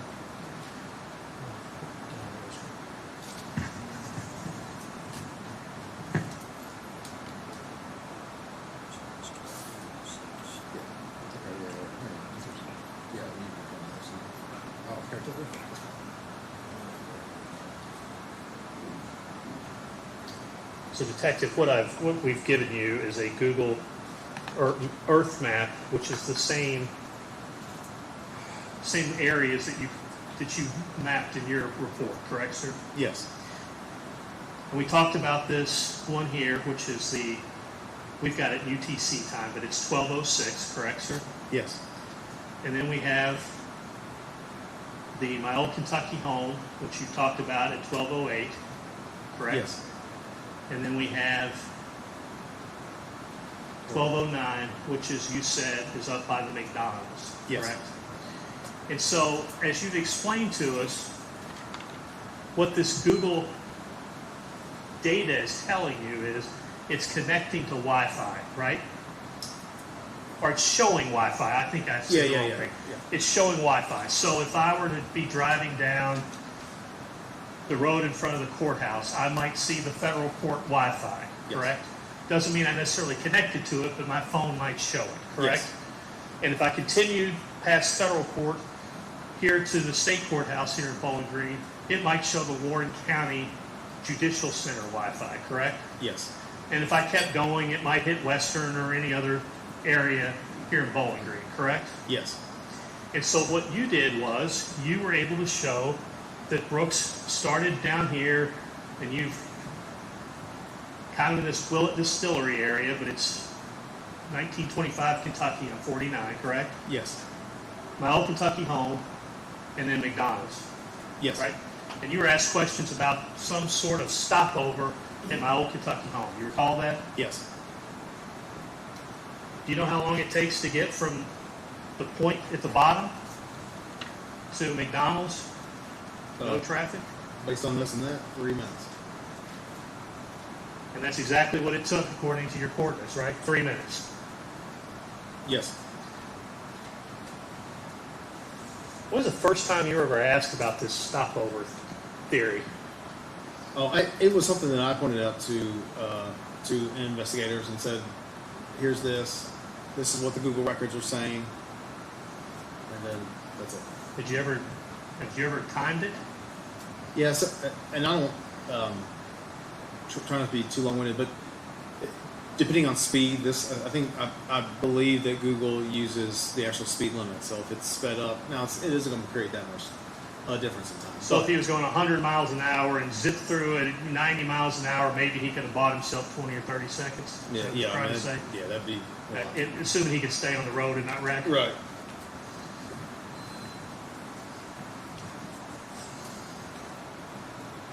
And I'm not trying to be a jerk here, but you never timed it, did you? No, sir. I'm sorry. No. You never put it into Google to see how long it would take, did you? No, sir. And you did drive it yourself? No, sir. Now, you were asked some questions about Nick Houck call forwarding. Do you recall that? Yes. And that was, if you could just pop that up, that's the Tim's second to last page on the Nick Houck presentation.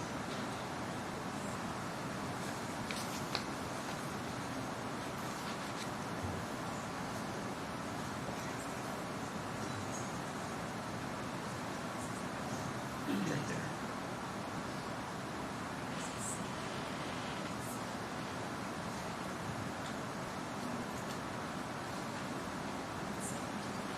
I'll just shoot over without it until we speed things up. Do you have that report in front of you? No, but I can. Mind if I can? Yeah. All right. So what I'm showing you is page 11 of your report. Okay, Yes. This was it's just says phone numbers analyzed, Yes. correct? And what you were referring to as the call forwarding was, what is that acronym, please? The CFNR. Right, CFNR? Yeah. So CFNR tells you that if phone calls coming in, it's being forwarded, correct? Yes, it's call forwarding, not reachable. Yes. Okay, and you prepared a report July 2nd to July 4th, correct? Well, yeah, just to show that phone wasn't on AT&T's network. And we agree, it was not on AT&T's network. Were you aware that call forwarding feature had been on there as far back as we have records from law enforcement? Yes, but you have to. What are you talking about? Like call forwarding to voicemail? Yes. Have you seen his records that were produced in discovery that I think began in June 1st, June 14th? That feature had been utilized the entire time. Yeah, it's a common thing that there was data that showed that the phone was receiving stuff on a cell site. I guess when the July 2nd, like right before then. That's what. My point is, that call forwarding feature was on there before July 2nd. Oh, yeah, that was routine. Yeah, that wasn't something that just happened on July 2nd, correct? No, that's a feature of AT&T. You can turn it on, correct, if you want to. I think if you have voicemail, AT&T does it for you. If you turn your phone off, it will shoot it to a voicemail, correct? Yes.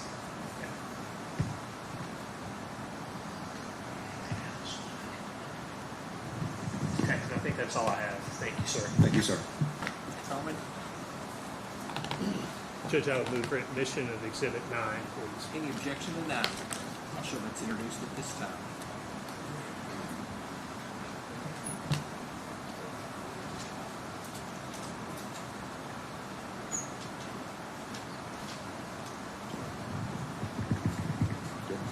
Can you hear me? I can. All right. All right, detective.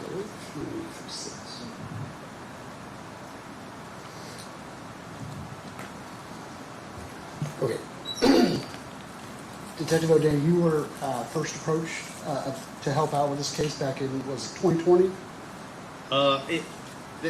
The year, it was first by the U.S. Attorney's Office and then second by the State Police. It was around 2022 issue. Okay. And when the report that we had, and I think you still have it up there, it has to do with Steve Lawson. Got it.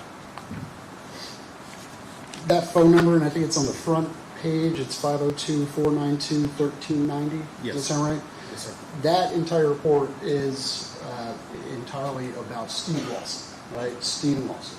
Yes, it is. Okay. It's not about Joey Lawson. No, it's not. You didn't create any sort of report about Joey Lawson. No. Okay. You also testified that you never reviewed any sort of what are so-called tower dumps, right? Not for this case, no. Right. And you have no opinion as to general location for Joey Lawson. No. Okay. No further questions. Thank you. Any redirect?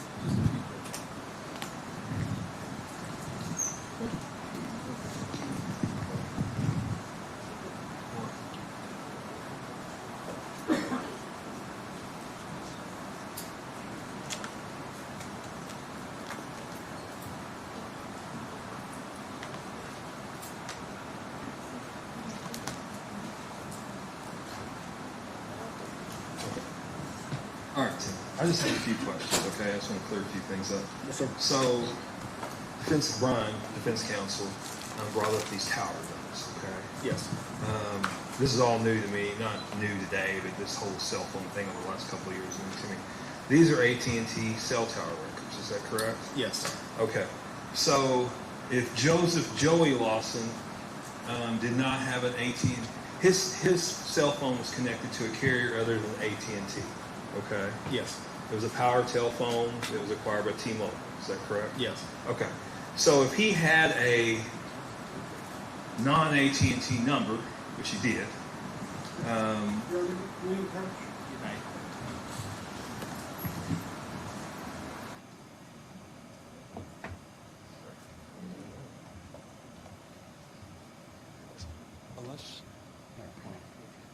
Unless you're talking just in hypotheticals, he did have AT&T number. The 312-808, it's not AT&T. You all subpoenaed AT&T records. And they sent back, we have no subscriber information. All they had was reported through AT&T. We subpoenaed from all three carriers.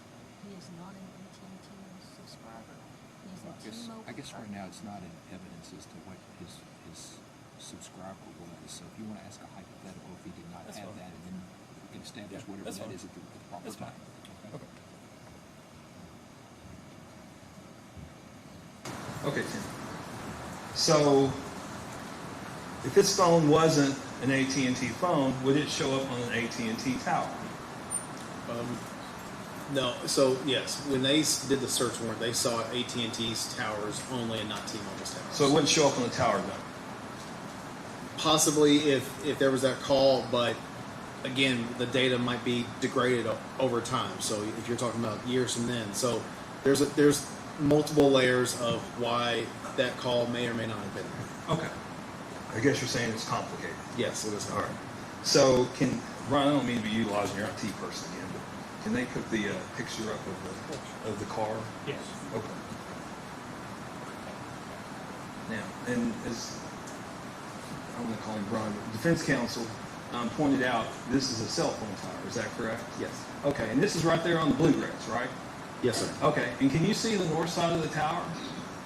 Yes. Okay, you can take that down. So, a couple other things I want to point out. If you can come down here. Teresa, if you can put up slide 18 for me.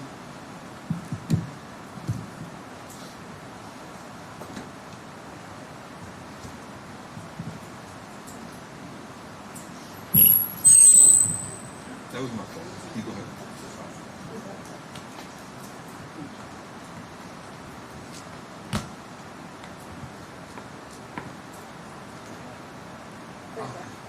So, if I'm looking at this correctly, this is slide 17. Is that right, Teresa?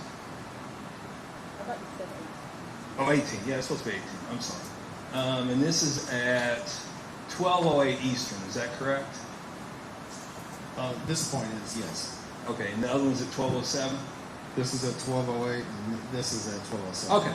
And as defense counsel was pointing out, that at 12:07, could you tell me which way that sector's pointed?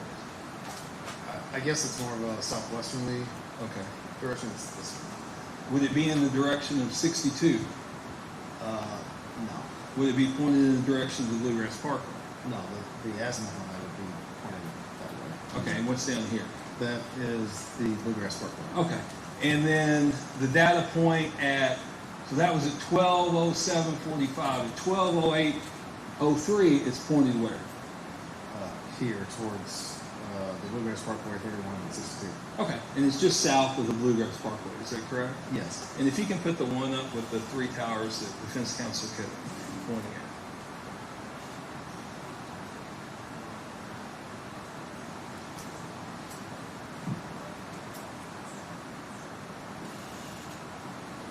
You don't have to put up trees. They remember it. They've seen it long enough. You can go up here and grab a seat.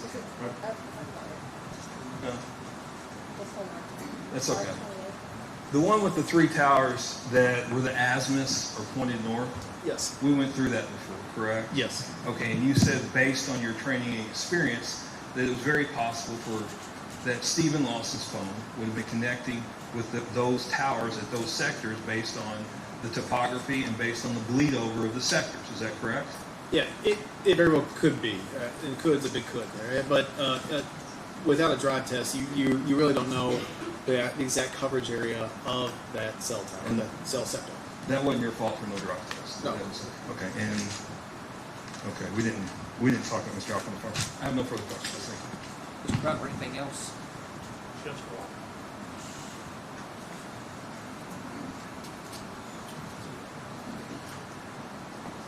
Detective, Mr. Young, a question he just asked you Yes. about possibilities. You recall that? Yes. You recall him asking you that initially on direct examination, correct? Yes. And he asked you, is it possible? Do you recall what your answer was? No. You said it was somewhat possible. Yes. Thank you. Colin? Any redirect? No, sir. Any questions from any jurors? That this witness be found excused. Subject to recall. You're subject to recall. Thank you. Call your next witness. Judge, we'll call, I'm sorry. We'll call Larry Mock. Larry Mock.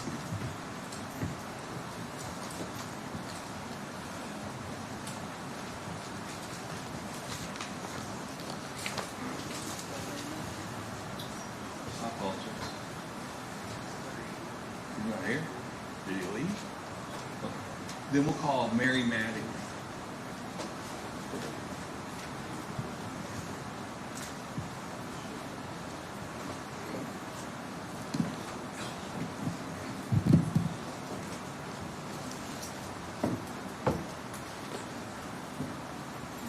Please raise your right hand.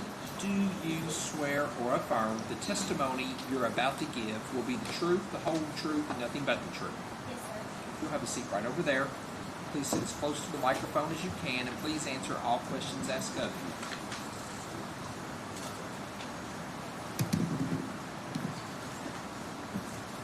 And would you just direct your answers towards him? Would you give me your name?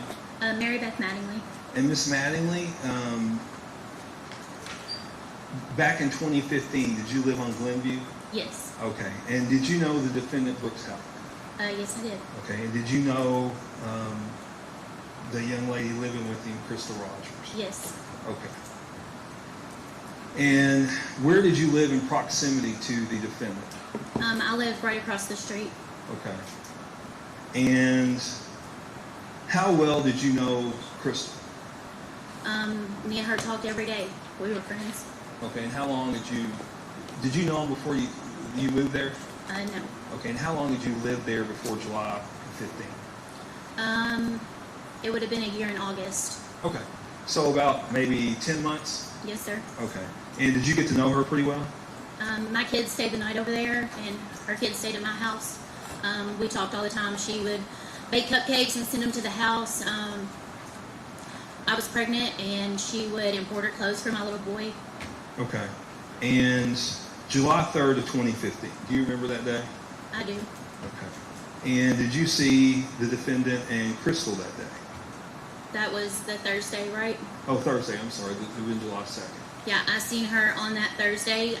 They were out on the front porch, and Crystal had hollered across the road, and she was like, "Do y'all want to come over and watch fireworks?" And I was like, "No, Ella's at the movies. We're just gonna stay here." I had just had a baby, so I had surgery, so we just stayed at the house. And on July 3rd, had you communicated with Crystal? We had talked about a baby swing. She And, was going to let me borrow a baby swing Okay. that she had. That was Eli. She said it was in storage, and she couldn't find the key to it, so Brooks would have to get a lock cutter and open the storage unit. So were you going to get that from her at some time in the future? I had planned on it. I had needed it. Okay. And was she willing to give it to you? Yeah, she said that I could borrow it. Okay. Now, you said that you had just had surgery, is that correct? I did. I had just had a baby, and I had got my tubes tied, and I had hernia surgery as well. So my mom was coming over, and she was helping me. Okay. And what time, on July 4th, do you remember what time you got up? My mom had walked in the door that morning. It was still dark outside. I would say anywhere between 6 and 7 a.m. that morning.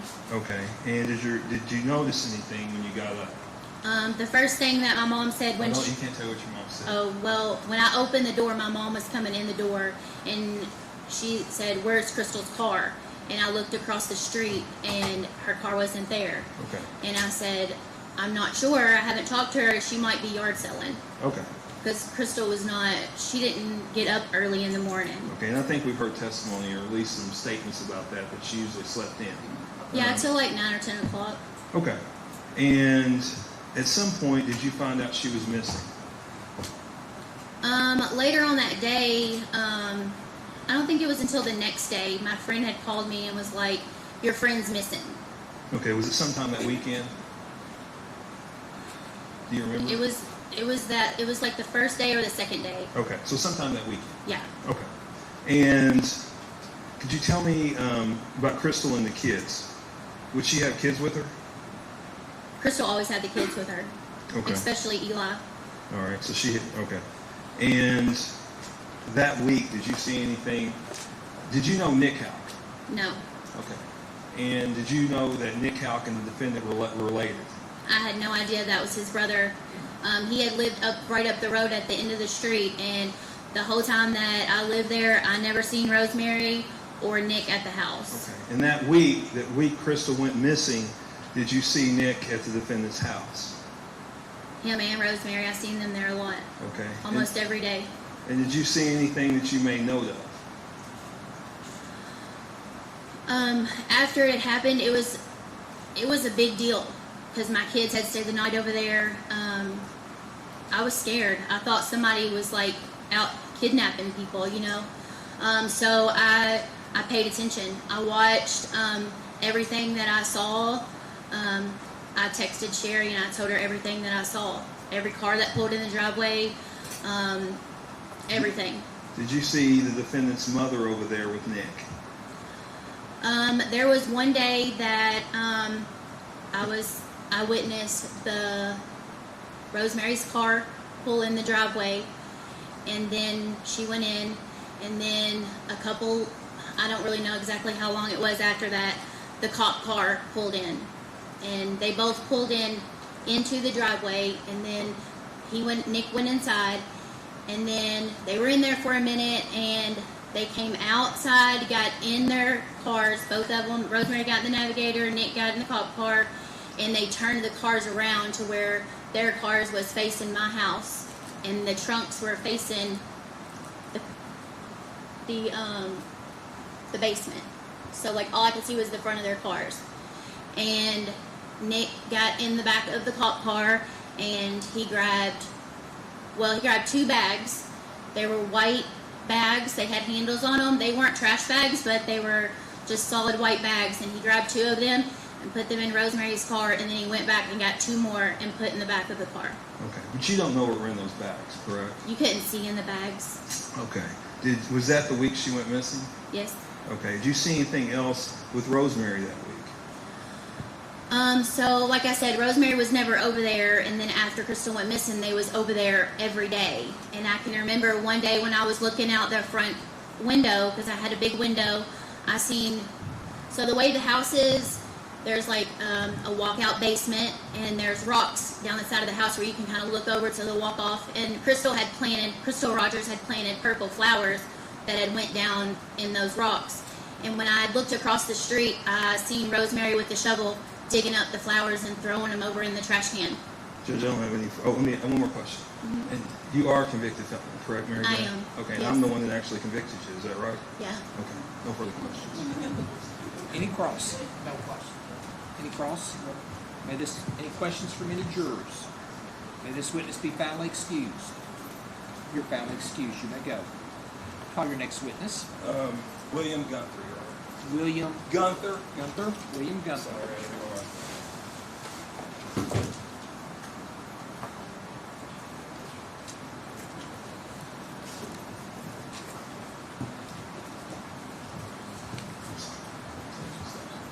Sir, if you'll raise your right hand for me. Do you swear or affirm the testimony you're about to give will be the truth, the whole truth, and nothing but the truth? Thank you, sir. If you have a seat right over there, try to sit as close to the microphone as you can, and please answer all questions asked of you.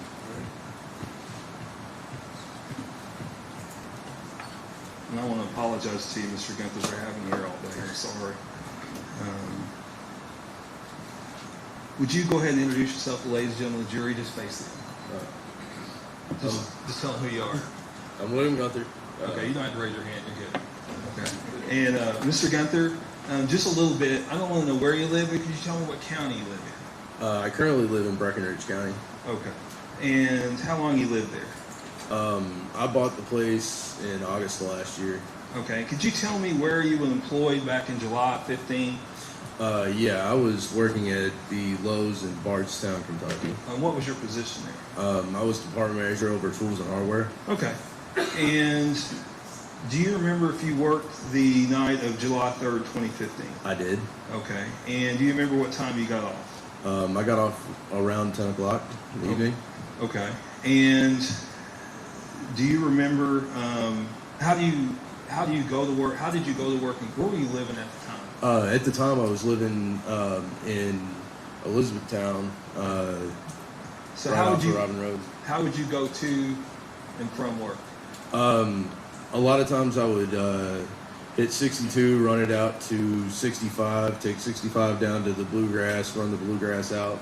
Okay, we've had a lot of talk about the bluegrass. So you would take the bluegrass from Elizabethtown to Yes, Bardstown. sir. Is that correct? Most of the time. Okay. And you said that.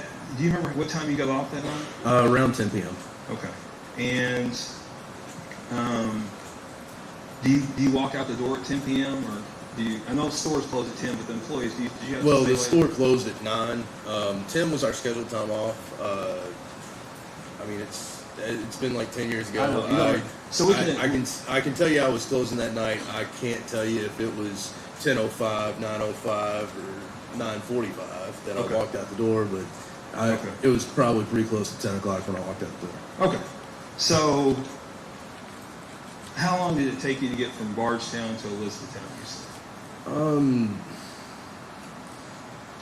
Usually about 30 minutes. Okay. All right. And that night when you drove home, did you notice anything on the parkway? Yes, sir. There was a vehicle off on the left-hand shoulder. On the left-hand shoulder? Right. Sorry, I'm I know it's been a long day. Sorry. Okay. But yeah, off to my right, as I was coming down the bluegrass, and it had its flashes on. Okay. Did you see anybody around the vehicle? I did not. Okay. And I'm going to show you some previously entered exhibits, which is 5, 6, and 7. Could you take a look at that? Yes, sir.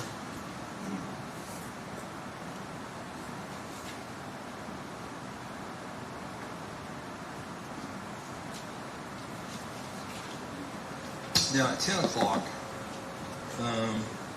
was it daylight outside? No. No. Okay, it was dark. Yeah, it was very dark. Okay. And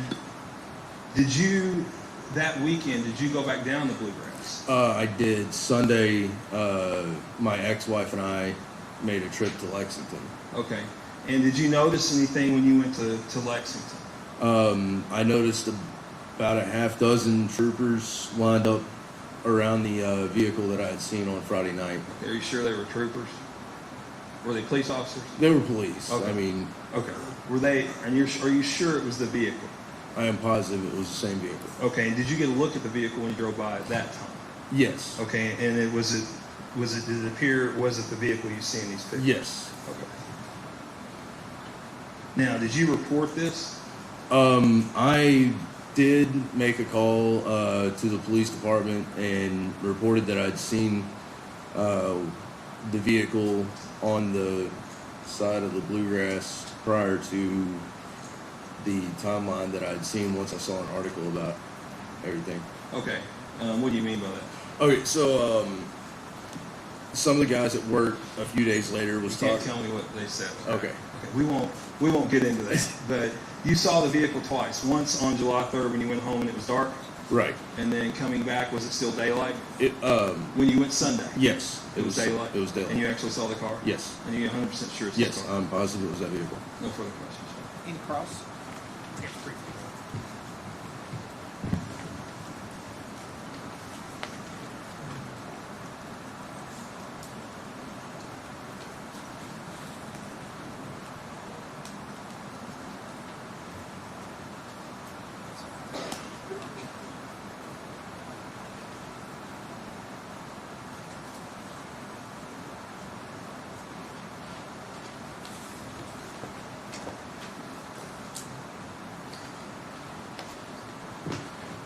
Sir, you said you got off around 10 o'clock on July 3rd, correct? Yes, sir.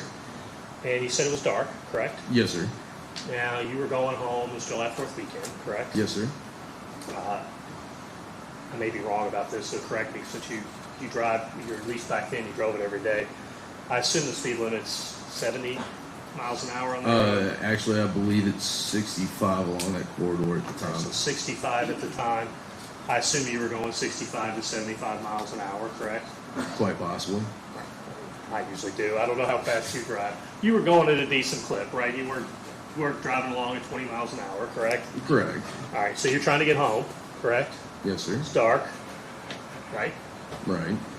At this point in time, you don't know anything about, you never heard of Crystal Rogers, correct?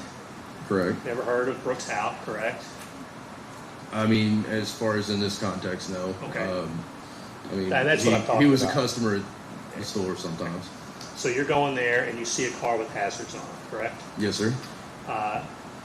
You didn't stop, correct? No, sir. I didn't see anybody around. Didn't think I needed to stop. So.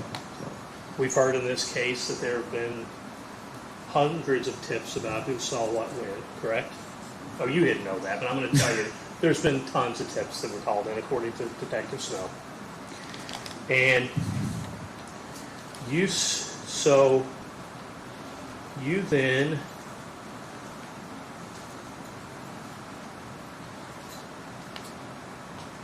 are coming back on July the 5th, correct? Yes, sir.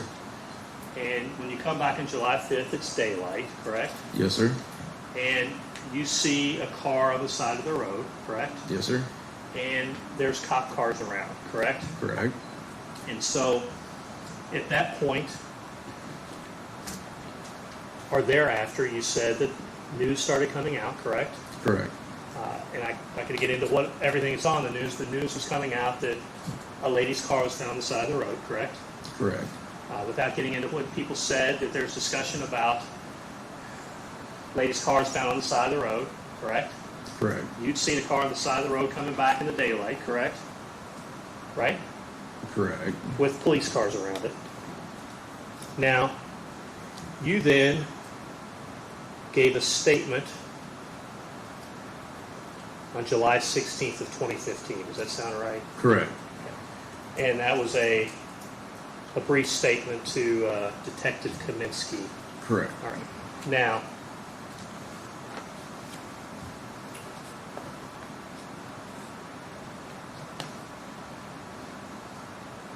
other than that brief statement, were you ever interviewed by the IRS? Nothing that you did wrong, sir. Did the IRS ever interview you? No. Okay. I'm not insinuating you did anything wrong. Okay, I promise. Were you ever interviewed by the Kentucky State Police? No. Were you ever interviewed by the FBI? No. So, were you called to the grand jury that investigated this on March 29th of 2023? No, sir. Were you called on April 13th of 2023? No, sir. Were you called on April 6th of 2023? No, sir. Were you called on May 10th of 2023? No, sir. Were you called on May 24th of 2023? Nope. How about June 14th of 2023? No. How about July 6th of 2023? No. How about July 24th of 2023? No. How about August 9th of 2023? No. August 16th of 2023? No. September 13th of 2023? No. September 20th of 2023? No.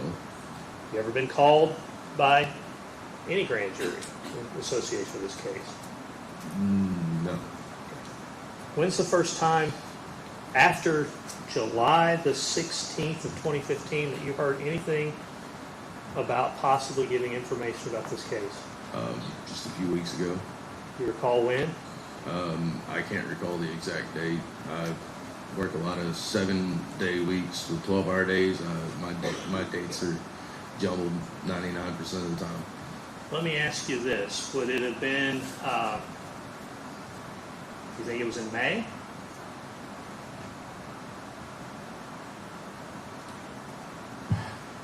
It could have been in May.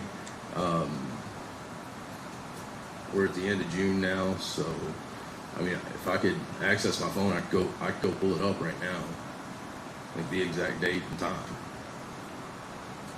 Judge, I'm fine with taking a standing break to ask him to check. Yes, sir.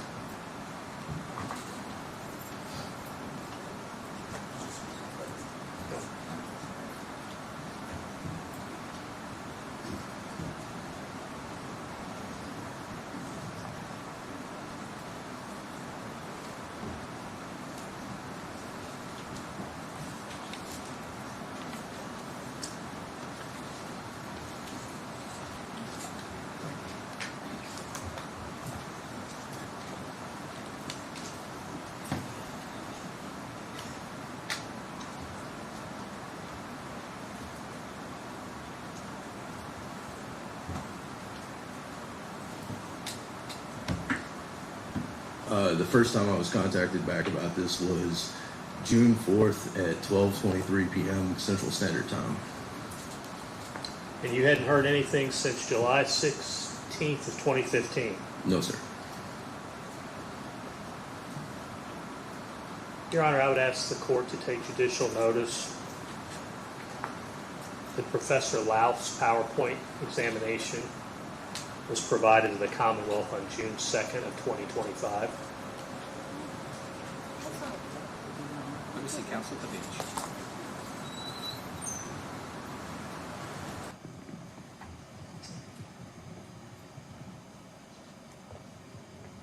What does that have to do with anything? Because they switched their,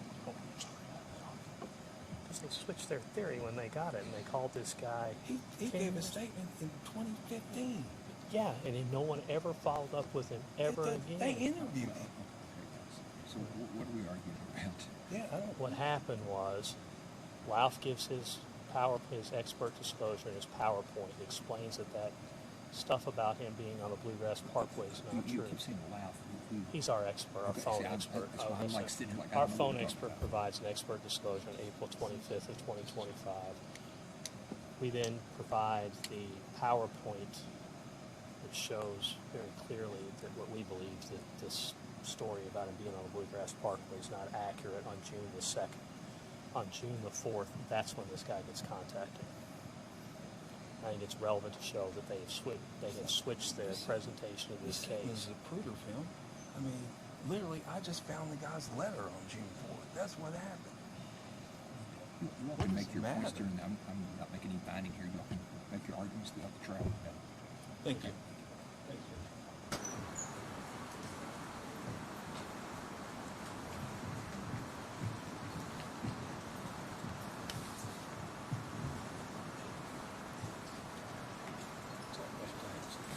Thank you.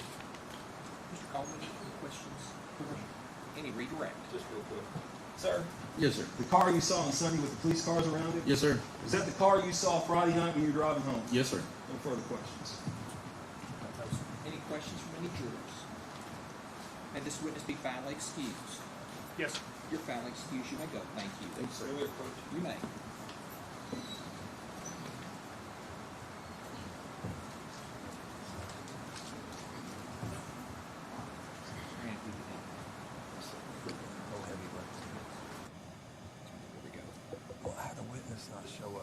I'm not saying he didn't intentionally show up. He's just an older gentleman. He's just older. Was that the Mr. Mock?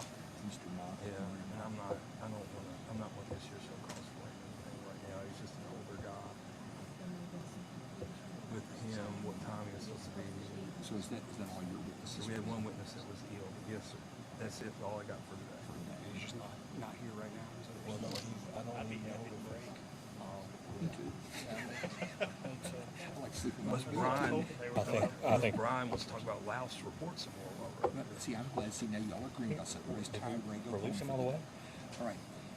I know we talked about the ammunition.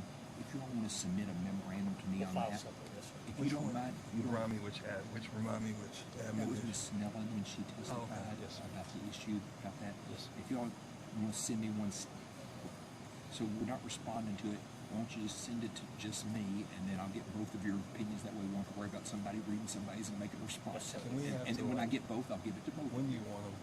I would like it Sunday.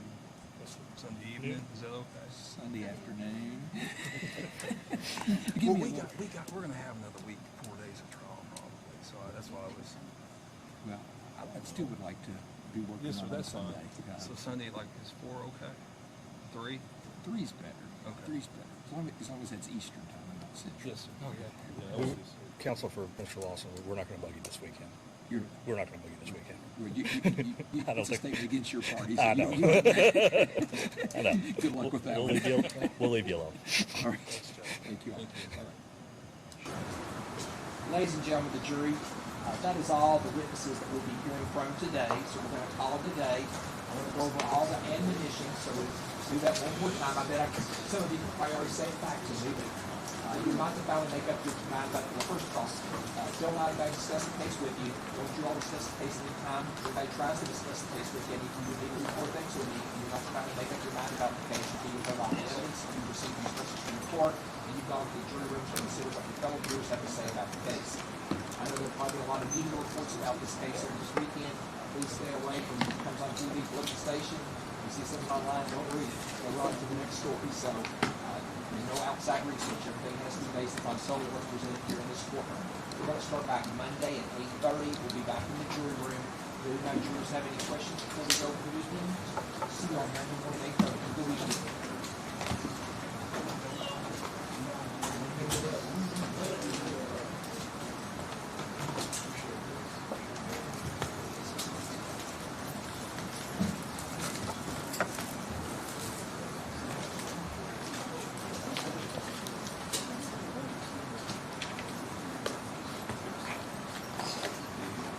Council, if any issues develop during the weekend, you all want to meet earlier on Monday morning, just let me know, okay? All right, I'll see everybody at 8:30 on Monday. Thank Yes, you. sir. Have a good weekend. Good weekend. Oh, real quick. Yeah.